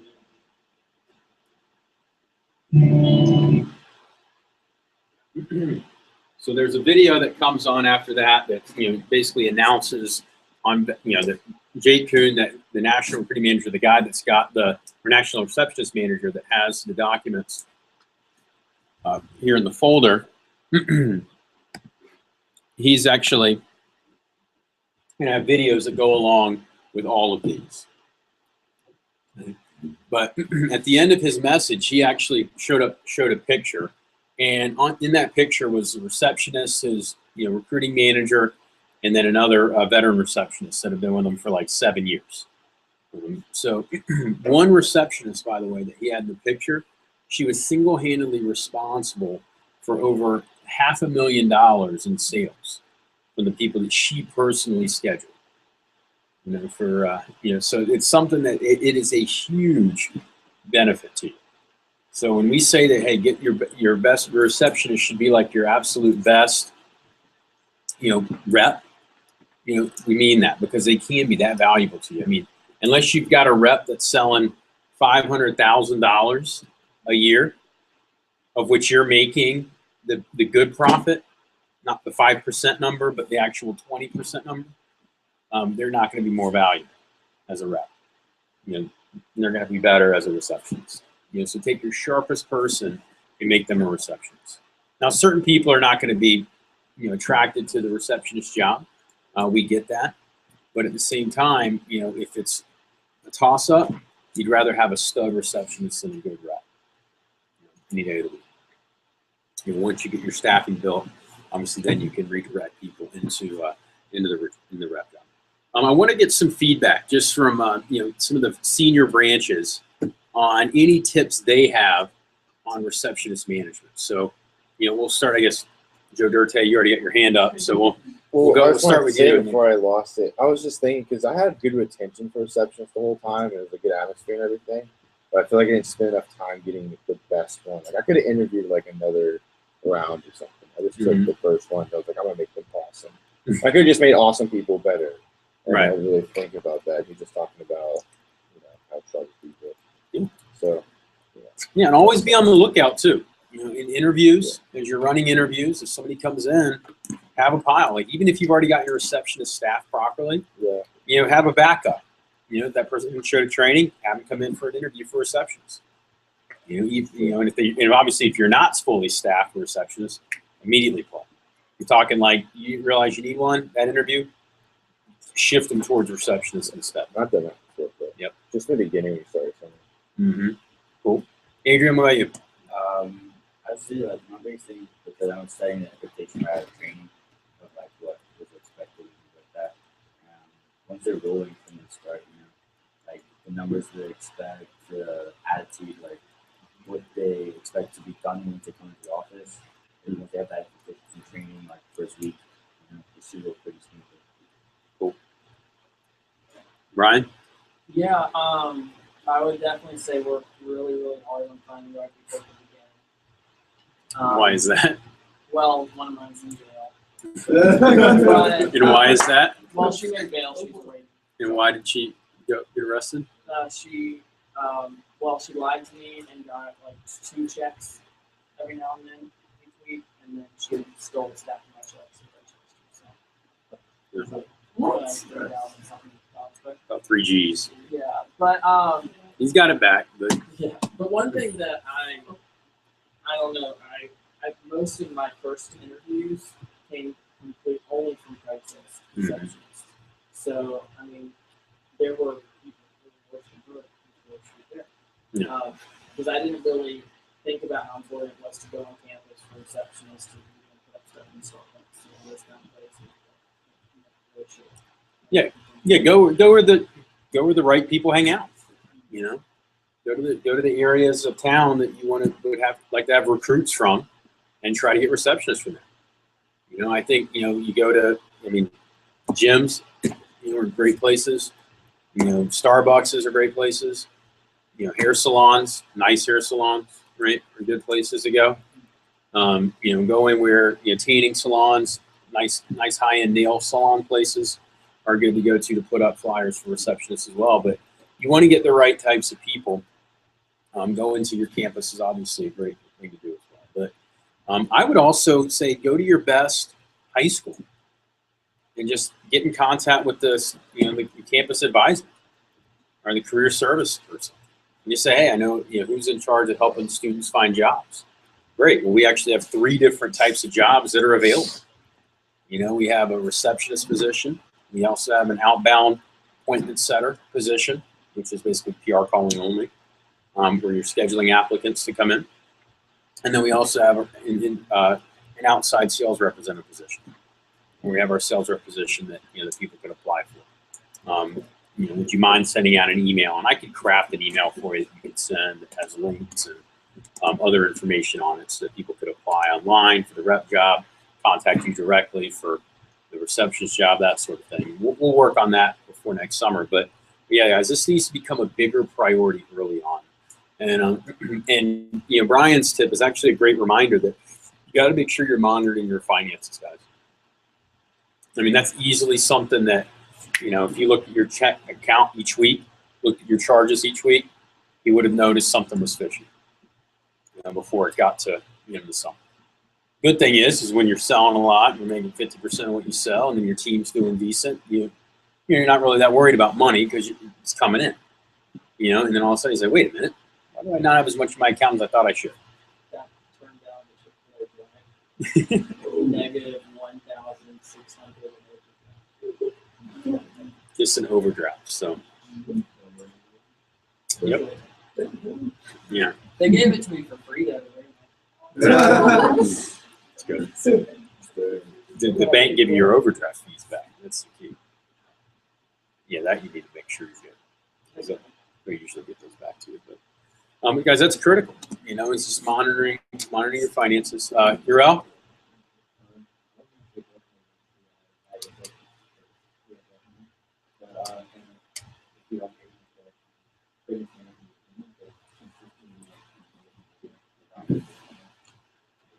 Yep. So, continually reminding them, numbers. And that's where that PR kickoff meeting kind of comes into play. Make sure you're reviewing them each and every single week. So, Mullins? Don't be afraid to fire. Yeah, laziness is not a good excuse to keep a bad receptionist. Because that's usually what it is. It's not the fact that, you don't like them. It's not the fact that you think you can get somebody better. It's just the fact that you don't really feel like training a new one. And you're like, man, I got to pay to get somebody new in here. And you guys, that can hurt you. I mean, what would you rather pay? Pay the pain of a little bit of time, energy, and then a couple bucks to train somebody new, or you lose all the money that person that's bad is costing you. Jazz, what about you? My biggest problem was I was living alone, so I hired my sister, and then my actual sister's best friend, So never, ever, ever, ever, ever hire people who you know. You know, or if you're going to give them a shot, you got to be willing to pull the trigger. So if you're willing to give them a shot, you also got to be willing to pull the trigger and fire them if necessary. I fired my wife. So how about that? So how about that for not being somebody? You're out fired his mom. So was she really getting you bad numbers?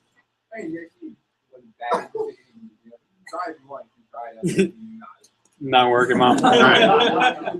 So, but that's true though, guys. I mean, you got to be willing to roll the dice. I mean, you know, and what's funny, you know, here was the thing with the Andrea, and she, just to save her face a little bit here, you know, she got great numbers, actually amazing numbers. I think her career stats were 90%, 92% schedule, 60-something% show. So she got amazing numbers. The problem with her was she was in a situation where I had a bad choice as a PSM. I made the wrong decision as a PSM. We had, you know, our worst CPO summer, not ever. I mean, my first summer we did 478, so that was my lowest summer. But then we did like 5. We went from doing $813,000 to not even hitting the summer payoff trip. Only time in my career I didn't hit a payoff trip for the summer. And that was how bad it was. And she saw how bad he was and didn't have any problem sharing how bad he was. You know, like, you know, because she would call him out for all the crap that he was doing, for being lazy, for other stuff like that. But, you know, if you ever get a chance to know Andrea, she you know, she'll let you know exactly what you need to hear.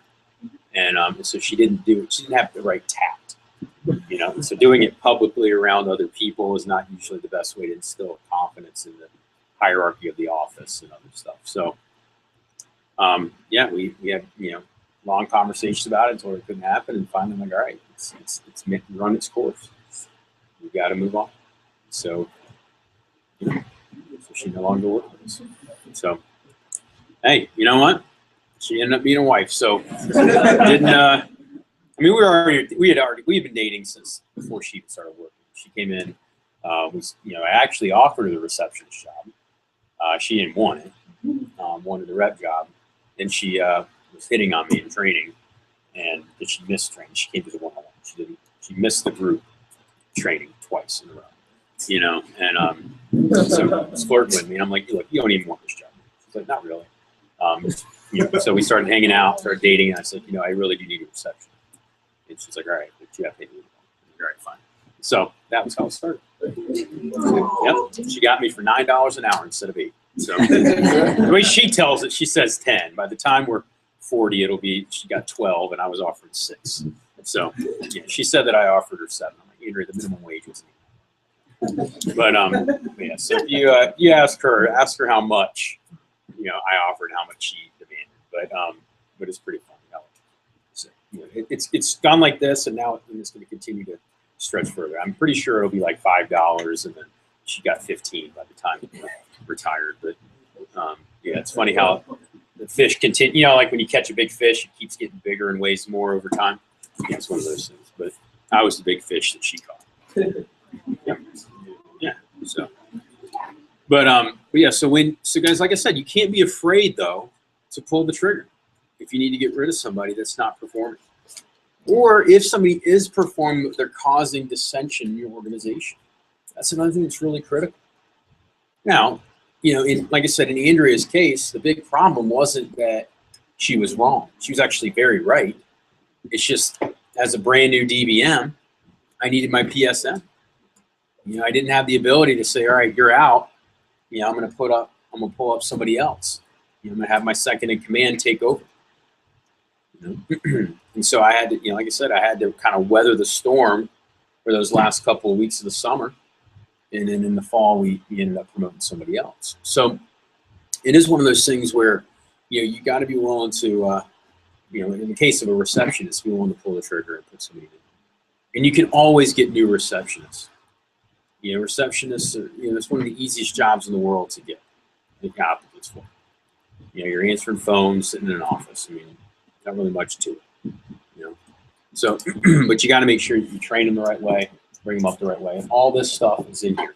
The videos are going to be on Vector Connect, and the videos are things that you can play with the receptionist and have them watch the Vector Live videos. So it's gonna automate a lot of the programs that we've had to teach and do personally, and you want to make sure you're familiar with it in case you need to do it that way. But these videos are going to be available for you online, how to be able to utilize. So do you guys need a little 2-minute break, 3-minute break? Let's do a little stretch break. Here's what we got next. We got, you know, executing Wednesday nights efficiently, so maximizing that group dynamic in the Wednesday nights, and then you know, some assignments. We're also going to go over all the open territories for next summer. We're going to review some of those territories for you, and then we've got barbecue coming too. So, yep. So that'll be here, you know, probably about 7:45 or so. Praise the Lord. Praise the Lord, always. Holy Moses. Request to view that file because you said it's on my box email. I never said there wasn't. So I just asked. Okay. You two tied up with the cheese, man. Oh my goodness. I'm not supposed to Okay. use the cheese all over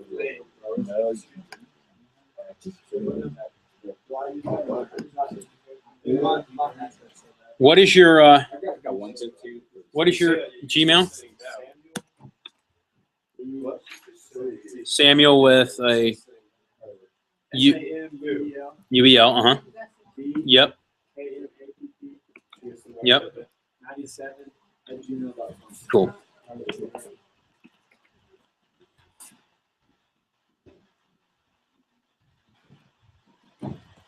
Gotcha. Okay. You should have it now.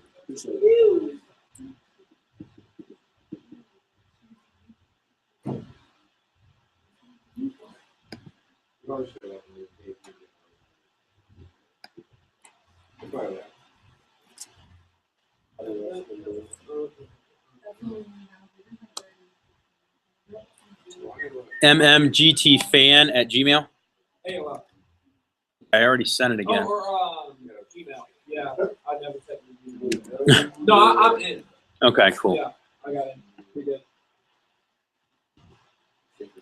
That was from like Yeah. Appreciate it. You got it. Oh, it was Wednesday, right? And then we got a lot of meat on too.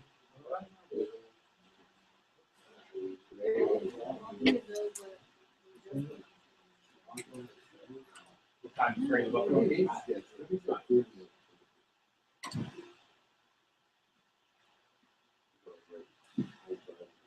Yeah, Paul from California.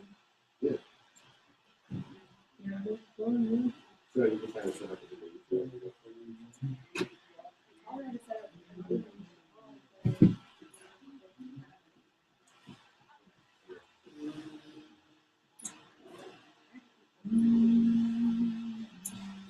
I was just wondering.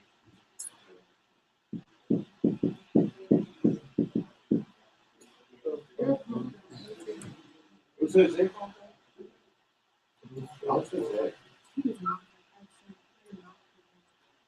He was like on his phone the entire time. He had to work at 5:30. You don't need to go. Yeah.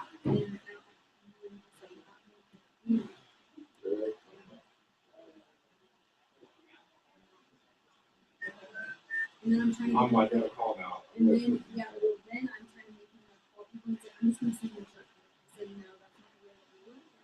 Let's call him, yeah, I stepped on him and helped him. And they called, and then, and then every time I came to the paper, I also realized and I sat down with him. Hold on, I'm gonna get Oh, wait. Hey, dear. Hey, are you at your demo? Okay.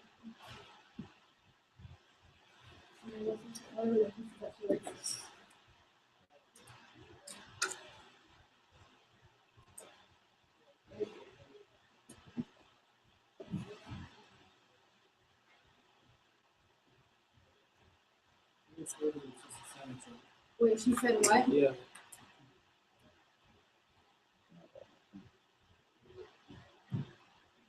What game is it? Oh, Second Carolina. those are pretty sicky. I think the only thing I don't like is the blue stripe. It's too big.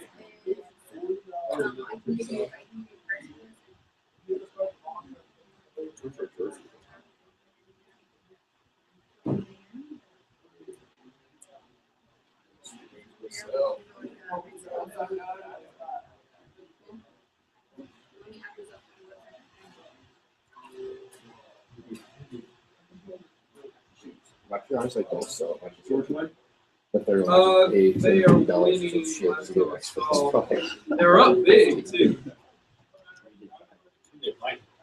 I don't want the TV or the Well, and Xbox. I want the it Xbox. was 30. They're gonna get the Xbox, some other Xbox. 6. Now it has Just bite now it. it's 95. Or the TV. Yeah. Arkansas had 2 turnovers inside their own half.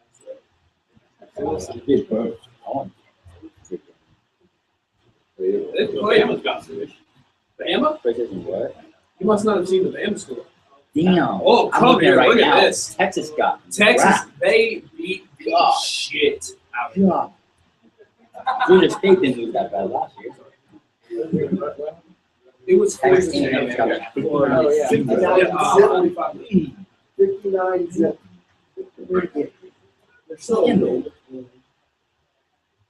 What Trails? That's just insane. Trail with Barbecue. What else do we have to go over? What's this? Family. Hey, if you want to get those 3, We have for those 3 plus But now where's the inefficiency? Incredible Arkansas. We just got it back. They just scored. North Carolina. We didn't get Gurley back, and No, that's always, really. who's next week? Bye next week, so Okay, that's good. we'll be sick. What's Gurley's back? Is it on the table? Yeah, Florida's the week after that. That's not sure. The only hard game should be all. So, yeah. Oakland down with this one? No. Well, unless, no. Ooh, I said it right. Kenny Hill with 10 carries for negative 11 yards. He probably got sacked like 5 times. No, yeah. Nobody had a touchdown. Yeah, I'm at 0. Did Did Prescott play well? Mississippi State, they're off. And Ole Miss is playing Tennessee right now. Who's going to win the Heisman? If they can. Dude, Gurley's going to come back. He's not old. You know who I think? I think Cooper has a Who's going to chance. sneak in for the 1 out? He's Amari Cooper. He's the truth, man. He's sick. Who would you compare him to? A better. No, he's not. He's not like huge. He's just really fast. He is a. Yeah. Well, no. I'm trying. Who's like a 6'1" receiver? He is a Andre. Maybe a little bit small. Yeah, I'm saying a little bit small, but he is a very similar. Yeah, except probably better. Better than I think he's better than Walker. Unless Walker. Who's Nick? What? He thinks Cooper's better than Walker. How's Watkins playing? Well, to be fair, he is the Buffalo. How old is he believe that? Not even he's human.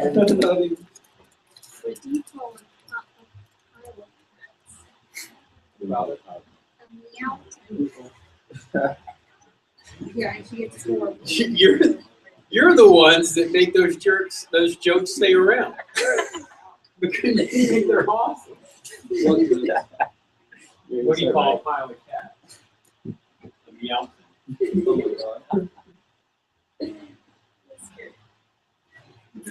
barbecue. I cannot wait for this barbecue. Oh, gee. I cannot wait. I don't think. Did we have it at last prep? No. No, the last time I had it was at SC. Yeah. The payoff. At the lake. Praise the Lord barbecue. We're making you believe our Brian. Yeah, I think so. It's for my intro. What's the genre you have to do, or just like go at it? No, it's anything I want, and it's not a guy that's just going on. Well,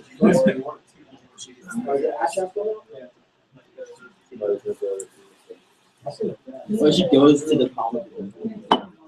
But it's like We should. Dude, they hung with Notre Dame, but we did lose to ECU, and you got to beat ECU, right?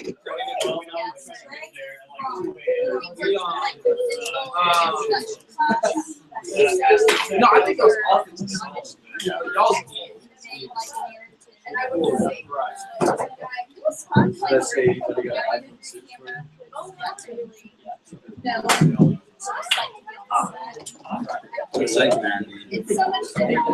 Get your catwalk. All right, guys, grab your seat. The person was like, I need a job with college.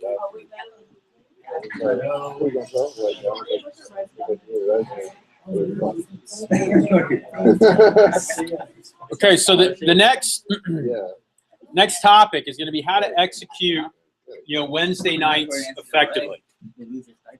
So, when we talk about the Wednesday night, the basic schedule that you're going to have on Wednesday is going to be as such. So, for a branch class, it's pretty much the same as a DM class. The only thing that the DMs may have is they may have an interview in addition to, this schedule that we're going to put up here, somewhere in there if you have dual function. But here is the basic schedule outline form-wise. So from 5 to 6 o'clock on Wednesday night, you're going to have advanced training 2.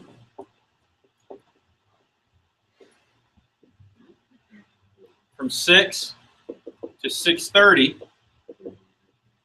you're going to have the team meeting / recognition portion of this.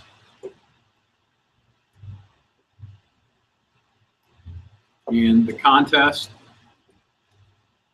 for the phone jam. You're going to kind of do all this at the beginning here. 6:30 to 9, phone jam. And the goal for each rep should be 50 calls plus.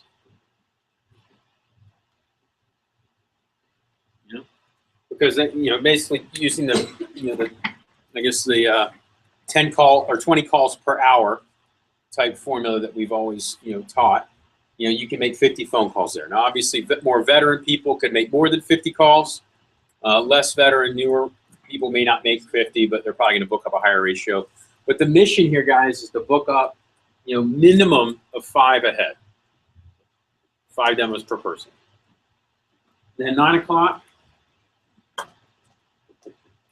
to 9:30,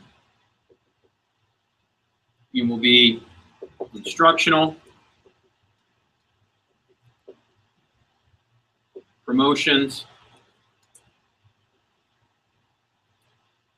and wrap up. Okay. So I guess up here is recognition contests and then upcoming events too. So calendar. And at the end, instruction, promotions, and then wrap up. And then 9:30 on is team night out or team night in, depending on what the theme is for that week. And there's different schools of thought. We used to do, back in the day, we started all of this at 9 o'clock. And we did AT2 at 6 o'clock. The problem with that is now you've got people that they know the meeting doesn't really start till 9, so they'd show up right at 9. Now I got other things going on, so they get no phone calls made. So that's why we really want to protect this time for everybody on your team. The other thing that's kind of nice is by doing it in this format, it also gets you a team night out a little bit earlier, which is good for having availability of options for things to go to. Right, you get out in some territories around 10:30. There may not be as much open. Right? You know, I mean, unless you're trying to go like a sports bar that, you know, maybe specializes in the bar portion of that, right? Not the sports bar, the grill. You know, you have sports bars and grills where they're really just bars that happen to have like one item on the menu, right? But yeah, 9:30, there's pretty much anything open. You know, and most of the half-price appetizers and stuff started either 9:30 or 10 anyway for things like Applebee's and other things. So if you're looking for a contest, what I would recommend for team night out is find a restaurant that's got, you know, the, kind of that sports grill theme where there's things playing, there's pool tables, there's other things, and try to work out some sort of an arrangement with them. And just tell them, hey, I'm going to be running in territory. We're going to have, you know, a bunch of team meetings this summer. I'll be bringing my reps with me, you know, every Wednesday night. You know, is there some sort of deal we can work out? You know, or if I'm constantly bringing people in, maybe I get a discount, or maybe, you hook up something, right? For every certain number of people I bring, I get a free appetizer or something like that. You think about being able to get your contests for your phone jams paid for every week. You know, just by having them provide a free appetizer. You bring 5 people, they give you a free app sort of thing. Well, free app goes to whoever wins the contest, and then maybe you get something for yourself or whatever. You know, so I would try to work out some sort of an arrangement with the bar manager or the owner to try to get that going. Because if you find one good place that has good food, has a good vibe, that can lead to to some rewards for you, and obviously the restaurant digs it. I mean, you bring a lot of money to them every week. So, you know, I know for us, I mean, we were at this place right up the road for years. That worked out awesome, and then they moved it from where it was down to, the hell was that place called before Mozzie's? It was, yeah. Wait, are you talking about the actual Mozzie building or the Ocean's Club? Yeah, where do we go now? We go to Mozzie's now. We go to Mozzie's now. I'm talking about before. Are you talking about Mozzie's now or before Mozzie's? Before Mozzie's. Before Mozzie's. Before Oceans, it was Barnacles. But before Barnacles, it was the name of the original Barnacles' daughter, and that was the place that we went to we went there for probably 3 or 4 years, and it was awesome. Had killer food, even better than Barnacles was, and they always hooked us up with free stuff. And it was literally just in the shopping center, right? That now became, it was a Mexican supermarket. Now it's a driving academy or something weird like that. But they had a really cool little wraparound patio and stuff where you take people every weekend. It was a cool deal. You know, now like I said, we go to Mozzie's a lot. But find a local place that people like and dig. Ideally, someplace close to your office so it's easy to make it to, and then just work out an arrangement for team night out. And then always have a different theme for your team meeting. So let's talk about how to execute the big key things that are happening along this thing. So if you go again into Google Drive, there's a document called 8 Keys to Executing on Wednesday Night. And the first one, most important key, is getting everybody there. Okay? Get all reps there every week, no excuses. If they've got a job or something like that, another job, get them to miss it for the next week. Say, hey, look, moving forward, we really need you to have Wednesday nights off. You can work 5 other days of the week, but Wednesday and Sunday nights are the times that you come in to turn in orders and also get your demos. And if they're like, oh, but I really need me on Wednesday, just be like, well, dude, how much are you making? $8 an hour? Okay, cool. How many hours are you working? 4 hours? Okay, that's $32 before taxes. If it's 5 hours, $40 before taxes. If you come in and book up 3 demos every Wednesday night, you're more than compensating for what you're missing. So use that simple math with them to show the logic of why. And then you're using the what's in it for them type conversation, emotionally go into how it's going to help them long term, what it's going to do for them personally. By coming to the team meetings, it's going to get you more involved with the team. It's going to help you get more demos booked up. But for you personally, I know you want to be a business major. I know you're a business major. I know you want to run your own business one day. And if you're going to run your own business, you're going to need to have group functions. You'll actually learn how to run an effective group function, learn how to run effective team meetings.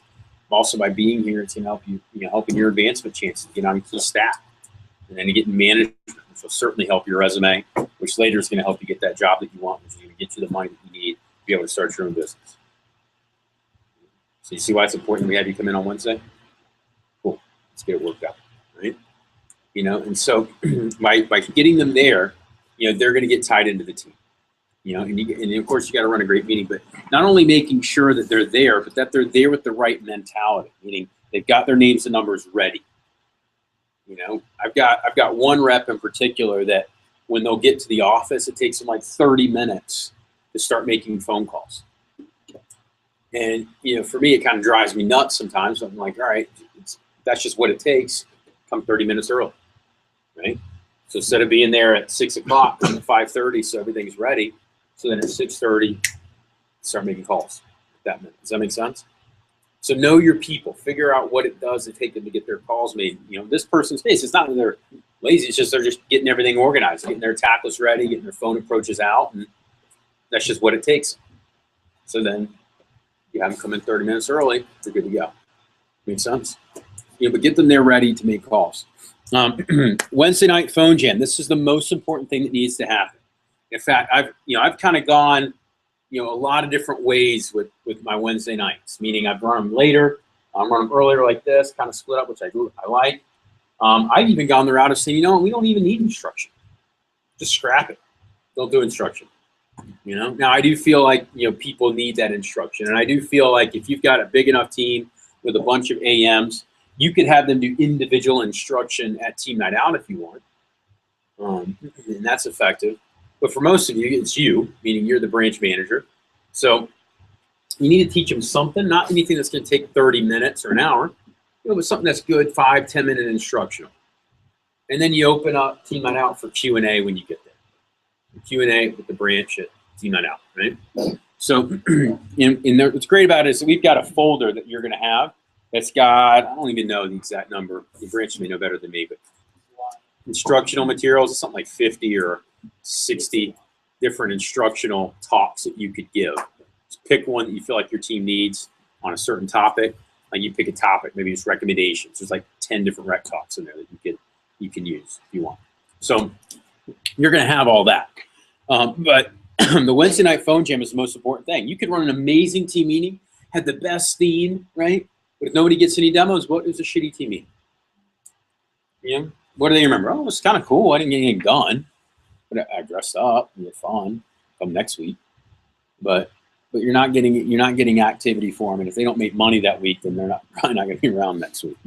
So you got to make sure you're getting the demos booked up, and you want to try to have them book up at least 6 appointments tonight. But shoot for 6 appointments for each person. But shoot to try to get them to 10. And if you think about it, if a newer rep makes 50 phone calls, they're probably going to book up 10 appointments.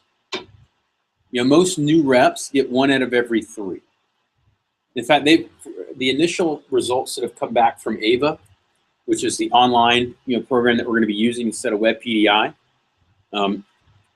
which is they've actually fixed a lot of the things with it, which is awesome. But they've actually been able to track phone calls from reps, like actual tracking.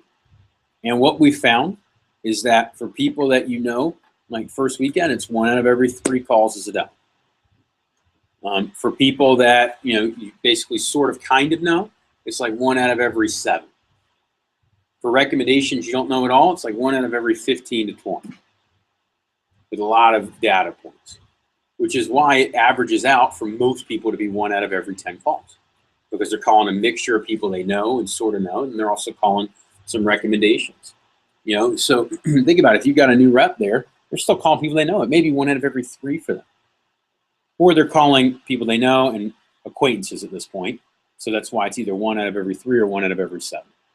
So it ends up averaging out probably 1 out of 5 for most people when they're new. So, so that's why you got to make sure that you're getting them to shoot for a big number. Don't get them to stop at 6, but shoot for even more. Having reps come in early, right? 6 o'clock is when you got to start the meeting, not when they need to be there. So they need to be ready, getting in, getting settled in. If you're still running AT2, you could have them sit in the back as people are coming in. That's fine. Have them sit in the in the receptionist area if you need to.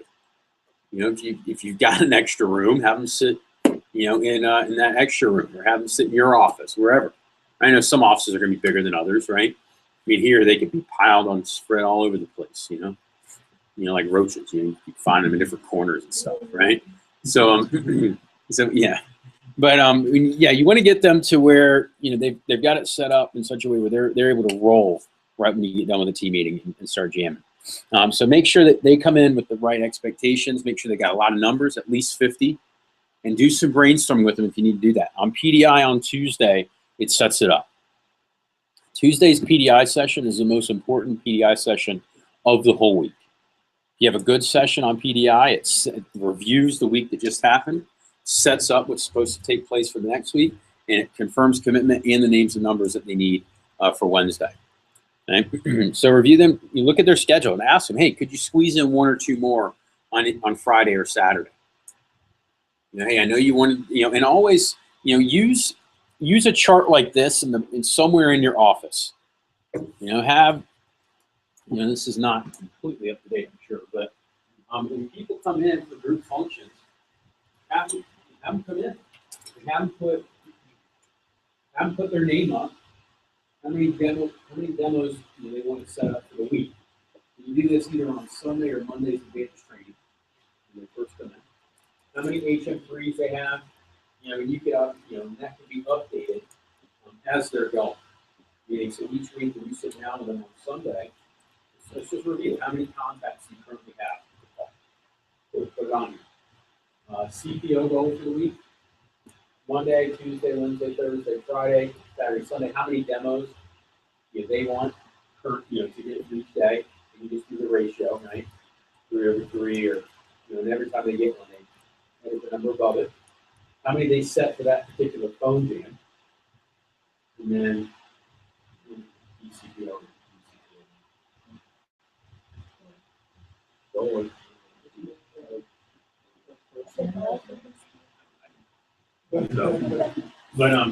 whatever it is, right?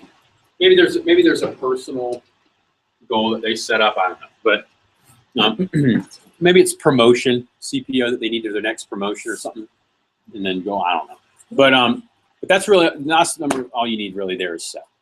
And then if you're trying to track it or something, and you're tracking it in the front of the room, you could do like a PR set number or 2, right, for that phone jam.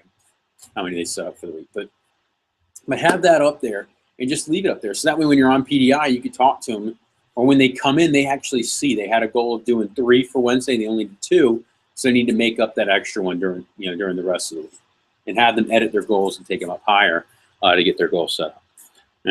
So make sure when you're on PDI, ask them how many numbers they're bringing in. Ask them to look up more if they don't have that number set. Finding how many more they can get, giving them direction, and then also asking them if they can come in a little early. Say, hey, I know meeting doesn't start till 6, but if we're going to go for 10 or more demos tonight, why don't you try to come in at like 5 and start making calls for an hour before everybody else gets here. Hey, when's your last demo? What do you got going on for that? Okay, nothing really. Well, cool. Why don't you come in after your last demo, bring all your stuff.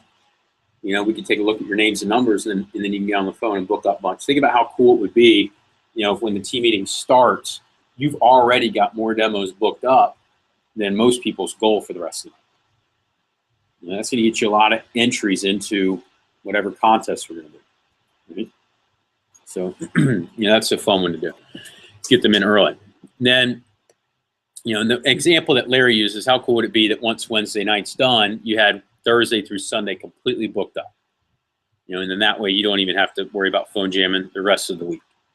Unless one reschedules, and then you just book up 2 more in its place, and then you're good. But no more booked off phone time. Just only this is emergency phone time if somebody reschedules. And then also you get the PR set.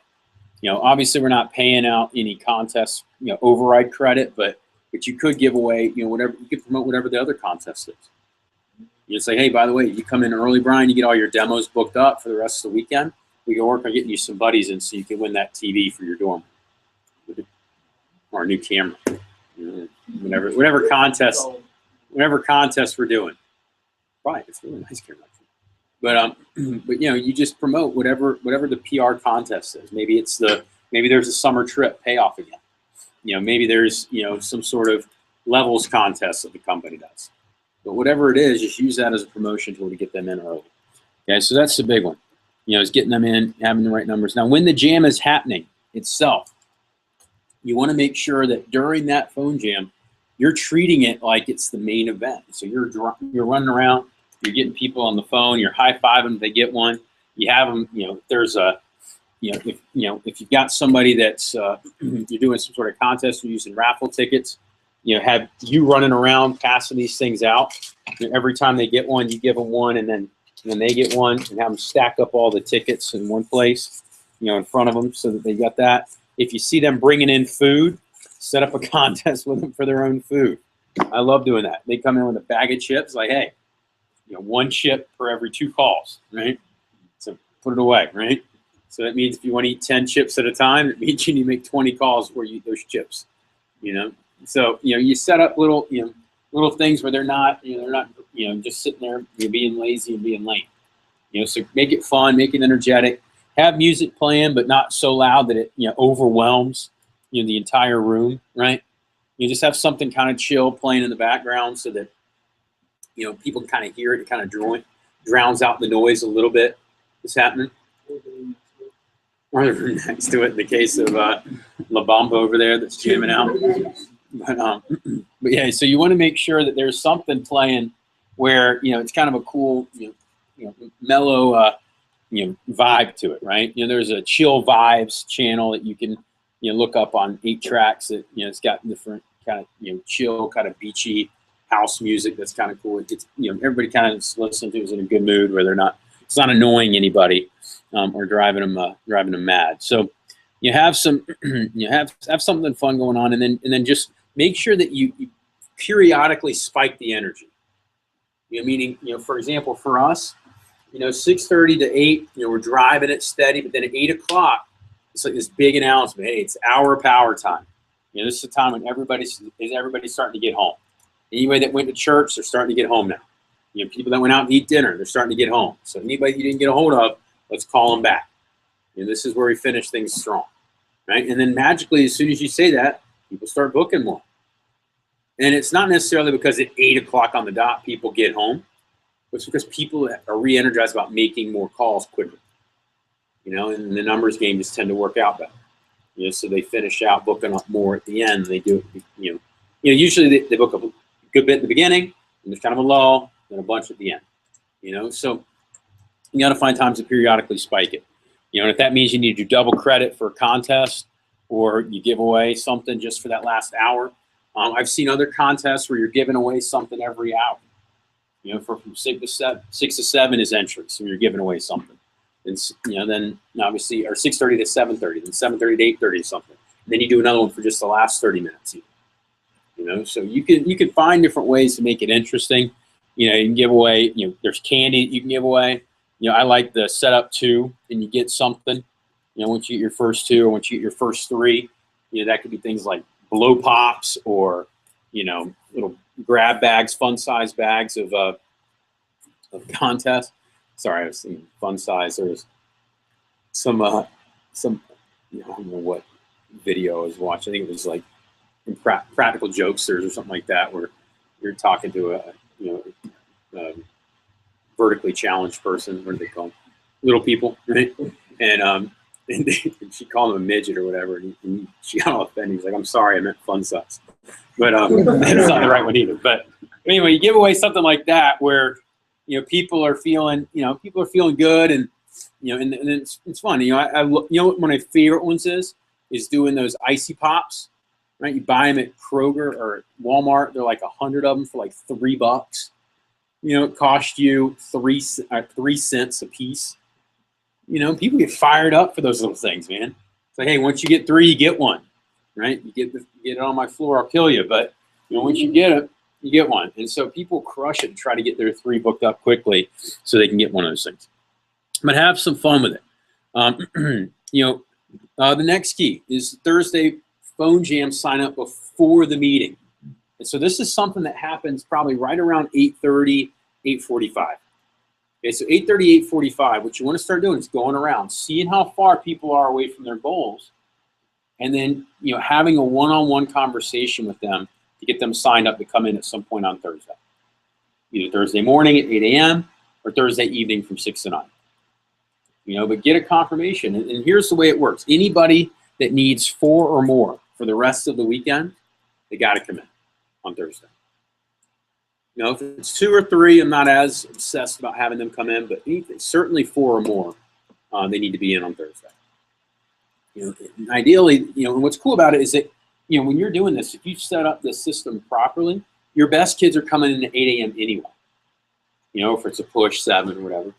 But you just tell them, hey, by the way, you know, you should come in. You guys, Bobby is here every morning at 8. You know, Monday through Fridays, with the #1 rep on the team for the last 5 weeks. No secret what's helping him. He's just here more and he's working hard. You know, so if you want to make a lot of money like Bobby, get in here early. You know, but you know, you can promote that stuff from the team meeting, you know, whenever. But one-on-one, you know, you gotta walk up to him and say, hey, Andrew, dude, I know you need 5 more demos. You know, it's 8:45. You're probably not gonna book up 5 in 15 minutes. So when can we get you in tomorrow to get the rest of those things booked? I mean, you can either come in the morning like Bobby has, or you come in tomorrow from 6 to 9. What would you rather do? And you just ask them and get a commitment one way or the other. Don't say, do you want to come in? Say, we need to get you in because of, and if they're like trying to weasel out of it, that's when you have that what's in it for them type conversation. You're talking about why it's important, how it's going to help them, what it's going to do for their week, you know, if they do. So you go around and have them sign people up for it. And then it's simple, right? It's how many more appointments or openings do you have until Monday? It's like, all right, well, you know, if you have 4 or more, all reps, you need 4 or more for the weekend, come in and they jam on Thursday. So what time you want to come in? And then what's cool is as you start getting that list going, you always start with your gimmies, right? Always start with the people that you know are, you know, they either always come in on Thursday anyway because they always need a bunch of demos, or you know that they're going to do whatever you ask them to because they're key staff, or, you know, they just always do what you tell them, right? So go with them first. So then that way, once you get a running list going, you go to the more difficult conversation. And let's say that, you know, Zach here is the more difficult conversation. And I know he's going to be tough, right? Well, I'm going to have a big old list going of other people that are already signed up. And it's like, hey, Zach, how many more do you need? I need 5 more. It's like, all right, cool. Hey, look, here's the thing, man. You see it. You know, you got these other people signed up. Anybody that needs 4 or more, we have them come in on Thursday. Now, I know it's a drive for you, coming from out in the country, but you know, and I'm just going to talk to him. I'm going to say, you know, what's in it for him, how it's going to help him, and then talk about, you know, the fact that I believe in his opportunity and what he's going to end up doing, how this job could better and get him money for a haircut and some clothes, and then we'll move on, right? And get him fired up about it. Maybe get a new gun or something, right? but then once you have that combo and he already sees that a bunch of other people are signed up, he's going to be a lot more willing to sign up himself. So that's what's critical there for the, you know, the phone jam before the meeting. Active advertising sign up. You know, you could do that right here, you know, during the upcoming calendar events. You know, it's simple to get people signed up for the way that you do active advertising sign up. You know, and this is going to be Monday through Thursday. You're going to want to do this at the beginning of your summer. You're going to need to have several of these shifts to get your summer kicked off properly as a branch or a new game, doesn't matter.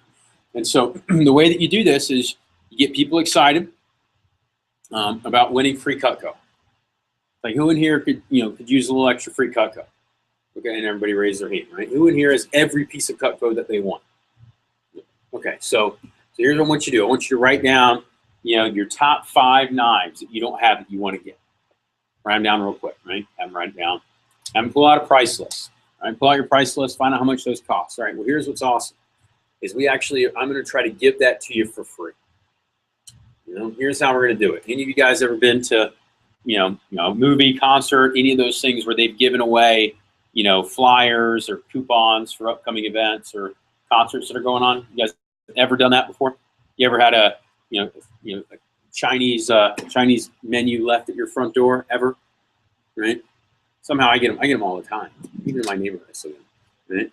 You know, I really need to get them to go active advertising for me. Those guys are awesome. But I mean, they're quick, man. I mean, one time I went and took out my trash, came back, and there was a menu on my front door. I have no idea where the hell it came from. That was at my apartment. That wasn't at my house. I mean, at my house, I'd be carrying my 9 with me and figuring out where that one went. But because right there, I mean, because then it would be like it's in my garage. So for me to take it from my garage to the curb in the back and him be there and not notice would be really quick. But no, I have my apartment. Literally, I walked down the hall, took a right, dropped it off in a trash chute, came back. I had a menu on my door and there was no one to be found. So one time I actually caught him. I ran down the stairs to figure out where he was, and I saw him on there, and he's quit, man. So, but you got to get people signed up, by showing them what they can get for free, and you're just measuring out how many hours it takes for them to get those top 5 knives. After that, the recognition, and during the recognition, we're going to have a template and an outline that you can use on Keynote or PowerPoint, whichever one you prefer, so you can use that to kind of go through the proper format. But guys, another thing that's just as easy to promote is just take the newsletter that the region creates for you. Print off 1 copy. It saves you money. Highlight anybody in your organization. If you don't have a big organization, highlight anybody in the division, and then pass it out. And just make sure if somebody's on the newsletter, you print off an extra copy so that you can circle their name and then write a handwritten note for them. That, guys, is one. It's one of the most powerful things that you can do for somebody. We've got a division manager that just got promoted out in LA. He was actually used to be the region manager. He used to be what Scott Dennis is for the Western region. He left the business, created another couple of businesses, and then he came back. And he actually came back as a DVM, and so he took over the LA division. And I was just sitting in here, and I got a letter, an envelope here in the mail this week. I just saw it when I came in this morning, and it was from J. Brad Britton. I'm like, that's crazy. What did I get, this for?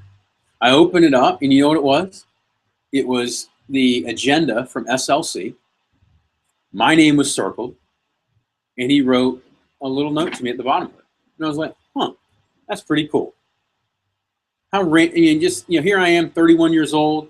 I got all, ton of nice toys and fun stuff, and just got a ton of presents for the wedding.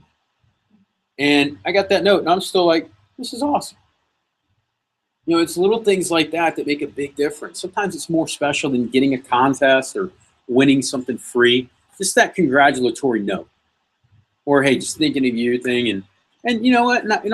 And part of me, my skeptical side, is like, you know what? I bet he went through and did that for every speaker. But even if he did, doesn't matter. He still feels good, right? To know that he took the time out of his day to write a note, send it to me in the mail. This is somebody I've never met, by the way, because as I was coming into the business as a district manager, he was, leaving. And then now that he's back in as a DVM, he's doing probably a lot of those things he used to do as a region manager. And it's something little like that can make a big difference. So, like I said, if you print off the newsletter, pass out a copy of each sheet to be passed through the line, right? And then you take an extra copy for each person on your team, write them a handwritten note with something in it. If it's a standings, you promote the next level, right? If it's a sales number, it's like, hey, when can you be your number one? When can you have your first 5K? Whatever the level is, right? Passing out, certificates for sales performance is another great way to recognize people. I know some people pass out pins. I don't. I think they're a little ridiculous and outdated, but people love pins. Pass them out. You guys are wearing any of your pins, are you? I'm sorry if you are. I don't mean to offend, but you guys get pens? You have some somewhere. Jake wears this. Jake still wears this? Yeah. Well, that's a DM pen. That's a little bit more special. Branch pen, DM pen, yeah. The pins. Oh, you guys still get them? Oh yeah, Cole. I call them flair, pieces of flair, right? I never would. Good. All right. So you don't have to.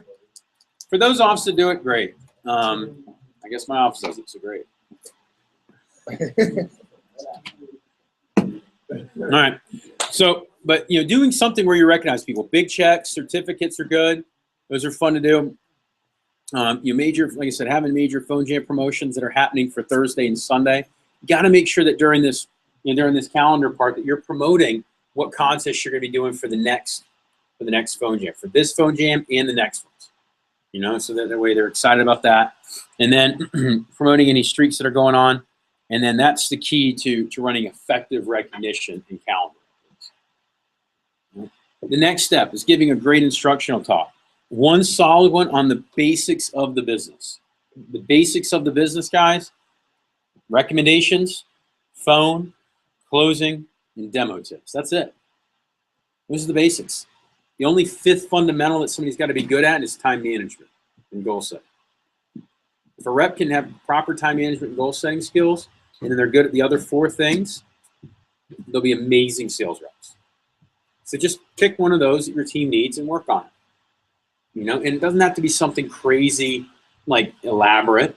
I know that all of you guys can give hour-long messages. The key is, can you give an amazing message in 5 or 10 minutes? That's when you really take your skill set to a whole new level. Can you blow their mind with 10 minutes worth of instruction or 5 minutes worth of instruction? You know, and what's so cool about it, guys, is with the demo, you can pick one page a week and say, hey, here's how you crush the disadvantages section. So eliminate ever hearing my knives are fine. You know, and that becomes a great 10-minute message. You know, same thing with features and benefits, same thing with this, you know, names and uses, right? You could do those things in 10 minutes. And then after you do it 5 or 10 minutes, have them role play a section of it for 5 minutes. That's a part of this instruction that we've not done enough of. And our kids lose the fundamentals. You know, it's why we have all these amazing sales reps in here, and yet we only had a handful of people with 100 reps. If you don't have the recommendation approach, memorize. If you don't have 100 reps, I would almost guarantee it. You know, so that's part of it, right? Just making sure the fundamentals are so amazingly strong that, you know, your people are set up for success. Okay, so make sure whatever you teach, you have them role play right away during your team meeting at the end for 5 minutes, okay, every week. Then you have some sort of wrap up. The wrap up, guys, what I suggest is you could just have it be a what I'm building talk. You know, it could be a quick, you know, 2-minute to 3-minute, hey, here's what we're building as an organization.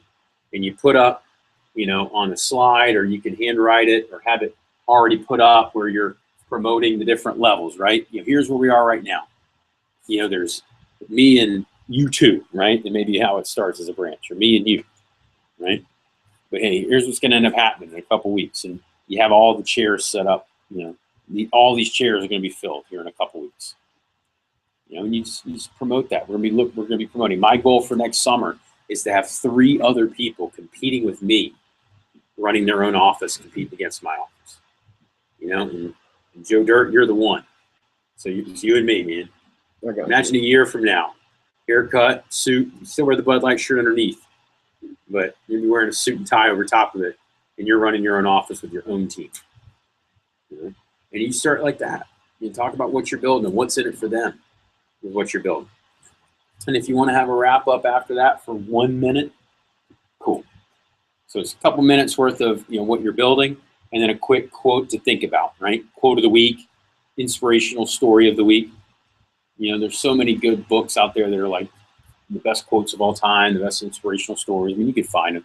1 minute, I think it's called 1 Minute Motivational Talk or something like that. There's a little book that you can buy.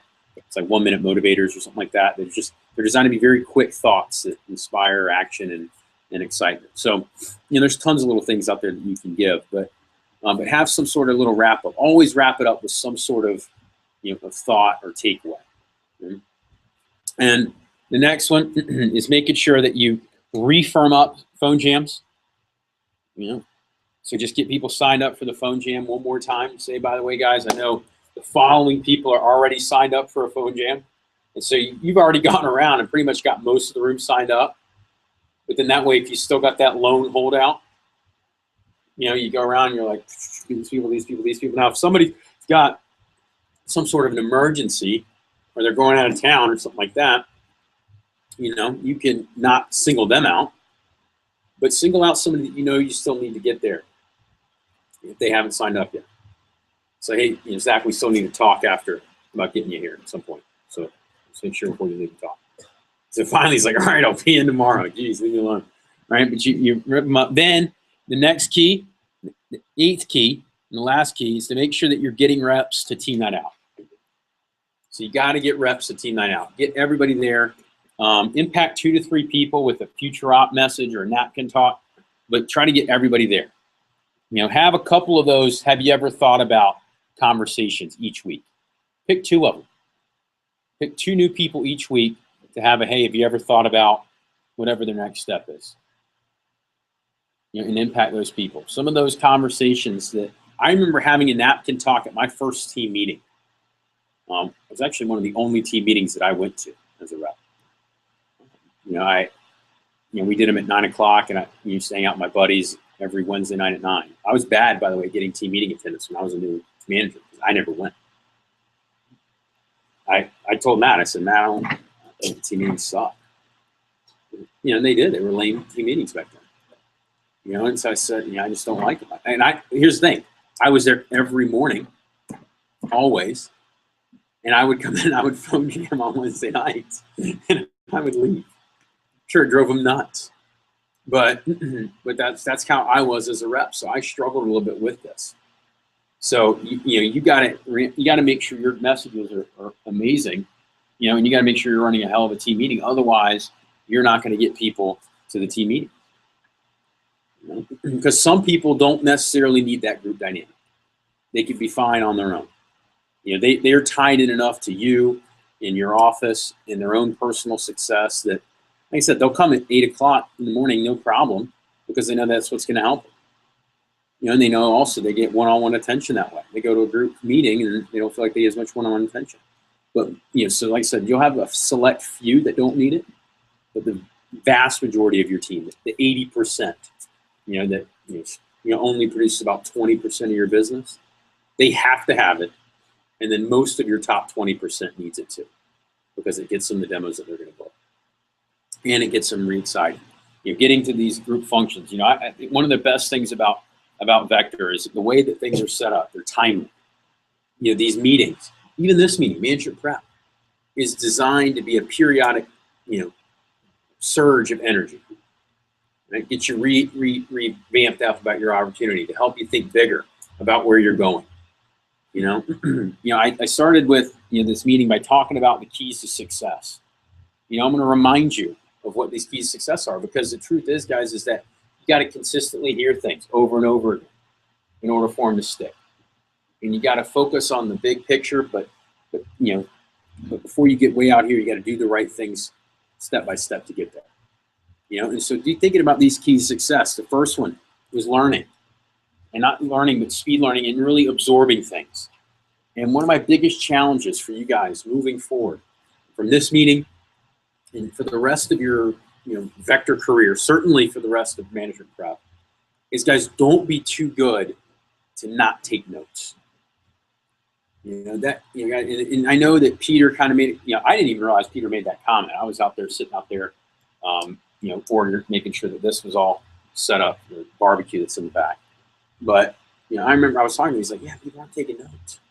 So that's the problem with today's kids. Is that people just don't take notes anywhere. If you want to separate yourself, guys, take notes. Be a student of the business. Mark Cuban, billionaire, right? One of the guys on Shark Tank. Owns the Dallas Mavericks. You know how he got rich and successful? You may know. Besides owning them, that wasn't where he made all his money, by the way. You have to have money to buy a sports team. What? What's that? It goes along with that, but that's not how he made his money. He's not just taking notes. No, he didn't sell Tutco. Although he probably would have been good. What? Good. He made a few. I recommend you read his book, but what? He was constantly learning, but let me tell you how he made his money. So before he owned the Mavericks, he got hyper rich by investing in starting high definition television. So HD TV programming. He was the guy that said, you know what? All these high def movies that are being released, I think people would like to watch that for sports. And people were like, nah, we don't want to pay to see HD TV in sports. The concept, right? Now I can't watch sports unless it's HD. Like, it drives me nuts trying to watch it on a regular stream. You know, but but it was one of those things where he started making money there. Before that, he had a IT company. And you know how he started his IT company? He was the one guy at CompuServe, or you know, whatever the little retail big box chain store was, that actually read the manuals for computer programs. You know, all that software, all that stack of shit they give you when you buy, now it's a DVD on a CD, that they give you when you buy a computer. He was the one person probably ever that read the things start to finish. He read the whole book. So they used to have these big manuals that they would give you when you would get a computer that told you how to do everything. And so he read it. That's all he did. He read that, and all of a sudden he knew more about computers than 99% of people in the world. And so he started outsourcing his own IT just by going and doing computer repairs, which is basically, he went over there and did what the owner's manual said to do, but he actually knew how to do it because he read the book. He learned when other, you know, he was not this amazingly, he was not a Bill Gates. He was not some genius that figured out computers at an early age. He was a University of Indiana frat kid, right? Sharp guy, but he was sleeping on the couch of his buddies that lived in, you know, this big apartment to save money, you know, and he just happened to read this thing, and he started actually, you know, applying it. He was entrepreneurial. You know, he was willing to seek out stuff, but that's how it all started. He just was focused on learning, you know, and growing himself. You know, so like I said, my challenge to you guys is take the notes, do the extra work. Don't look for the easy way out of anything, you know, because if you do, what's going to end up happening is you're going to regret it later. You know? So, you know, the second one. Oh, what's funny is I did tell you I was on my, so I think I told my first year team that our next level team that I'm personally, you know, growing myself. I picked up a bunch of books, and I'm coaching with somebody on nutrition, and then I'm also, you know, having one-on-one calls each week with Drew Frank for an hour each week. And in addition to that, though, my wedding present to Andrea is I came up with a list. It's basically it's handyman training. You know, where I basically looked down and I said, okay, what do I need to do to be able to figure out how to do anything?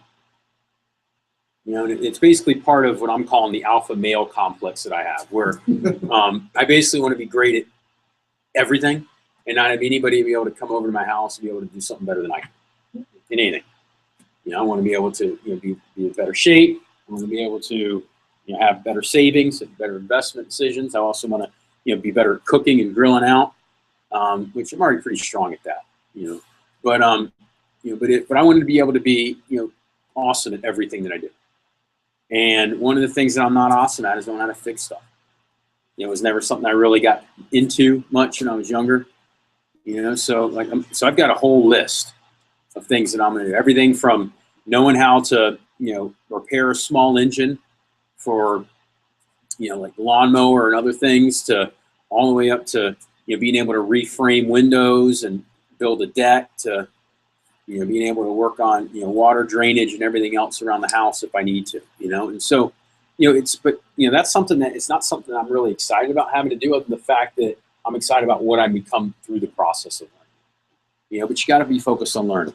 You know, you got to visualize. Again, visualize what you're going to be like, you know, 5-10 years from now. Things are going to change so much in 10 years from now for all of you. You know, but where do you want to be? What do you want your life to be like? You got to be thinking about that. And bring it back to today, and how what you can do today will help you. Number 3, key to success was exercise and diet. Make sure you're taking care of yourself. Right? You guys, you know, it's not just a investment into yourself, guys. It saves you money. You're in better shape, you're gonna have less doctor bills. You know, I've not been to the doctor in 5 years.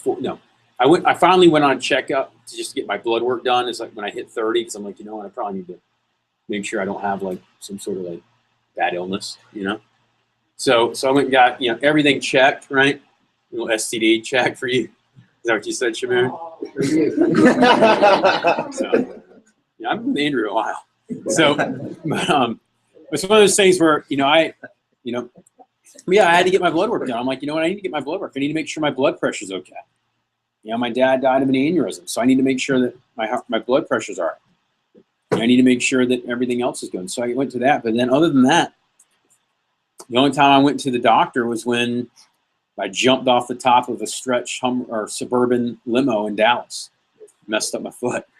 That was it. It's the only time since I've graduated from college. And, everything was fine. But I've gone to the Minute Clinic, when I've come down with like a flu or something like that, just so that they could say, hey, oh, here's your symptoms. Oh, here's what you need. But that's been just every once in a while. Because when you take care of yourself and you eat decent foods and you're exercising, you're going to have less of those issues. And again, it's not perfect. Things do happen, of course, but you need to make sure you're taking care of yourself. It'll save you money on your health insurance. A lot, if you're healthy. You're talking tens of thousands of dollars over the course of your adult life. Number 4, goal setting. You got to have goals, and have goals for every part of your life. Things that you want to achieve, things that you want to improve. Number 5 is planning and prioritization. Plan out how you're going to hit your goals. Prioritize the things that are important to you. And here's what I'll tell you guys. You can all do better at all of those things, and you don't have to sacrifice one to get to the other. It's one of the biggest mistakes that people make, is they tell themselves, well, I can't do this because I've got blank going on. It's total crap. And if you don't believe me, think of this. Do you want to be more successful or less successful down the road? Think about that. Let me ask you this. Do you think you're going to be busier? If you're more successful, probably so. So how are you going to be more successful, be busier, and yet still want to have a kid or have a family or have time to travel or have time to spend the money that you're making? Have time to drive the car that you want to buy. Have time to go visit the places on your dream list. How are you going to get that done? You have to do it and get it figured out. Oh, and by the way, you still need to take care of yourself with exercising. We just talked about that. So somehow you're going to have to figure it out. So figure it out sooner rather than later, because you're only going to get busy. I don't care what you got going on right now. You could be, XYZ major at whatever school, right? There's somebody out there, there's somebody getting stuff done that's got something more on their plate than you do. It's a good reminder. Somebody's always working to improve themselves and to better themselves. I came across an article from Noah Galloway that I'll share with you at the end that I thought was pretty awesome too. That kind of relates a little bit to, being better, being greater, no matter what your odds are, no matter what your circumstances are. But guys, you don't have to sacrifice anything. You don't have to sacrifice your grades. You don't have to sacrifice your social life. You don't have to sacrifice here either. You can get it all. You just got to prioritize and you got to plan. Sometimes it's conscious and conscientious off-balance decision-making in order to make it work. So use that only and push as a time for that. Okay?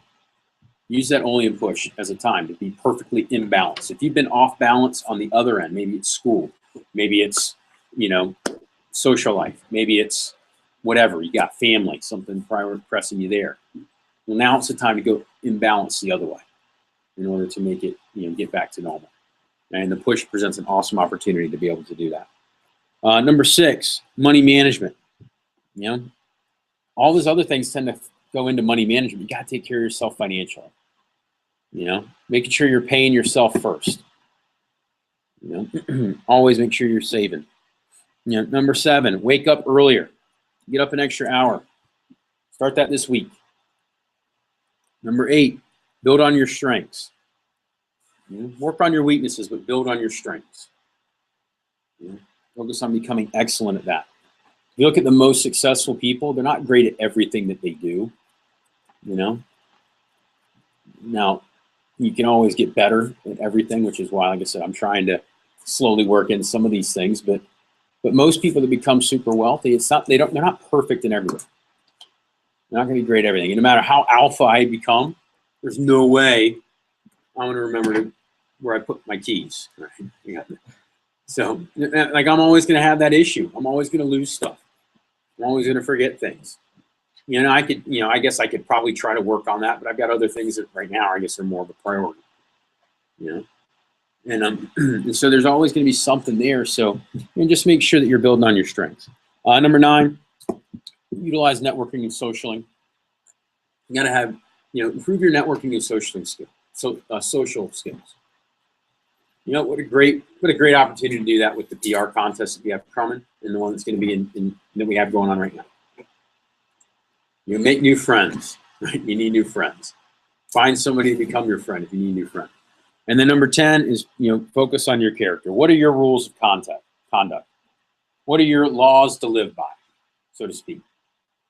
You know, I've got several. Some of you guys probably have quotes that I use over and over again, especially if you've been in my office, things that I'll say or things that I'll revert to. But the one defining one is still the no excuses, play like a champion motto. You know, that's one of my rules of conduct. It's like, hey, no, if you're going to do something, do it well. You know, and so you guys, if you put those things together, your essence will become one of success. And you're going to end up having, not only a great, only in push, you'll have a great, career with us and in the future with whatever you do. So thank you guys for a great team meet, that would be a good wrap up to the team meeting. But thank you guys for a great management prep. Give yourselves a hand. Thanks for being here. For those of you online, you can get free, well, I guess you can hear people eating the Praise the Lord barbecue, but you won't be able to actually taste it or experience it, which sucks for you. So haunted house, we still need to do the drawing for, or not the drawing rather, but the winner for the haunted house for best outfit. So, which if you guys can, let's do this. We'll write down, who your favorite outfit is or who your favorite costume is for, for this, for tonight and today. If you're unsure of who's who, you can ask them individually, but you can write it down. And then why don't we do this? Daniel, can you be responsible for just going around? Just have one sheet and just create tabloids. Actually, let's just grab one sheet. Yeah, grab one sheet. What's that? What's that? Manziel.